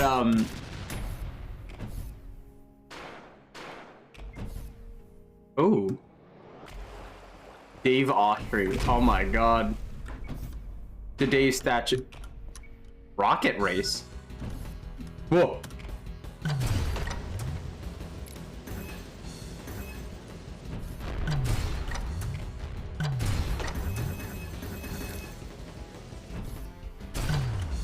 Whoa.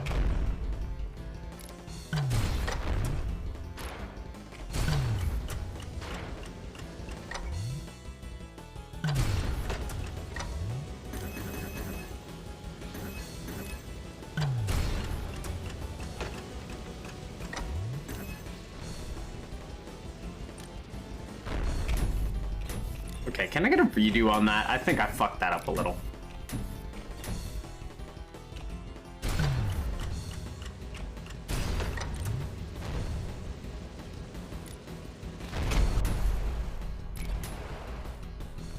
Smiley face.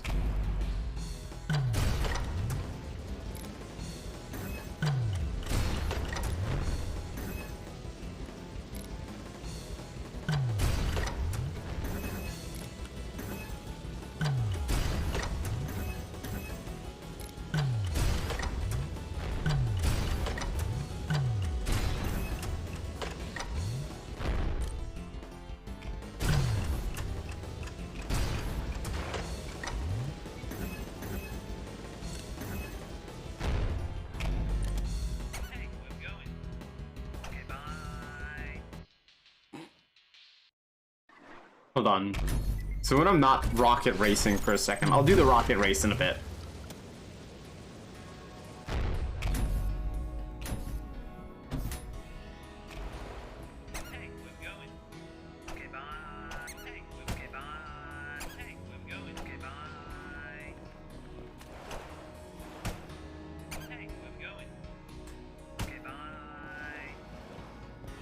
He's fucking lovely little child. Go away. Stinky. Hey, welcome to the Developer Museum. I'm Hakita, the lead developer of the game. I started off working on the game mostly by myself, but over time the game has grown a lot and I've gotten so many wonderful people helping me out over the years. So here they all are. This museum was mostly created by the Wizard, with just touch-ups, iteration, writing, and additional Easter eggs by me. You can find them in the quote-unquote restroom down the hall and to the left. Have a look around. The first floor is for all the people who have helped out with the game's development. The second floor is all kinds of other neat development-related things, like content and early versions of stuff. There's also plenty of Easter eggs hidden around the museum. Most developers will have a book like this in front of them, which you can read details on how they helped in the creation of the game. Here's mine. Blah. Akita, creator of Ultrakill. I started development on the game on February 1st, 2018. At the time, it was just me with Flying Dog and Tony Stegel making an occasional 3D model. While the development team has changed and grown since then, I still do a majority of the work myself. Just closer to like 60% of it now than the old 99%. My contributions include all direction, game design, sound design, story, and animation, all level design except this museum, the sandbox, and 5S. All music except some public domain songs and songs by guest composers who you'll find down the hall and to the left. Most writing, programming, and art direction. Just in general, if it's in the game, I had my finger in that pie. Thank you for playing and hopefully enjoying Ultrakill. It's insane to me that the passion project I started just based on what I thought was fun in games has grown to be such a massive success. I've met so many amazing people thanks to this game, and the community that has grown around it has been a source of much joy and plenty of anguish in my life. It's a rare gift to be able to not only create a work like this with full creative control, but to also be able to make a living off my own art without having to compromise on my vision, and it's all thanks to New Blood, all the developers here in this museum, and most importantly, you. Aww. Come here, you. Thank you.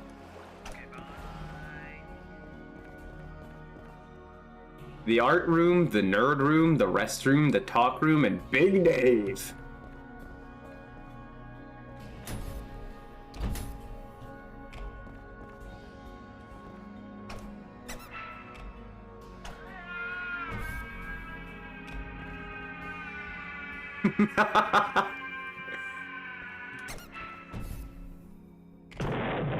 No! Wait!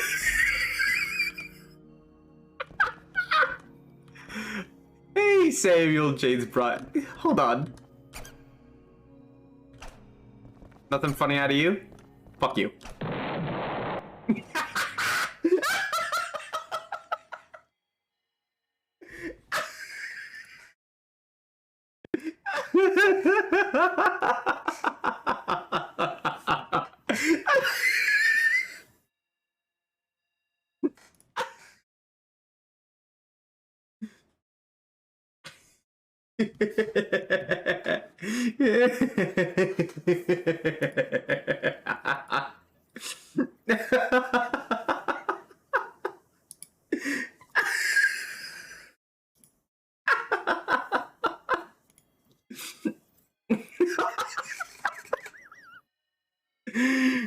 Oh god. There's something about that stupid fucking explosion noise That just floors me every time.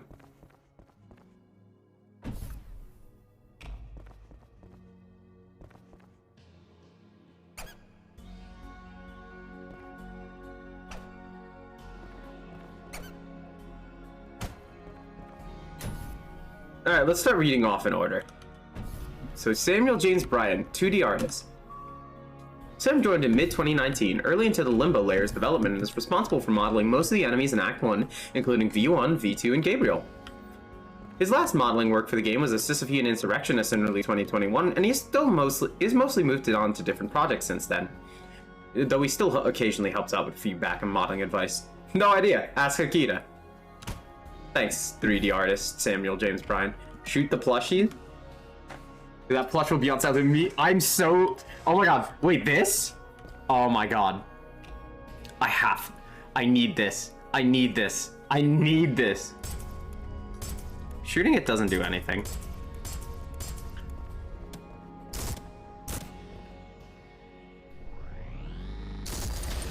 Do you know what it does?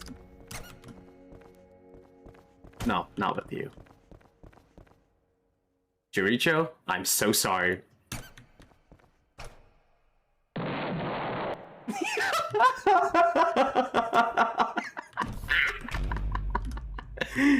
I love it.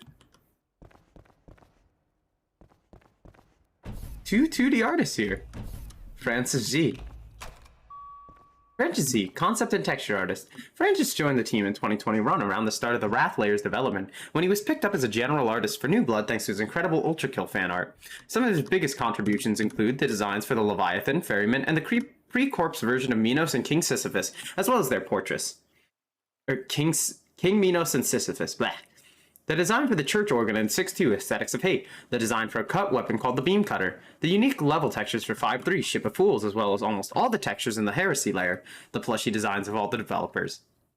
Aw, look at these. Look at these. Good job on you. Good job on you. That's so cool, though. Look, this guy's a fan artist that got onto the team. That's so cool.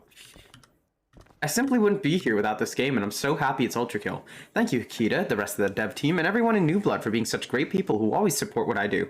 Special thanks to my best friend who urged me to pursue what I truly love. Being a part of this team has made a dream come true. Here's the greatest project. So it doesn't work with the books, but it's only the plushies. Ooh! Right, can do that.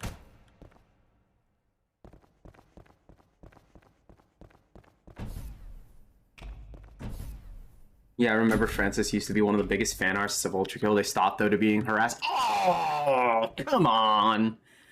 Fucking hell. That sucks.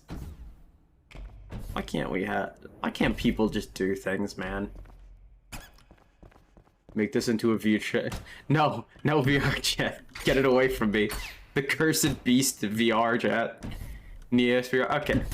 I actually never found out how to work like those fucking clones of it though. They were always a little weird to work. Alright, what's Jericho? I know this guy has been around a couple times, but I want to know what's what.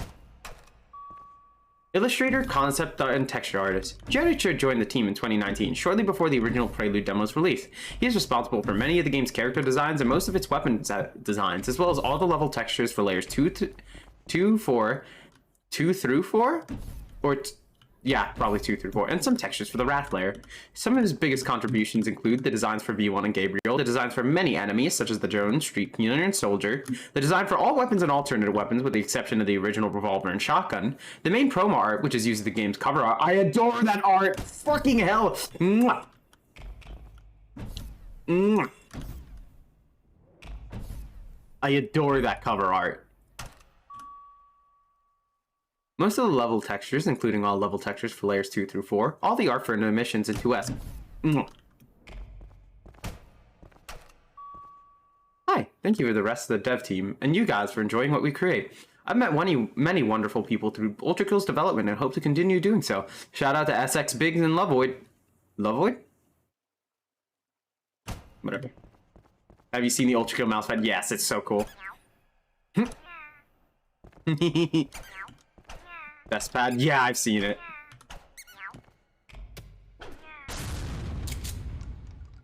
Wait, shit, I blasted the book! No! How am I supposed to read?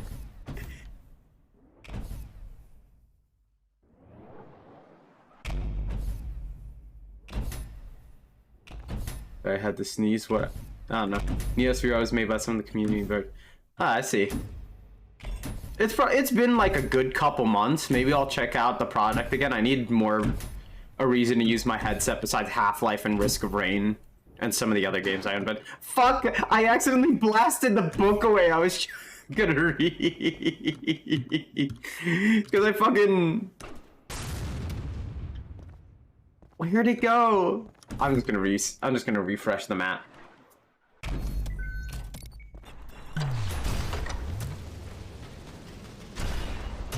The new cannonball is so cool.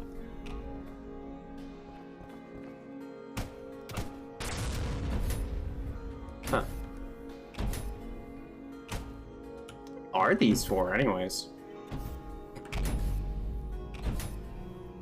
Do the plus that explode from an F? I mean, I don't know.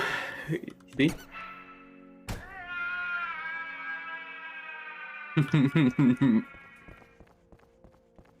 Okay.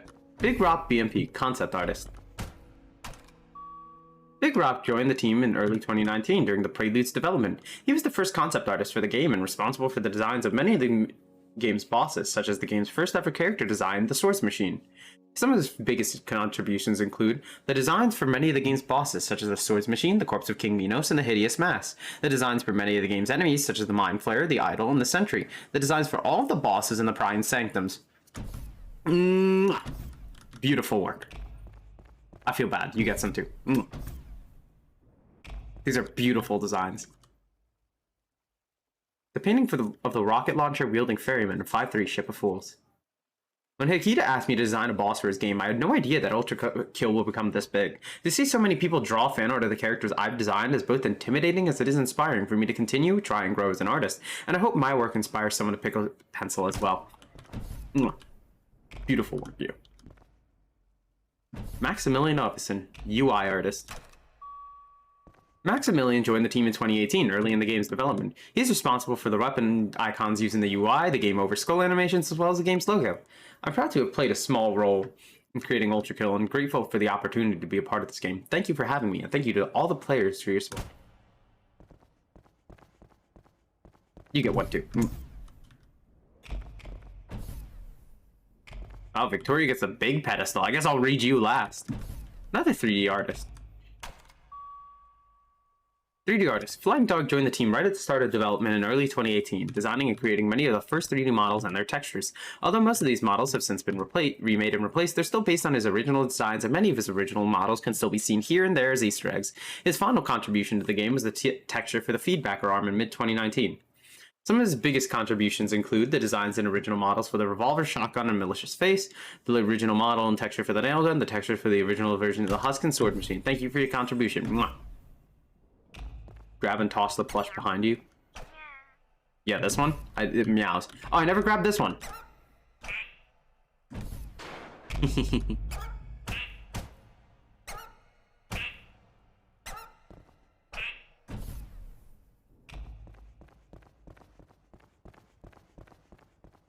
The one to the left of the kitty? Oh, Dorito, yeah.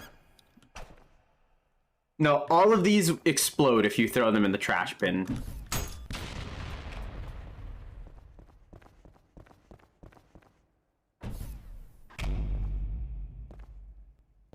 Tony Stegel. Tony Stegel joined the team right around the start of development in early 2018. We had previously worked together on a few small projects, including a now-cancelled stealth game called Untraceable, which is the origin of the Thinking Man statue that eventually became Cerberus. Alongside that, he had modeled many of the early character models for Ultrakill until leaving the project in mid-2019. He also made the original Filth's models animations, and though those have since been replaced, Something Wicked still uses one of them, making that the only animation in the game I haven't made myself.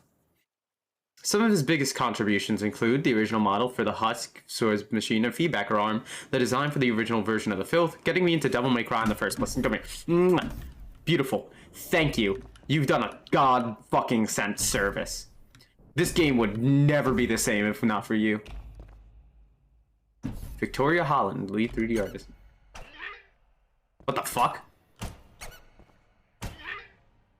Amazing.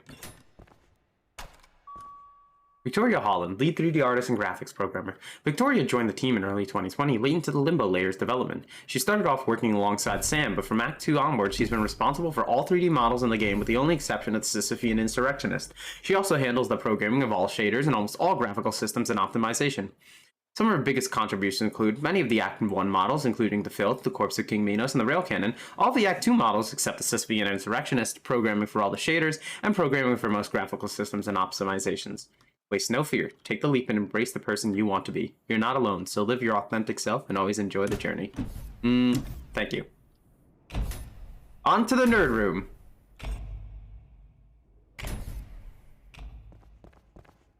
Wow, the nerd room is big. Technical quality insurance. Thank you too. Oh wow, it's a whole gaggle.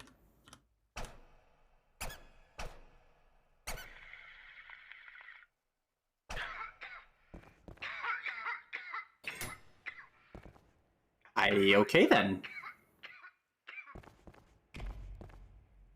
Are you good?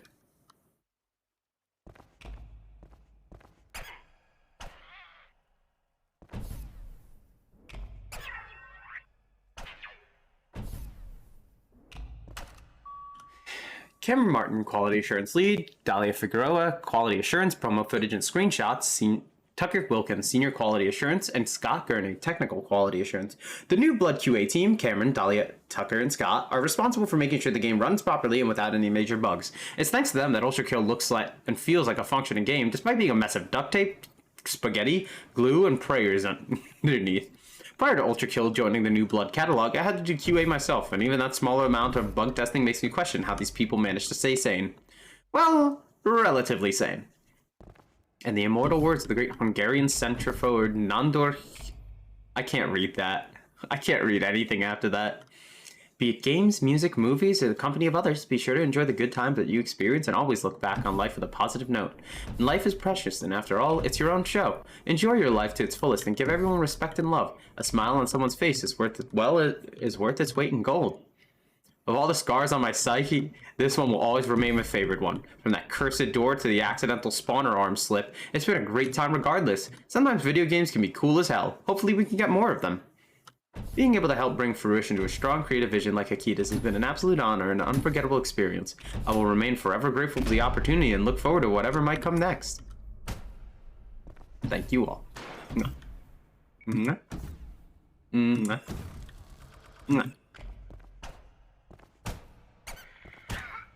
Yeah, V1 is fucking ripping a fat one, Jesus Christ. That man took the bong and died. Ben Moore, additional programmer.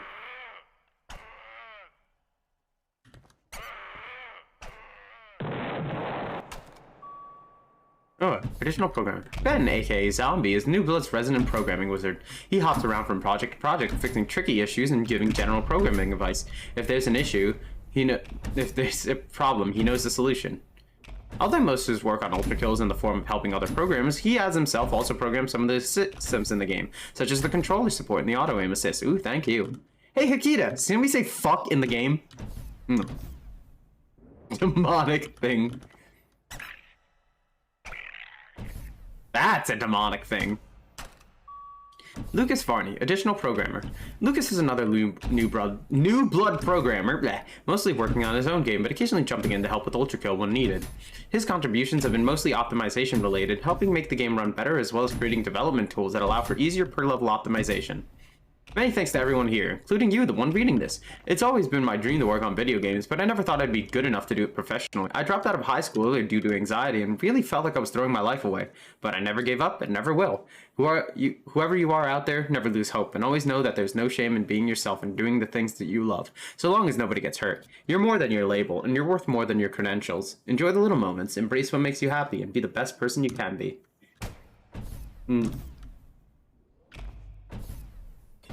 Emmanuel Cabalcroch is of... That's a big ass name. Additional programmer. but I respect the name. It sounds pretty cool. Cabal Crow was one of the first hardcore Ultrakill fans who helped spark the game's speedrunning scene. He also helped out a lot with figuring out bugs before the game got a QA team and recorded most of the trailer footage in early trailers. His programming contribution comes in the form of the climb step systems he created in 2020, which allows the player to smoothly step onto and over small ledges and obstacles. You know what they say, 50 bucks is 50 bucks. I'm not sure I want to be kissing you with that statement afterwards. Tech, additional programmer. Boink. Oh. Oh. Ah, shit, not again.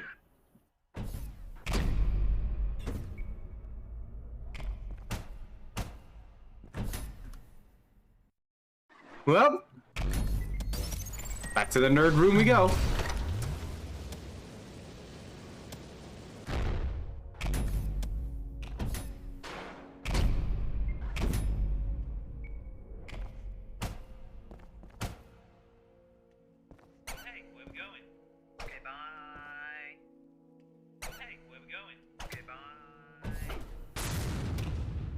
Damn it.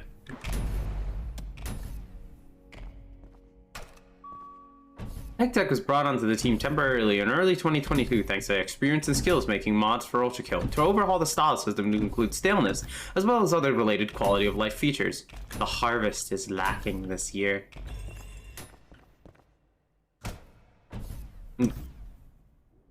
And Peter, lead programmer himself.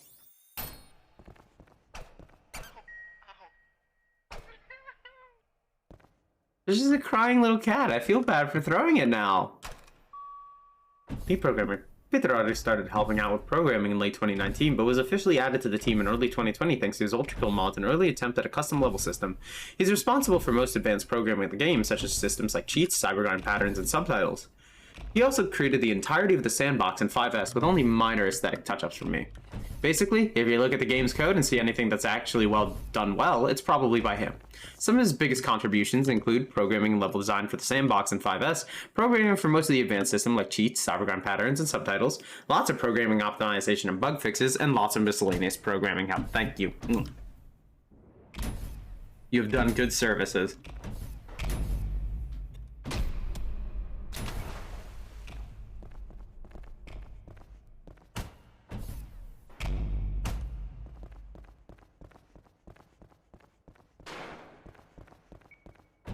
Oh, this actually is a there actually is a restroom.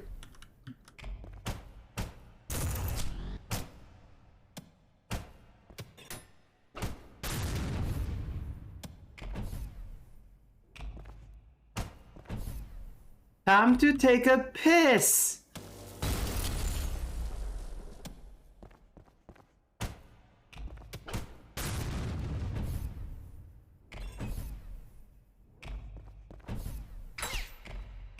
You little hamster.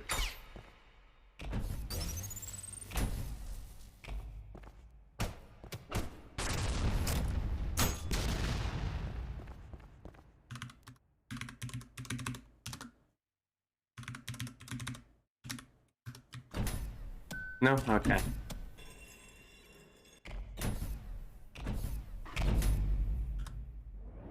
How about the rest? Oh, it's called the restroom because it's the rest of them.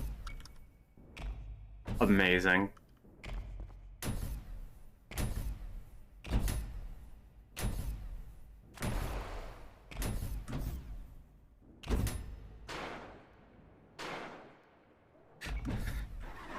Johnny! Okay, let's go over everything here first. Mandalore Harrington, voice of Mysterious Druid Knight, and Joy Young, voice of the Owl. Oh, it's you. See you in my coffin. What did he say? Oh, it's you. See you in my coffin. Oh, the voice. Use the voice of Sisyphus Prime. Yes. Mandalore Harrington, voice of Mysterious. Alright. I originally met with Mandalore in late 2019 after his review on Dusk, when I DM'd him to ask him to elaborate on some criticisms he had mentioned of retro shooters. At the time, Ultrakill was just a small no-name project, but he still took the time to not only write an in-depth reply, but also to play Ultrakill's demo and give very useful feedback for it. As thanks for his help, I wanted to make a little joke boss fight featuring him and Joy based on some in-jokes from their Mystery of the Druid stream, using clips from his eye review as his voice lines. Once he saw the boss, he offered not only re-record those lines, but also record completely new ones with Joy, which they improvised together. Visit me in the tombs with piped-in music. How classic. Thanks for playing. Versus Gabriel. I'm getting to that. I always like to leave the one over there for last. Stephen Waite, voice of Minos Prime. This is Stephen fucking Wait. No way, he just... Hold on. This is Stephen fucking Wait. Okay, I thought he said something else. As with most people, I mainly knew Stephen Waite from the voice of Caleb from Blood, but hearing him as Nyarlathotep in Dusk made it clear that he still had the skills. So even before joining New Blood, I had already decided that I wanted Stephen to voice someone in Ultrakill. When the time came to choose the voice for Minos Prime, the choice was obvious. Stephen was lovely to work with, and his voice lends so much richness and character to Minos that I really can't imagine him any other way. Stephen did a beautiful job as Minos. I love Minos' voice acting so much. And Sisyphus's were great too. What? Oh. Plushie to hold me.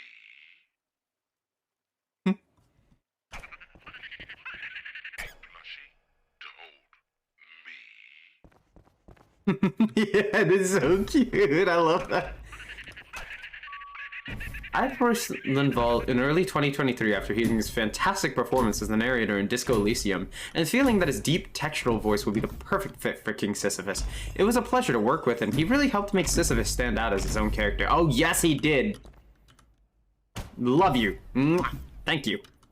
And for your work in Disco Elysium, too. I still need to play Disco Elysium at some point, but I know a lot of people who've gone through it, so hey. Nah. I knew he was the narrator for Disco. His voice is so epic. It is! It's so good! Hey, babe. I don't like how holding this thing anymore. Can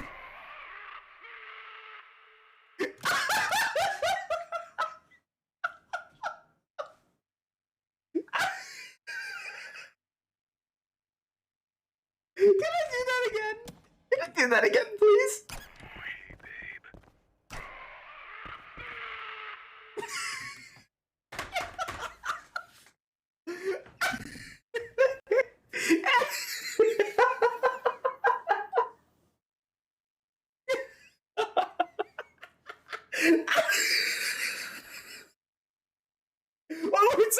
One more time, please. Hey, babe.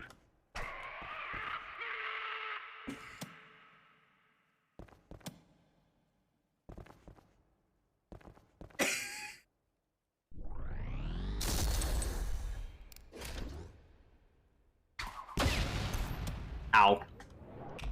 Oh, the book. You're such a hey babe. Shit stickers. Joke, really shit joke. It's different when it's Shiani. Listen to the fucking fury in his voice. Hey, babe. Oh, there's such an essence to it. Johnny's something else. Gianni Matrigano, voice of Gabriel. Gianni originally approached me offering his talents in late 2019, but we didn't start working together until mid-late 2020, a bit less than a week before the game came out in early access. Despite the short time frame, he knocked it out of the park, not only defining and solidifying Gabriel's character and voice, but also delivering fantastic performances that managed to capture both his visceral intensity and the subtler nuances of his internal world. Since then, he's only gotten better, and I'm very glad to work with someone who understands both my vision of the story and the character of Gabriel so well that he was able to improvise all the taunts in Gabriel's first fight. He's a joy to work with and the dream of any overambitious indie developer like me. Can you write in it that I said thank you to gay people? Thank you! Thank you, gay people. Gianni, come here. Thank you to gay people. Thank you, Gianni. He sounded like a lobotomized Tyler 1. That's what makes him so good. Gianni's great. Let's check out the restroom. Mega Neko, guest composer. Ah, the one who made the beautiful Cyber Grind theme.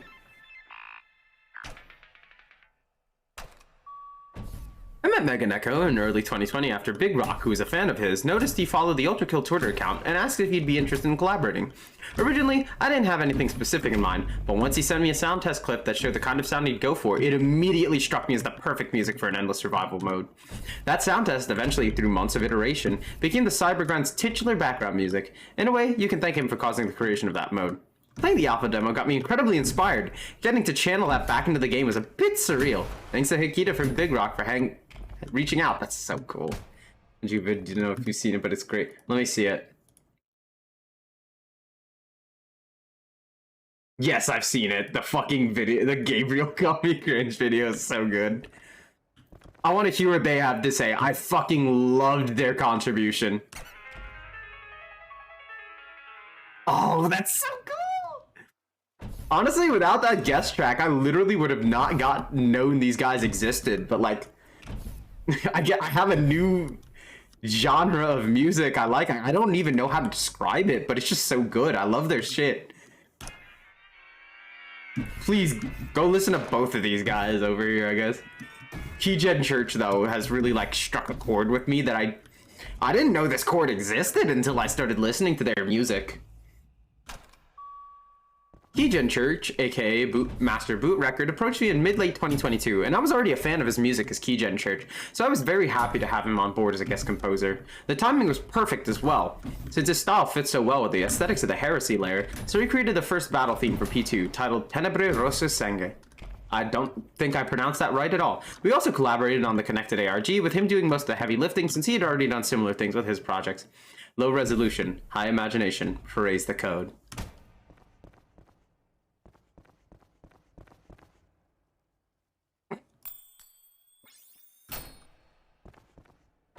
Wizard, museum creator. Wizard was picked up temporarily in late 2022 to create this museum thanks to his experience and skills with an early version of the Ultrakill level editor. He designed the level and made all the models and textures for it. If you're wondering why he's it's the best looking level in the game, he's the reason. Ultrakill is special to me in a way that is just a book's length of words. Working on this game is something I will hold close to my heart will I hope I can continue to work with the wonderful people at New Blood, and the interactions I've had with community helped bring me to be a part of this team. Sometimes I wonder where the dominoes fall and where it will end. Or where the dominoes fall begins and where it will end. But if OIF ever sees this, a good YouTube video, the Ultrakill Rip and Tear, can really change your life. I've come for your blood. I have come for your blood. Get the fuck out of my palace! Nothing? Aw, okay. Also, what the fuck? Must have been the game sounds. Jacob joined the team in early 2020 to help write the prose and dialogue for the game after I met him through a mutual game developer friend. He's mostly responsible for the writing of various books he found around the levels, as well as Gabriel's dialogue and prose for the intermission cutscenes. In Act 1, I came out with a general outline of what I wanted each text to have, and he would write it out with some tweaks and edits for me afterwards. While in Act 2, the prose writing was more of an even 50-50 split between us. Most of those great poetic phrases and impactful lines that have become iconic within the Ultrakill community are thanks to his skills with the English language. Thank you.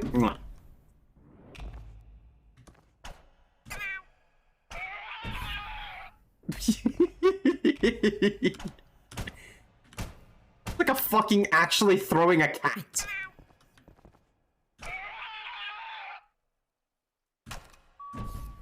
Salad, artist of Jaquito. Salad drew Jaquito. Some of their biggest contributions include Jaquito. Are you in or are you skin?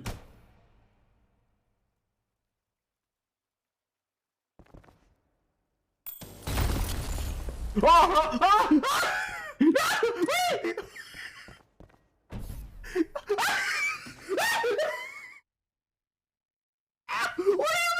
What do you mean? What the fuck is this?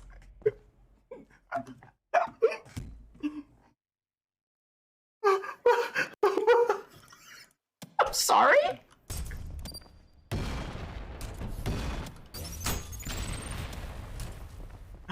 sorry?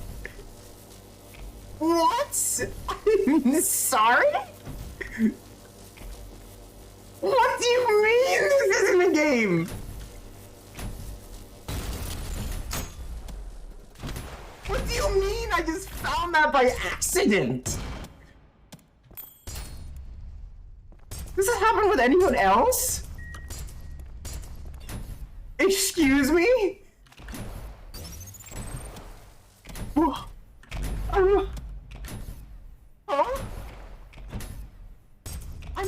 I'm sorry?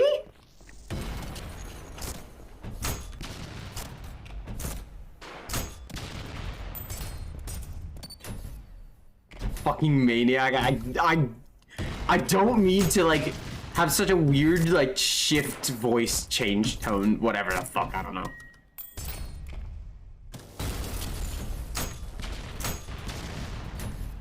I was just very caught off guard by that. Let's say.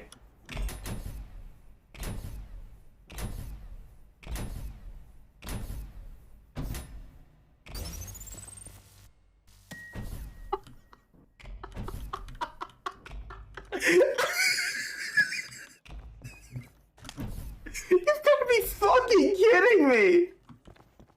What do you mean?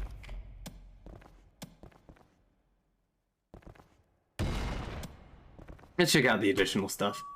Additional music credits. Take Care, the shop theme. Sampled from Where You Flew, the Russ Morgan Orchestra, public domain. Cerberus in 05. Cerberus, classical music sampled from Mars, The Bringer of War, from Gustav Holst's Planet Suite, public domain. Claire de Lune in for Claire de Lune, written by Claude Debussy, performance by Lauren Godhard, CC 3.0 license. BWV 639, I Call to You, Lord Jesus Christ, in 3-2 The Flesh, written by Johann Sebastian Bach, public domain.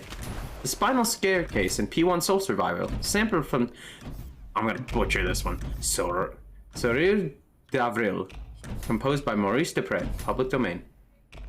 Chaos in P-1 Soul Survivor, bass clarinet and soprano saxophone improvised and recorded by Quetzal Tirado. Fuck, oh man, I miss...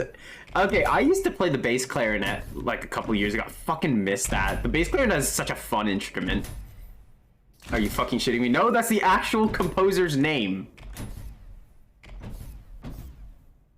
Deep Blue in 5-1, In the Wake of Poseidon, tenor saxophone improvised and recorded by Quetzal Tirado, edited by Kikita. Either that or I fucking butchered the name, which I probably did, let's be real. That's so unfortunate. Well, the guy's like dead. You take that up with the guy, like... The guy's a bit dead.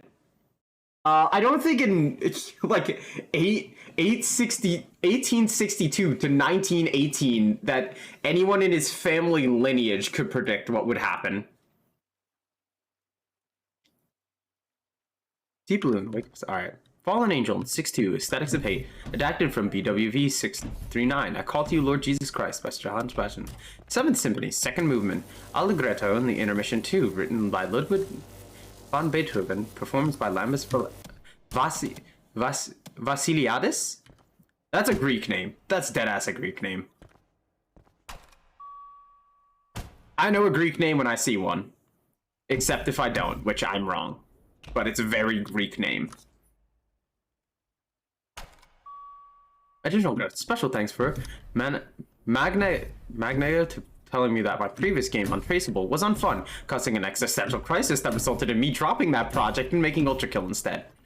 Miko Tamper and Robert Rawlis for their continued support as well as beta testing and giving feedback. BGB and Splendid for beta testing and giving feedback. That's cute. This is still... I mean, probably their family lineage probably isn't fucking dead or something. I wonder what else I can find around here.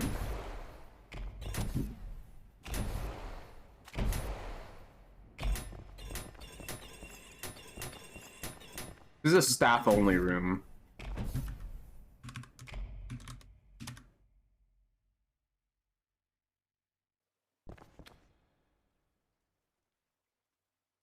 Whoa. Staff-only room's a locker room? Oh, Lord. Well, I guess no clipping isn't gonna get me anywhere.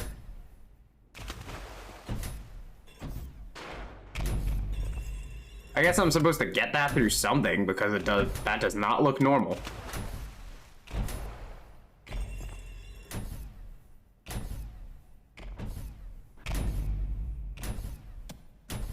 Oh, this is so cool. I love when you get to like do more than just like look at like stuff like this. Like this is just a very nice little thing. Cerberus orb fruit. Actual fruit. Oh, I could. There's gotta be something I can do with this.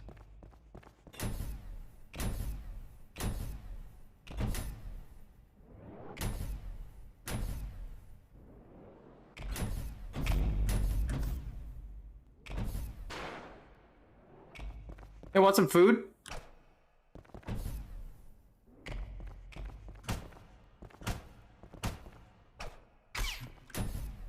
Please ignore that.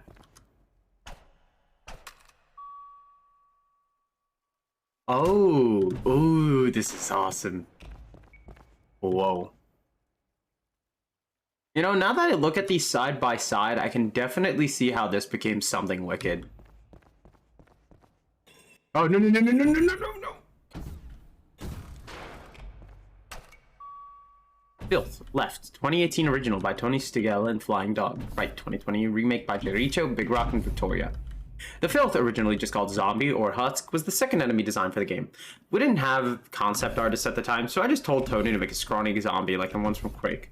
This was the usual process before Big Rock joined as the first concept artist, and the contrast in design quality makes it clear that creative concept artists can really make a big difference.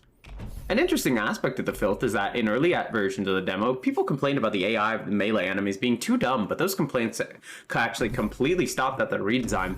The new version actually looks like a mindless swarming monster that only thinks about eating, so it being dumb no longer felt out of place or like a flaw. Properly messaging is the purpose of an enemy or object through how it looks is often an underappreciated aspect of character design. The new version is inspired by the debut album by Swans, which is also where the enemy got its name from. At first the model's mouth and teeth were much smaller, but I just kept telling Victoria bigger until we reached the point it's at now. The Filth was originally colored orange to make it fit in the Prelude chapter, but it actually became an issue where people would often have a hard time seeing them since they fit in too well, so their primary color was swapped to green instead. Wow.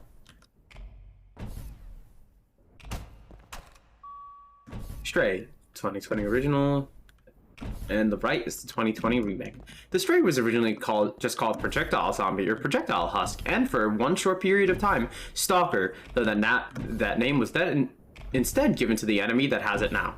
Tony was busy at the time, so I, with my limited Blender knowledge, just edited his original Filth model to make the original version of the Stray, and then Flying Dog to make the texture for it. Again, we didn't really have any concept art, so the texture was just based on the prompt, a skeleton with all the organs and meat still inside it, or something like that. The new version, based on Jericho's design for the soldier, still keeps that general idea, but executes it in a much less cartoony way. Yeah, wow, I can see the difference.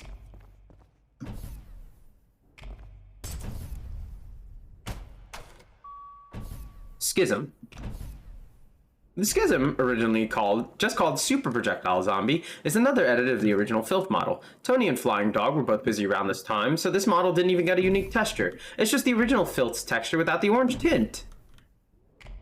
Wait. Oh my god, he's right. The new version still uses the same skeleton and animations, which means the extra arms just flop around like ragdolls since they have no extra animation data attached to them.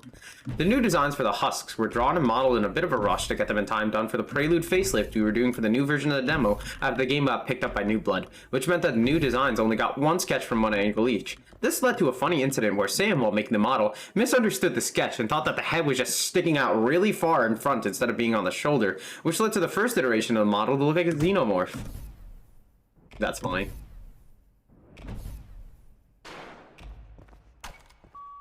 Swords Machine, left, 2019 original by Big Rock, Flying Dog, and Tony Stigall. Right, 2022 remake by Big Rock and Victoria. Swords Machine was the first enemy designed by a concept artist, and the difference really shows. Big Rock's wonderful Blame-inspired design is rich with implied character that later became explicit when I wrote the data entry for it. The original model, made by Tony Stegel and textured by Flying Dog, unfortunately lost a lot of the nuances the original design had, but it fit the visual style of the game at the time, and we were all amateurs who didn't know how to do any better. Victoria has since then remade the model based on Big Rock's original concept art and has perfectly translated it to 3D. One of the earlier iterations of Sword Machine's design had a gory human torso, as the enemies at the time were leaning more in the direction of Strog-like human-machine hybrids, for we had the setting, visual language, and the story properly figured out. Malicious Face. 2018 original and 2022 remake. The malicious face, called Spider in the game files thanks to the transparent spider legs, was actually the first enemy to be designed for the game. Although iconic now, its first design was supposed to be quite different originally, as I wanted a more stark and simplified look, but Flying Dog, only modeling as a hobby, had a hard time pulling it off without any concept art to aid him, so we eventually compromised with this version. This was back when I was stupidly ambitious and I had no idea what I was doing, so there were a bunch of ideas thrown around that ended up not making it in. The mouth was supposed to move and open when firing, but the rig was buggy and we couldn't get it to work.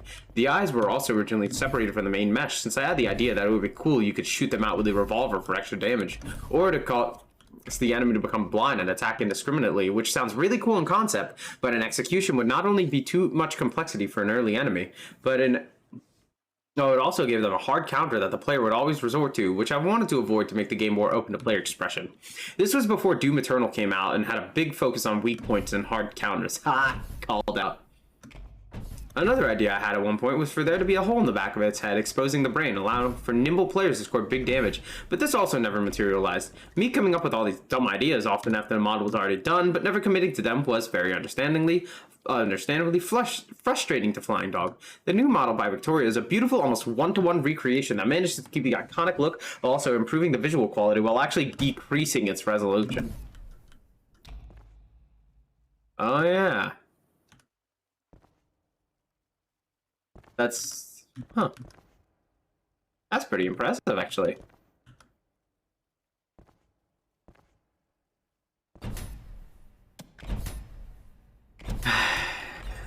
There's so much nice stuff to just being oh shit, the Ultrakill movie. Right, this room. But first, what else is out here? Whoa.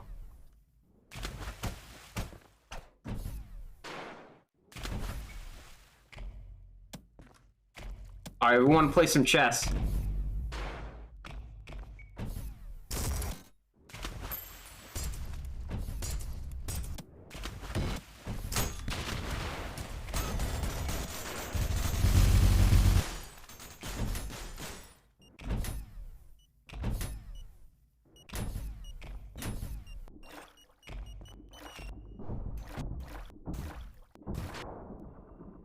An aquarium?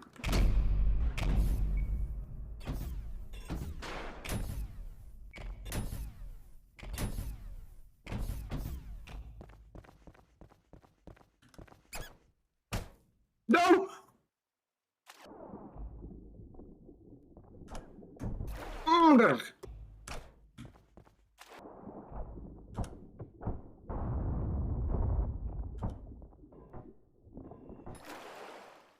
I can't save the chair, I'm sorry.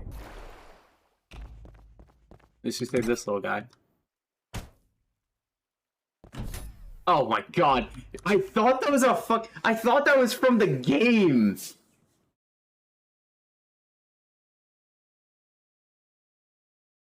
Yeah, you started and was like, what is this? And I was like, did this plush just talk like after I picked it up? Welcome to the Ultrakill Developer Museum.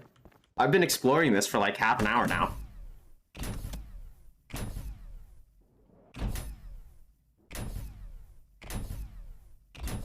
I don't think anyone's figured out how to swap the movie yet. Definitely. It's definitely more complicated. M. Thanks, Sean. M. You just missed me doing, you just missed me. I finished P2 like an hour or two ago, did 5S, and now I'm just exploring the museum. Also, yes, the cannonball is really cool.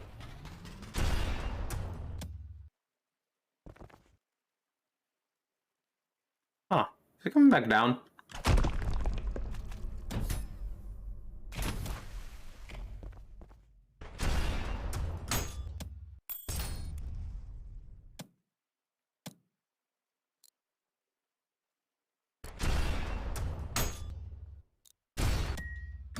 This game is apparently spaghetti code underneath, but somehow spaghetti code that works, so I have massive props.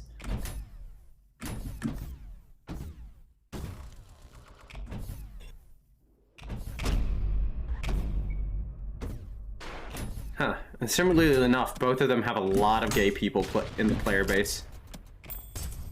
Gay people, gay people. Gay people, gay people. Nope. No! Ah, I didn't mean to kick you. No, no! Whoa, it's all the developer plushies.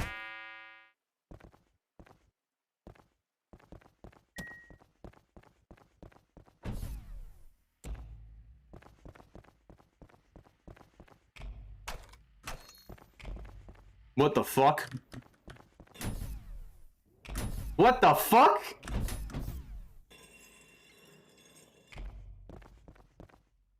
What? That...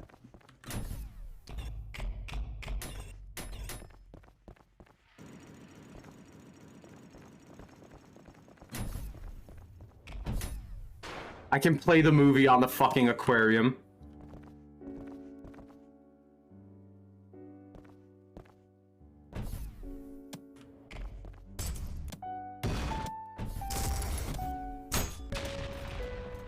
Need the screen to see? No, you don't.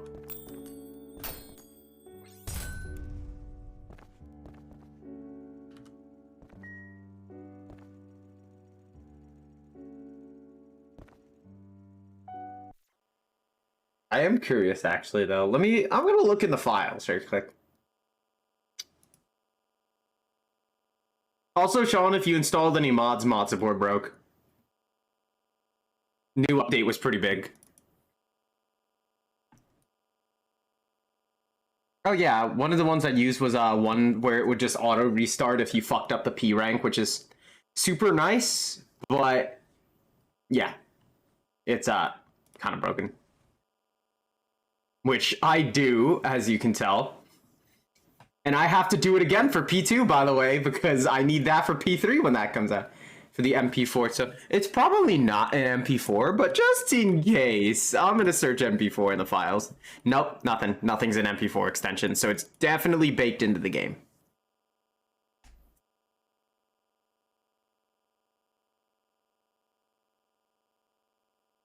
Oh my god, do you know how much shit I could put in this game if I had the potential?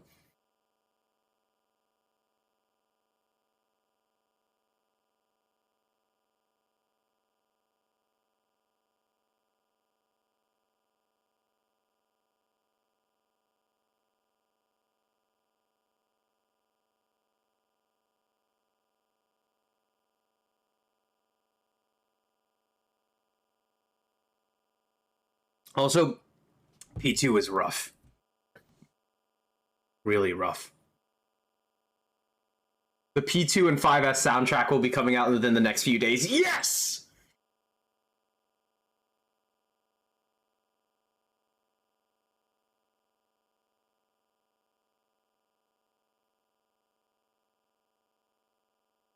What?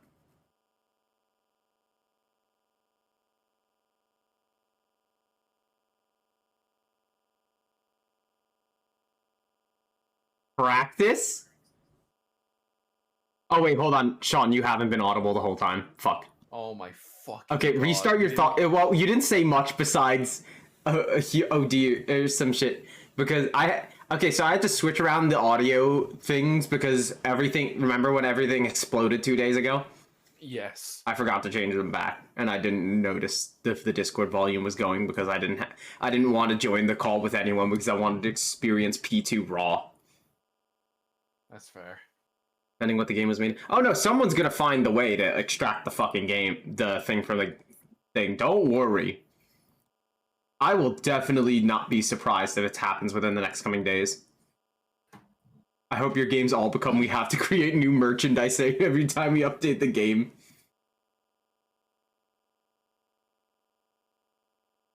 Spoiler embargo. Alright.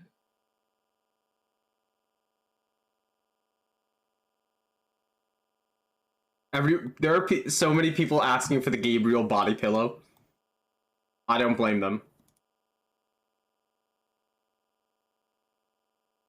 You know how, like, gay people adopted Golden Girls? You think that's already... Are you ready for Golden Girls Take Kill? Manhattan, by the way? I have been ready for, like, 3 years. It's like a Pizza Tower situation. I mean, so have I, but, like... Also, I need to buy the V1 plushie. Have you seen it? No. There's actually a little crusty little model of it in the game. Okay, it's not in here. It's not with the rest of them. Wait, I could go get the one from outside and put it where it can be with all the friends. You fool, you only realize that now. Well, listen, it just hit me that, like, there's an empty spot, and I want to put the one with all of its friends. So, yes. Come here. Look at this little thing. Did he squeak when you picked... Oh, you did. Look at it! Look at it! I am, like, peeling one of my floorboards right now. Oh my God. There we go. Look! Now everyone can enjoy it. Perfection.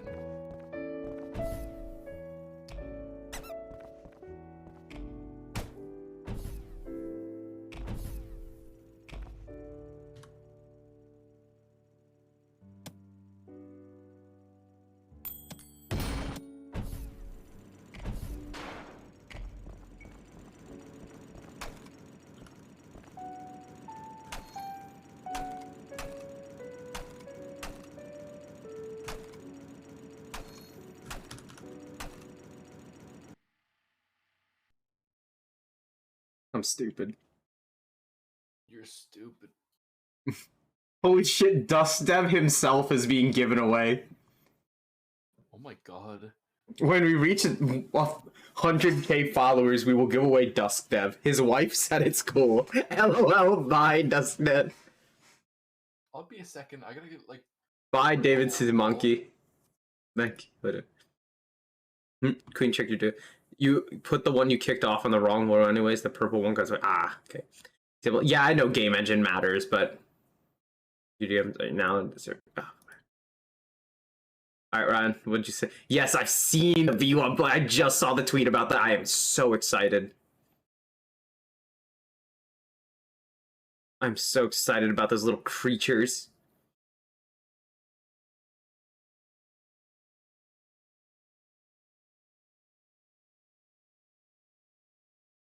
Oh, man.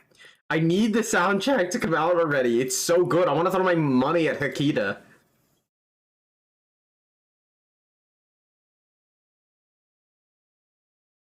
And this is such a good game.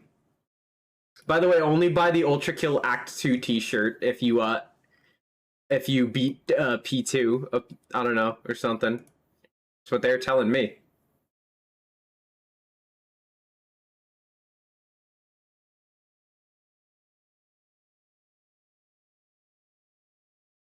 Man. Hope you guys are having fun. As always, we practice a spoiler embargo for the new update and won't be retweeting spoilery art or memes until a week after. I'm getting my ass kicked by this boss still. Gabriel does not slay.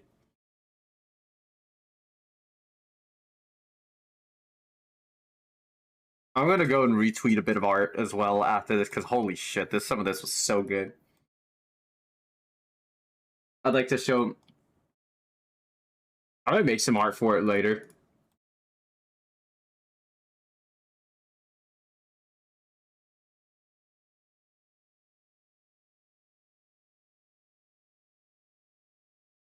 Yes. Yes, people are already shit posting about a little tiny fucking V1 G1 on the chair.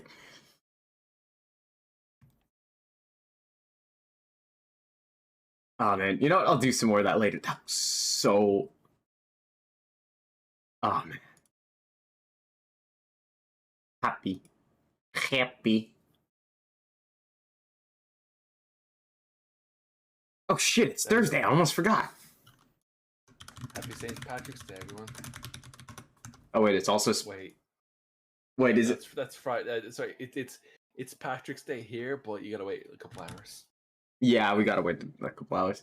So what art should I do for St. Patrick's Day? That is a good question. Nah, I feel like I'd be intruded. Not intruded. I feel like I need to do something special if I was ever to make one for St. Patrick's Day. I would have to like have like a prompt embraced upon me by like you or Dylan. Oh shit, we gotta think.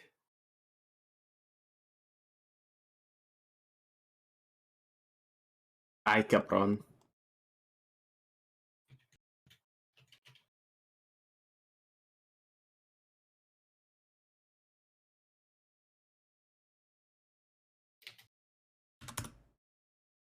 Don't forget to celebrate your local Toddy Thursdays, everybody.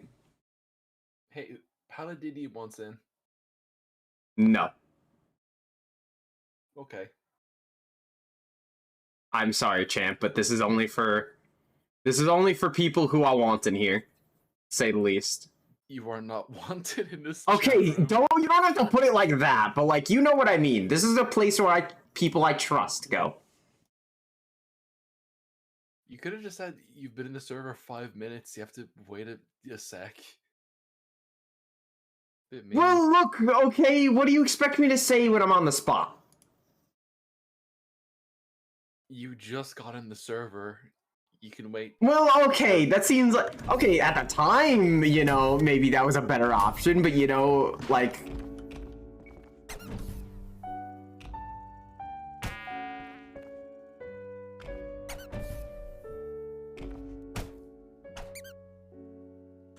Go. There we go. A happy, lovely little family.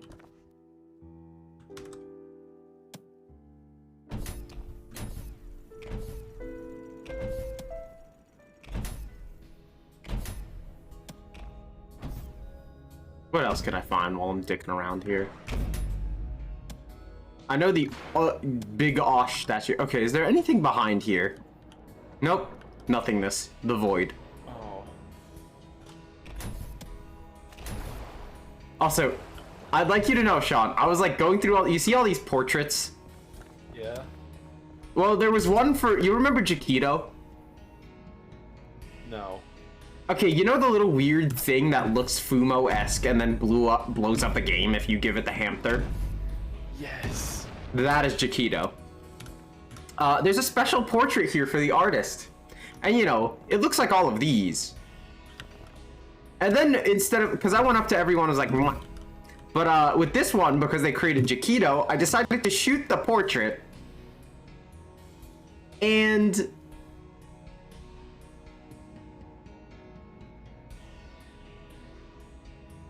Salad? Get what? What?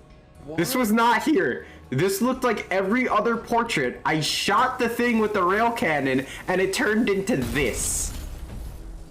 That is so funny. Wow. Me too, little buddy. I killed it.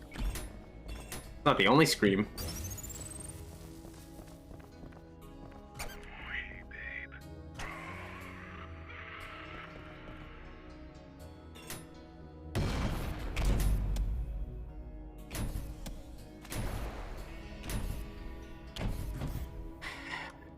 Wonderful. Alright, on the running back. Under the big Osh statue.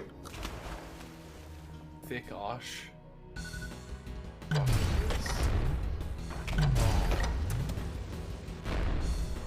Really bad at this, by the way.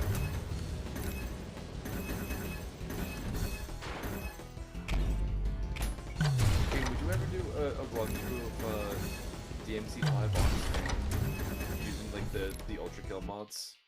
What? If I'm gonna do a run of DMC fodder, I'm probably gonna do it like as an actual run of DMC5. Ah, fair, fair.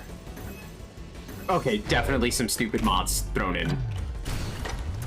But you know me. What would it be without my stupid bullshit? Like replacing Nico with fucking Friend. That one was a really good one. We gotta try getting that fucking DMC5 multiplayer mod to work again, by the way. It does work. It's just the fact that, like, you know, if I pick up any items, this is my first playthrough, it just crashes, like, it works past that.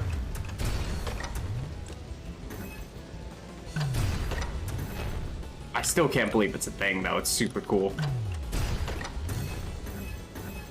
I wish the DMC3, or like the DMC3 mod also worked a little nicer, I guess. I mean, impressive that it happened in the first place, but like, you know. A little more difficult when it's all local play, so you gotta have someone who's... Damn, I got a kind of shit time on that.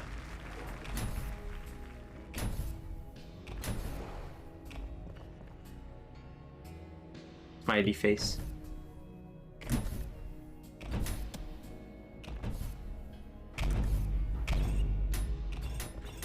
I tried checking what the staff only thing has, but it doesn't open. So I have an idea.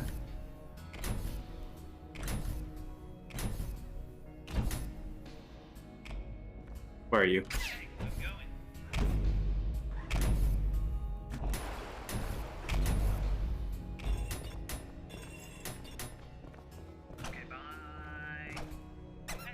Look, it's one of the staff. Let him in. Wait, where'd he go? Oh no, I did throw him through! Oh. Cannot believe what you've just done. There he is. I'm bringing him back. Okay. Yeah, okay, you can just throw them through. That is what just happened. Yeah, by the way, it's a locker room, and I'm not sure. The only thing I can think of is that I entered the wrong place. The leather club was 2 blocks down. Shut up.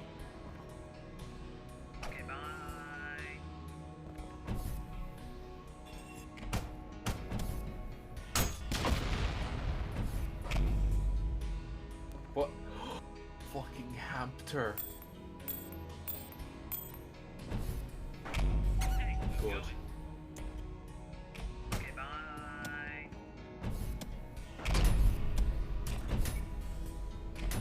You're only half health, be careful.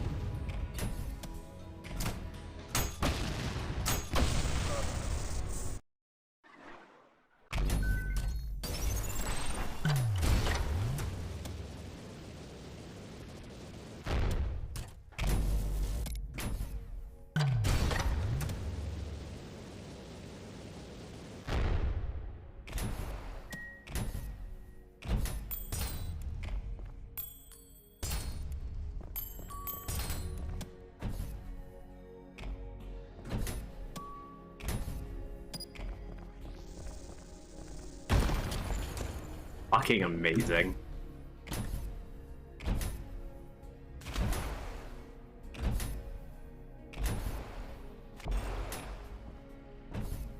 I still wish this game had a music room, but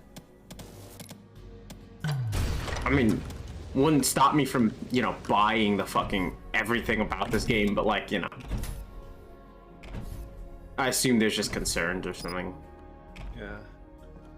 Which sucks because I would have killed for a music room. There is not a music room in this game. Either that or it's a natural gaslight campaign I'm going through right now. Get ready to find it. Well, yeah, I'm sure I can do that with the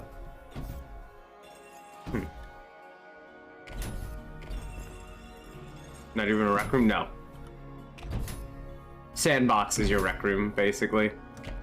Well, and I guess this now. Here we go. Look, everybody's here. Hey, where's it going? Okay, bye.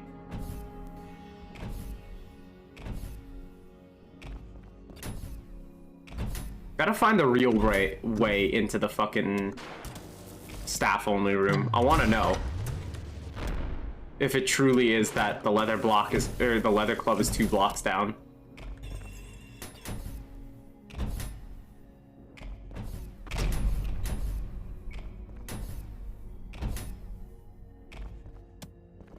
It's such a cute poster.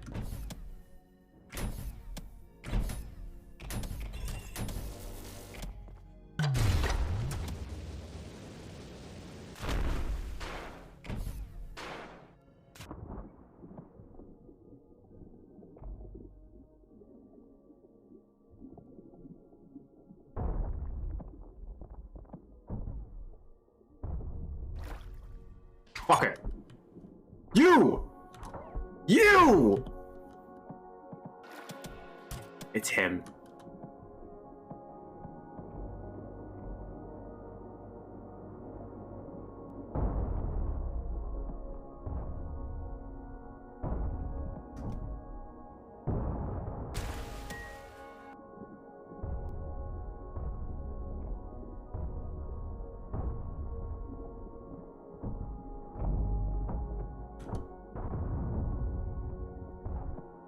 I'm gonna kill every fucking fish in here. Oh.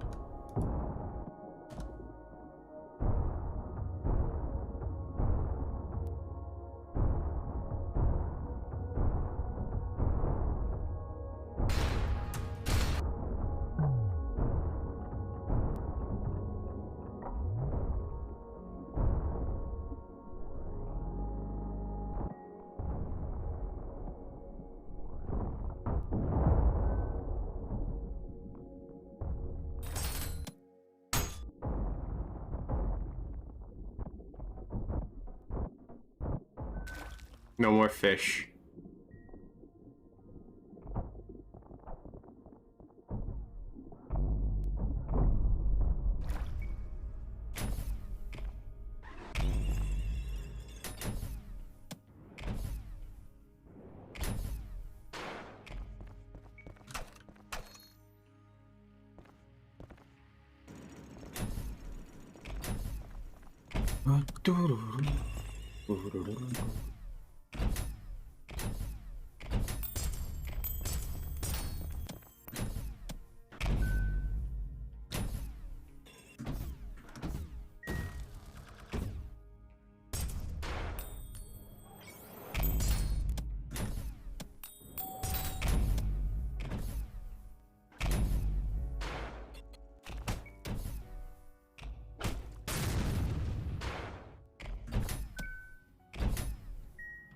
What the fuck?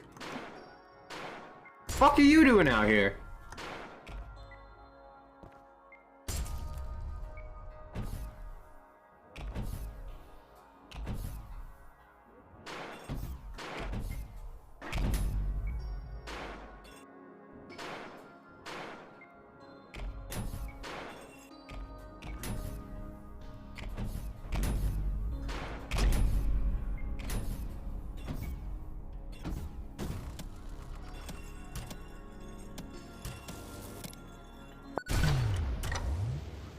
Damn.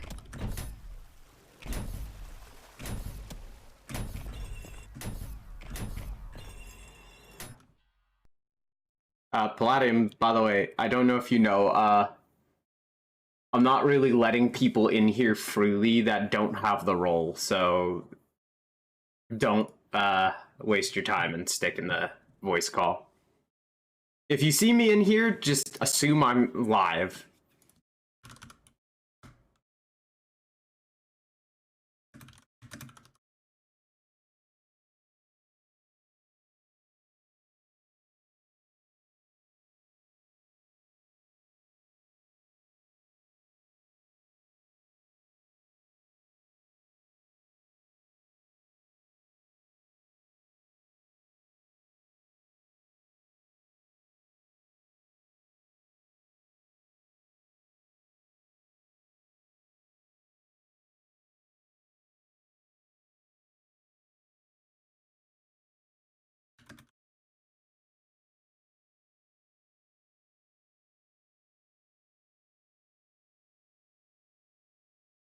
well, then why you... I'm kind of curious. Why are you still in there?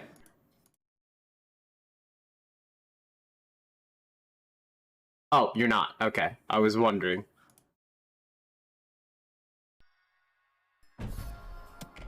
I was like, you probably got better voice calls to be in than one by yourself, right? Shit! It was a misclick. It happens. There's better voice calls to be in than a voice call with a rat scurrying around a museum at 50 miles per hour. It was a misclick. Oh, what the fuck is this? I thought you just came in contact with a massive cigar. What the fuck? That's a dark hole gun. Black hole cannon. Primary fire, launch a black hole. Secondary fire, activate a launch black hole. A cut super weapon that was intended to work via a meter it got filled by killing enemies. It was made around early 2019, shortly after the addition of the shotgun, with the intent of it being introduced much later in the game. The player would have the choice of using their kill meter for a temporary buff a la Devil Trigger from Devil May Cry, or for a shot with a black hole cannon. The meter was scrapped due to these kinds of mechanics, often leading to issues with hoarding and balancing, since encounters can't be balanced around whether or not the player has meters, leading to battles being either too easy with meter or too hard without it. Instead, the DT buff mode idea was turned into a dual wield power-up, which avoids that issue since the level designer controls when the player has access to it, and the black hole cannon's role became filled with the rail cannon, a lower commitment super weapon that's weak enough to not become an ace in the sleeve crutch for players to skip tricky encounters with it, and usable often enough that the player doesn't feel a need to hoard it. Although the black hole cannon was incredibly powerful when it was originally made, since the only enemies in the game were the basic husks, the game has grown far more chaotic and explosive since then, making it quite weak in comparison. I've kept its original power level for this museum version for the sake of an accurate portrayal, so if it seems weak, that's because it was made just for killing filth, strays, and schisms. The black hole cannon never got a visual designer model, hence why it's represented by a stretched out shotgun. This led to many people thinking it was supposed to be a shotgun variation, but that was never the intent.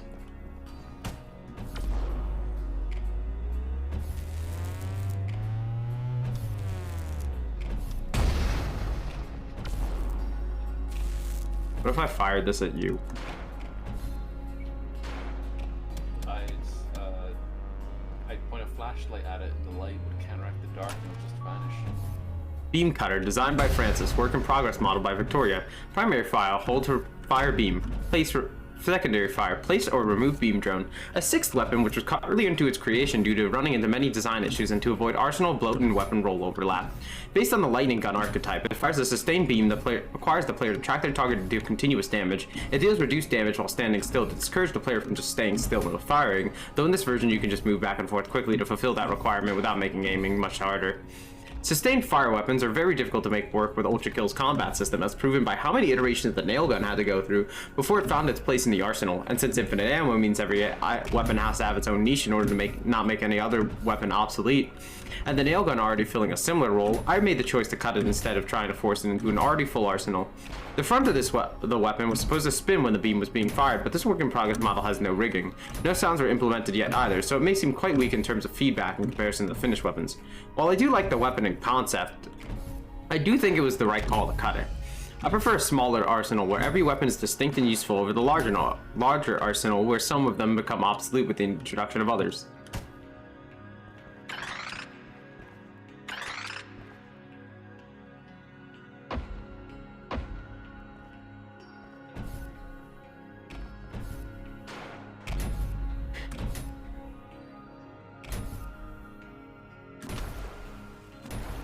I like this little playground of like old ideas that never made it, honestly. I love it when shit like this makes sense like finished games. Like, you wanna know something really cool about Ratchet and Clank 2? What?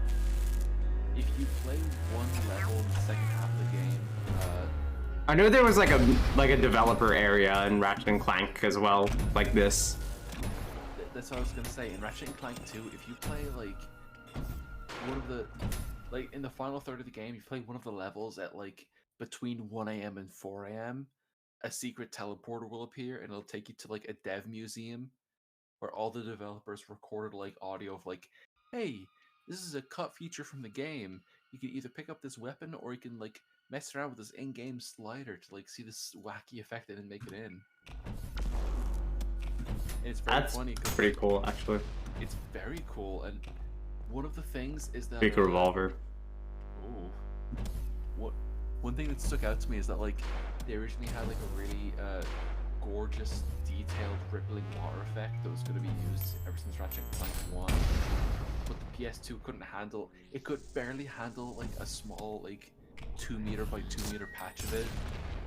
So it was scrapped in favor of a different like mechanism, and you can see that little patch in the museum. The mechanism. The mechanism. The first weapon, as well as the first model ever made for the game. As usual, there was no concept art, so the design was made up on the spot by Flying Dog based on a prompt from me. Victoria since then remade the model and texture while keeping true to the original design, making for a straight visual upgrade. The revolver originally had different green and red variations. The old green variation was the ability to ricochet shots off surfaces, inspired by Revolver Ocelot. Unfortunately, while cool in concept, it was extremely unwieldy and awkward to use, requiring far too much setup and positioning to be used efficiently, clashing hard with the game's fast pace. The idea of showing off marksmanship via ricocheting shots stayed, however, and was reinterpreted into the now iconic and far more useful coin version. The red variation was a dual-wield variation, where the left revolver was fired with the primary fire and the right revolver with the secondary. As with the green variation, this was cool in concept, but mechanically was very uninteresting beyond the initial novelty. I had some ideas on how to quote-unquote fix it, but then I ended up scrapping it entirely instead. And since then, the dual-wield idea is reinterpreted into the much more fun and free-form dual-wield power-up.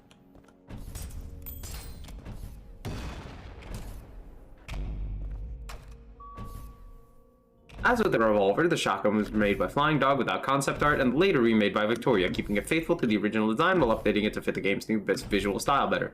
The new version is lighter in color since the original matte black style ended up very muted due to this game's vibrant colored lighting, though the people who preferred the old style can use the first color preset to get it back. The shotgun had some balancing issues when it was originally added, since all enemies already died from just a couple of revolver shots, making the shotgun feel pointless in comparison, leading to a bad first impression. Eventually I had the idea of changing the projectile code slightly, making it so shotgun projectiles don't get destroyed when hitting an enemy that is already dead. This small change is really what opened the shotgun up, turning it just from a slow single target damage dealer into a chaotic weapon of mass destruction, making it useful against both tankier enemies as originally intended, as well as crowds of weaker enemies. Nailgun. The first weapon to be based on concept art, drawn and designed by Joricho, as well as Flying Dog's final contribution to the game. The rougher, simpler original model still fit the visual style at the time, but since then the graphics have improved, making it stick out like a sore thumb, which was one of the primary reasons we wanted to redo the old weapon models alongside the custom color system. The nailgun is probably the weapon that had to go through the most iteration before it finally found its place in the arsenal. In fact, it wasn't until the sandbox update in summer 2021 that it finally really clicked in, meaning it took over 2 years of constant tinkering and iteration to make an automatic weapon fit the Ultrakill arsenal. The biggest change was the change from infinite ammo to recharging ammo, giving players more reason to switch away from it after a bit of use, but the change that finally made it really click was speeding up the equip animation, which made switching to it in combat much smoother, making it feel like an organic part of weapon combos.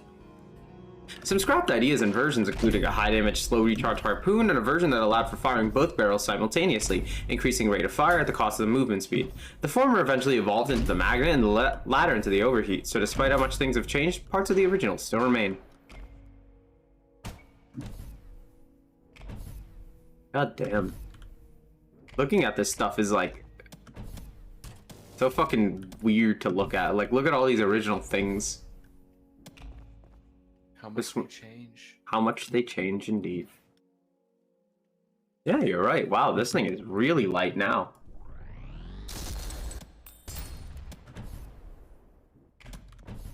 Yep, yeah, that's just an upgrade to the revolver design.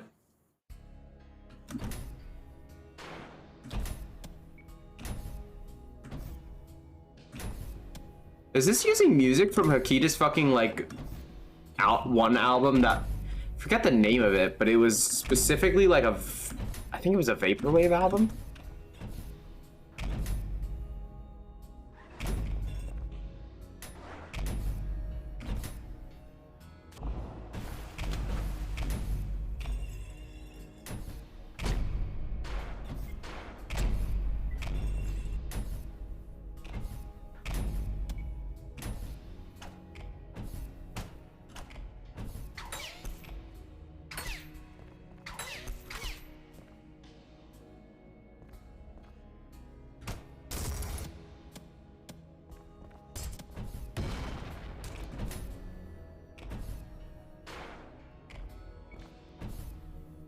What the fuck is on over there?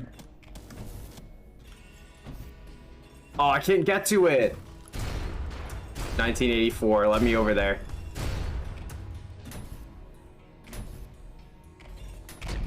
There's gotta be a way to get over there, right?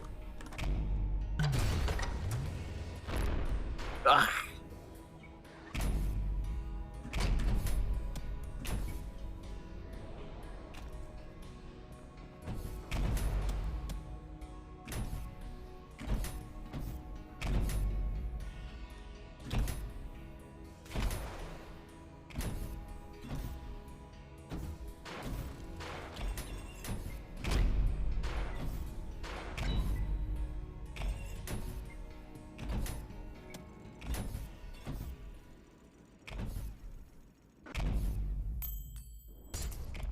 I killed all the fish.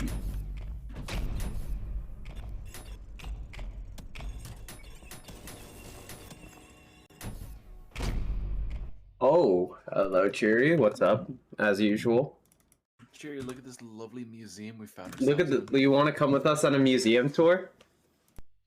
You know, I've checked out a lot of it. I'd say I'm an expert at where shit is in the museum. God damn. It's still cool that I'm allowed to, like, play with these fucking weird-ass scrapped weapon. Oh, right, the sandbox update came out, too, probably, I think. Did it? I thought sandbox was already a thing. There's an update to sandbox mode. Looks like a weird museum. Yeah.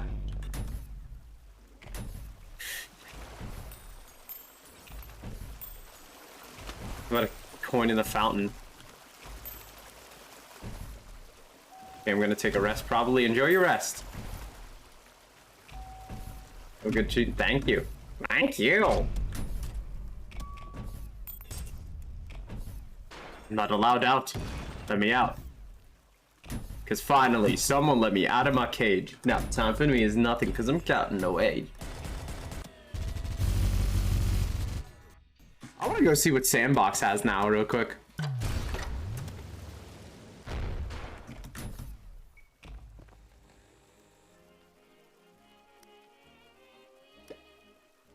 Oh yeah, also it's got a new loading thing. Okay, now, okay, thank God, you default spawn with spawner arm now. Oh. Oh? Oh, yeah, whoopsie, spoiler. But, I thought that was like the fucking Minecraft parasite thing for a second, Jesus.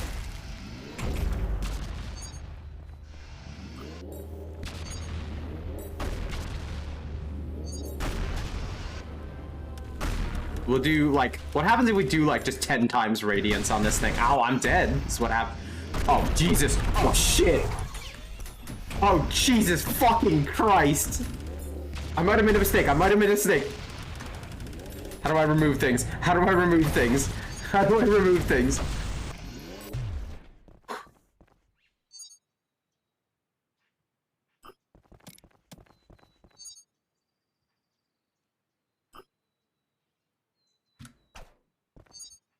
How bad could this be?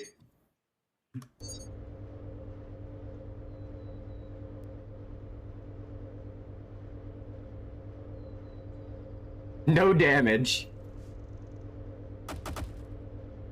Wonderful.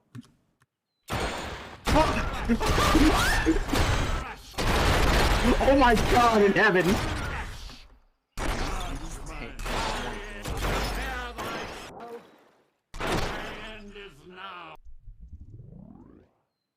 Dead. 1:30, so go sleep, enjoy it, thank you. You were like one of the only other people I know who can go to like 1:30 in the morning and like that grind. I like your attitude! Queen, you know what I'm gonna do right now? Don't you dare go live. Wait, oh, live at 1:30? I thought you were gonna say like fucking Sure, you was all live until just now, yes. oh. I thought you were gonna say stay awake until 1:30, but No, people stay awake until 1:30. I know that one all too well.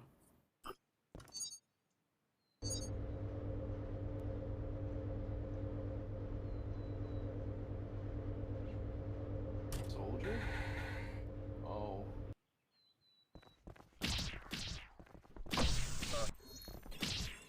Well,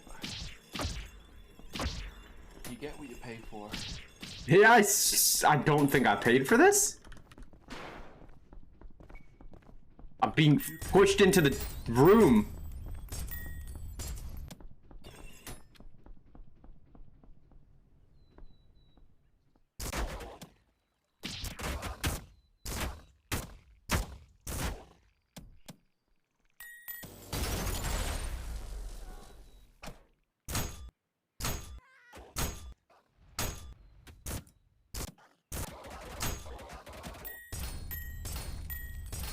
That sounded like a dog noise when it was just like getting hit by the shotgun shell as well.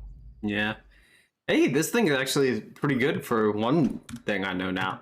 You can do this, and then now you can see how to damage.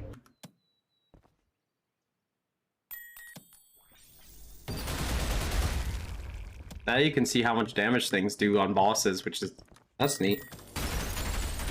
It is pretty good actually, wow. Okay, Queen, I'm going big oh my fucking god. Wait. Wait.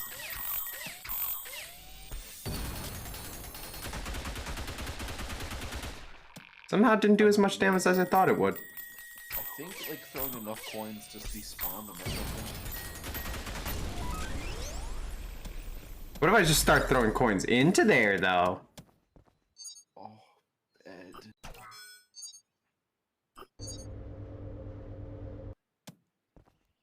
Alright. I need to see. I need to see.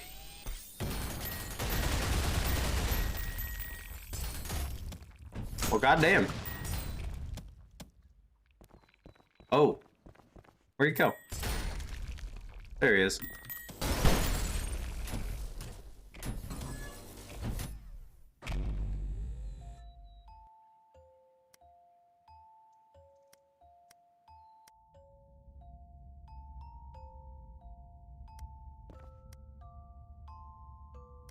I want that. And the real good icon packs. Oh, yes!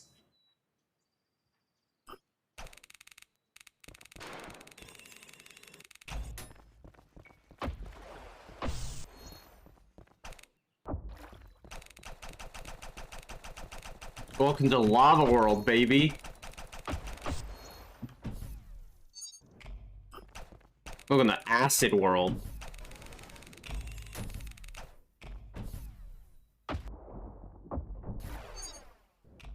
Welcome to Sand World, bitch. I think that's water. Yeah, bitch.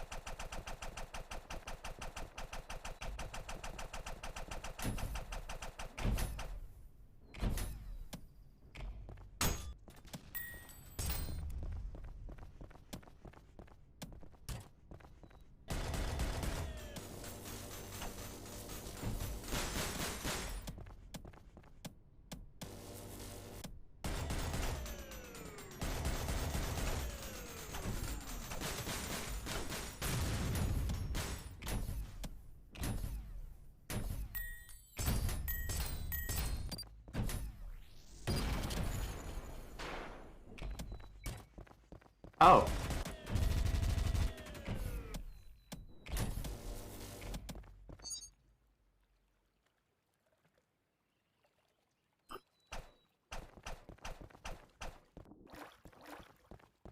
Ew. That's, gross. Alright, let's see which one kills the other first.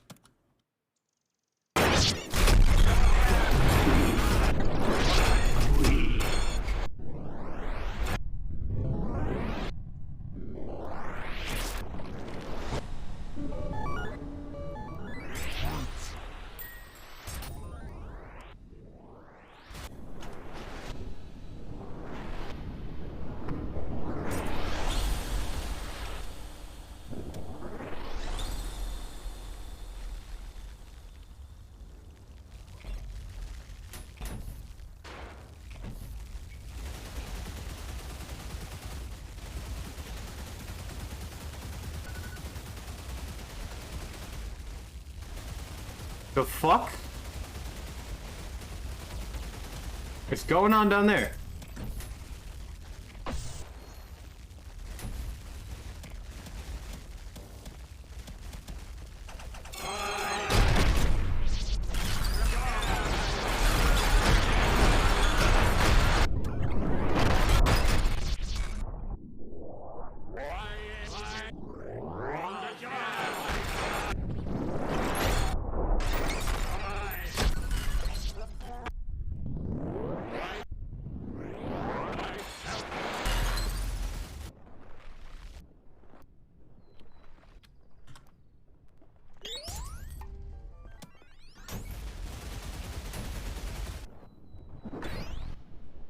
What am I like? This is like a just restart mission, right? Okay, sweet.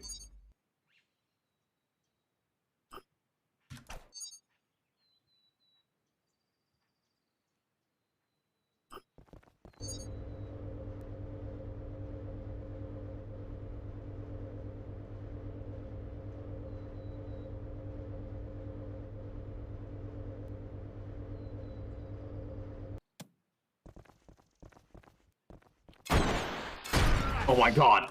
I died?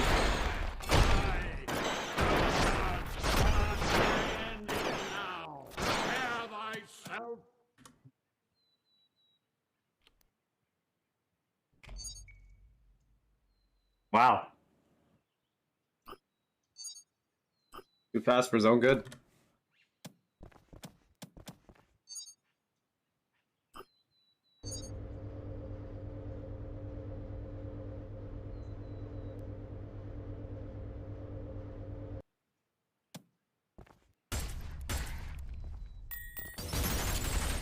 Oh.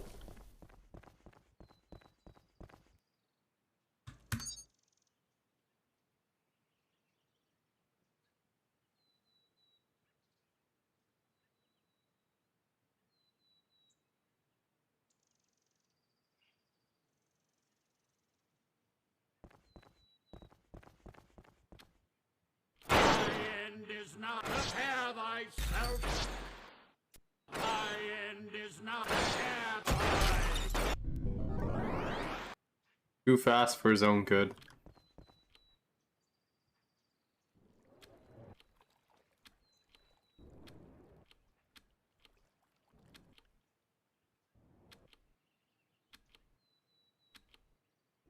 Blind enemies, I know. I'm just trying to test the limits.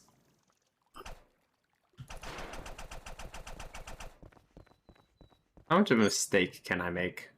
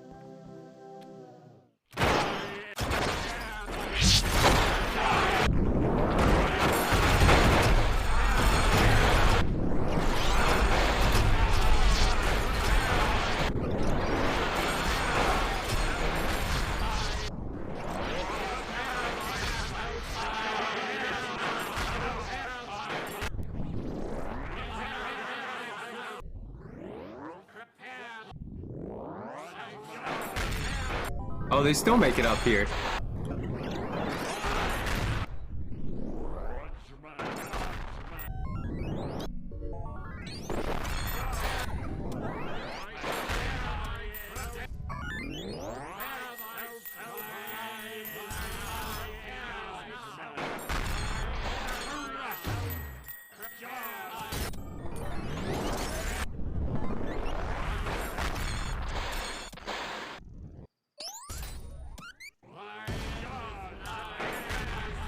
Oh, there's still so many.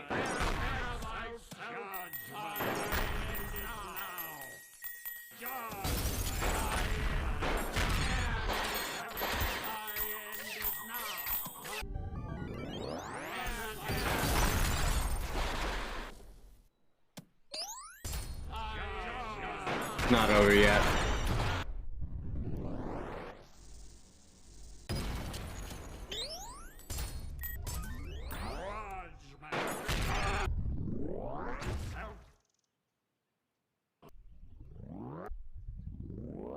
End is now. Thy end is now. Thyself. Prepare thyself. Thy end is now. Thy end is now. Prepare thyself. Prepare thyself. Thy end is now. Thy end is now. Prepare thyself. Prepare thyself. Thy end is now. Thy end is now. Prepare thyself. Thy end is now. Mein Gott. Judgment.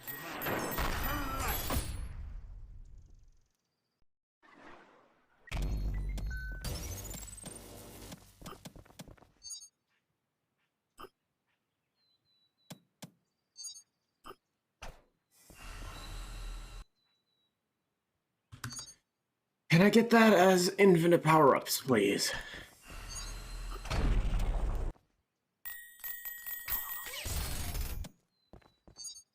Thank you. Okay, that does not keep my health eternally. You can't escape.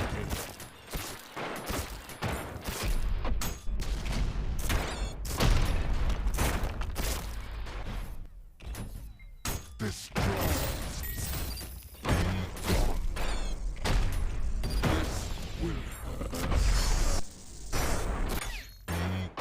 Nice try. You can't escape.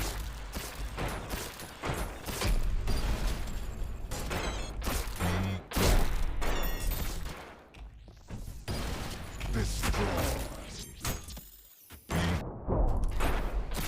You can't escape.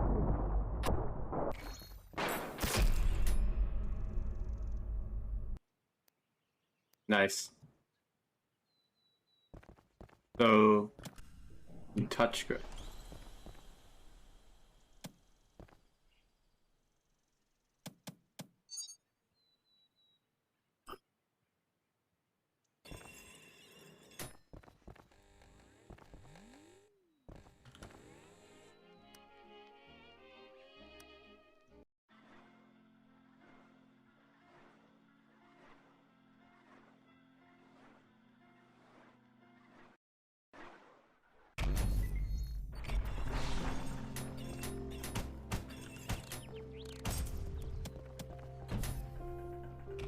Wait, hold on. Top grass speed run.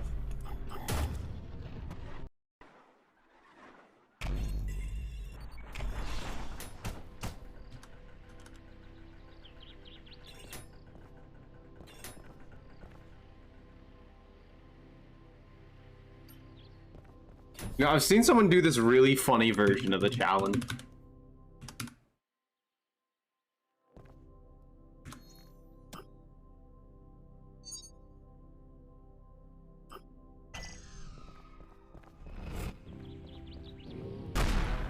You have to finish this level with this.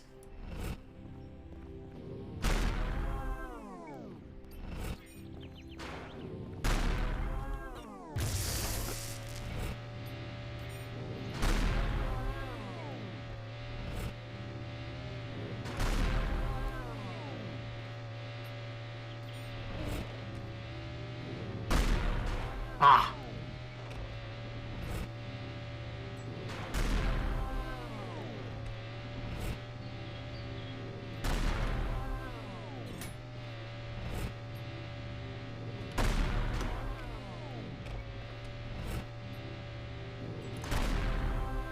I think this guy doesn't like puzzles.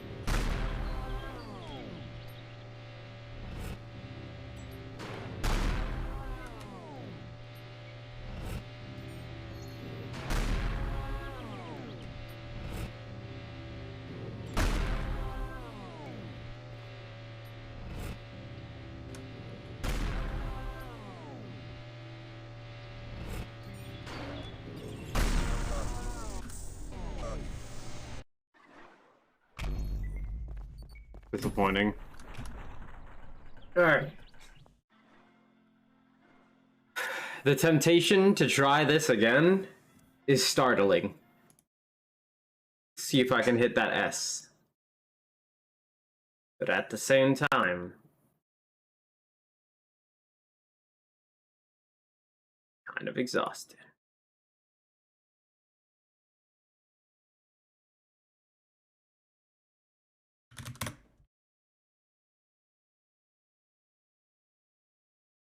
Is there anyone I like? Oh, do you never get to do anything for Toddy?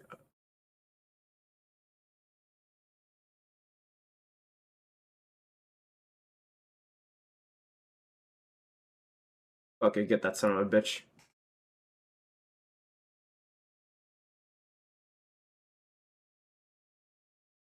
It is Toddy Thursday after all.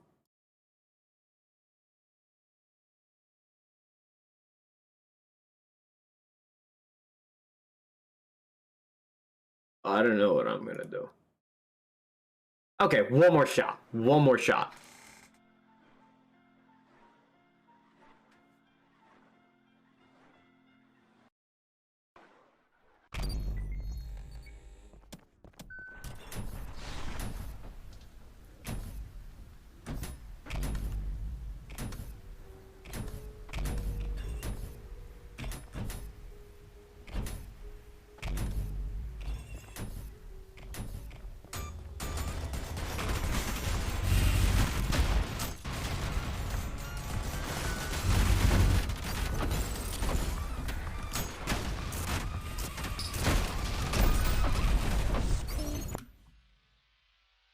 Okay, wow.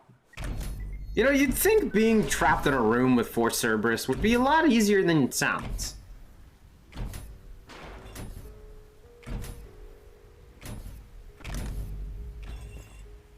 Someone's definitely already pre-ranked this bitch.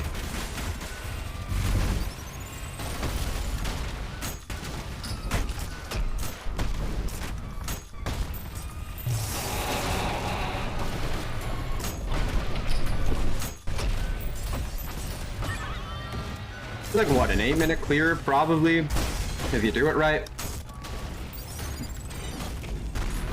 Here's the thing, you gotta do that one right. I think I understand why the ferryman's here.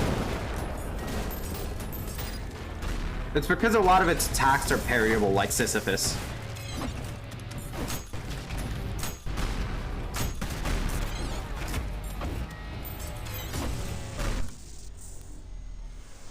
Yeah, we're gonna save that for another time.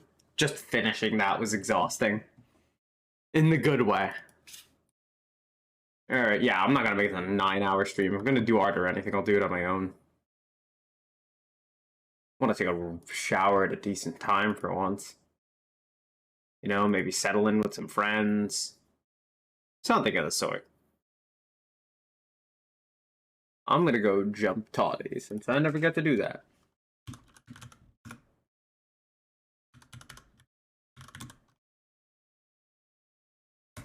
Ugh, yeah, I want to go take a shower. I am fucking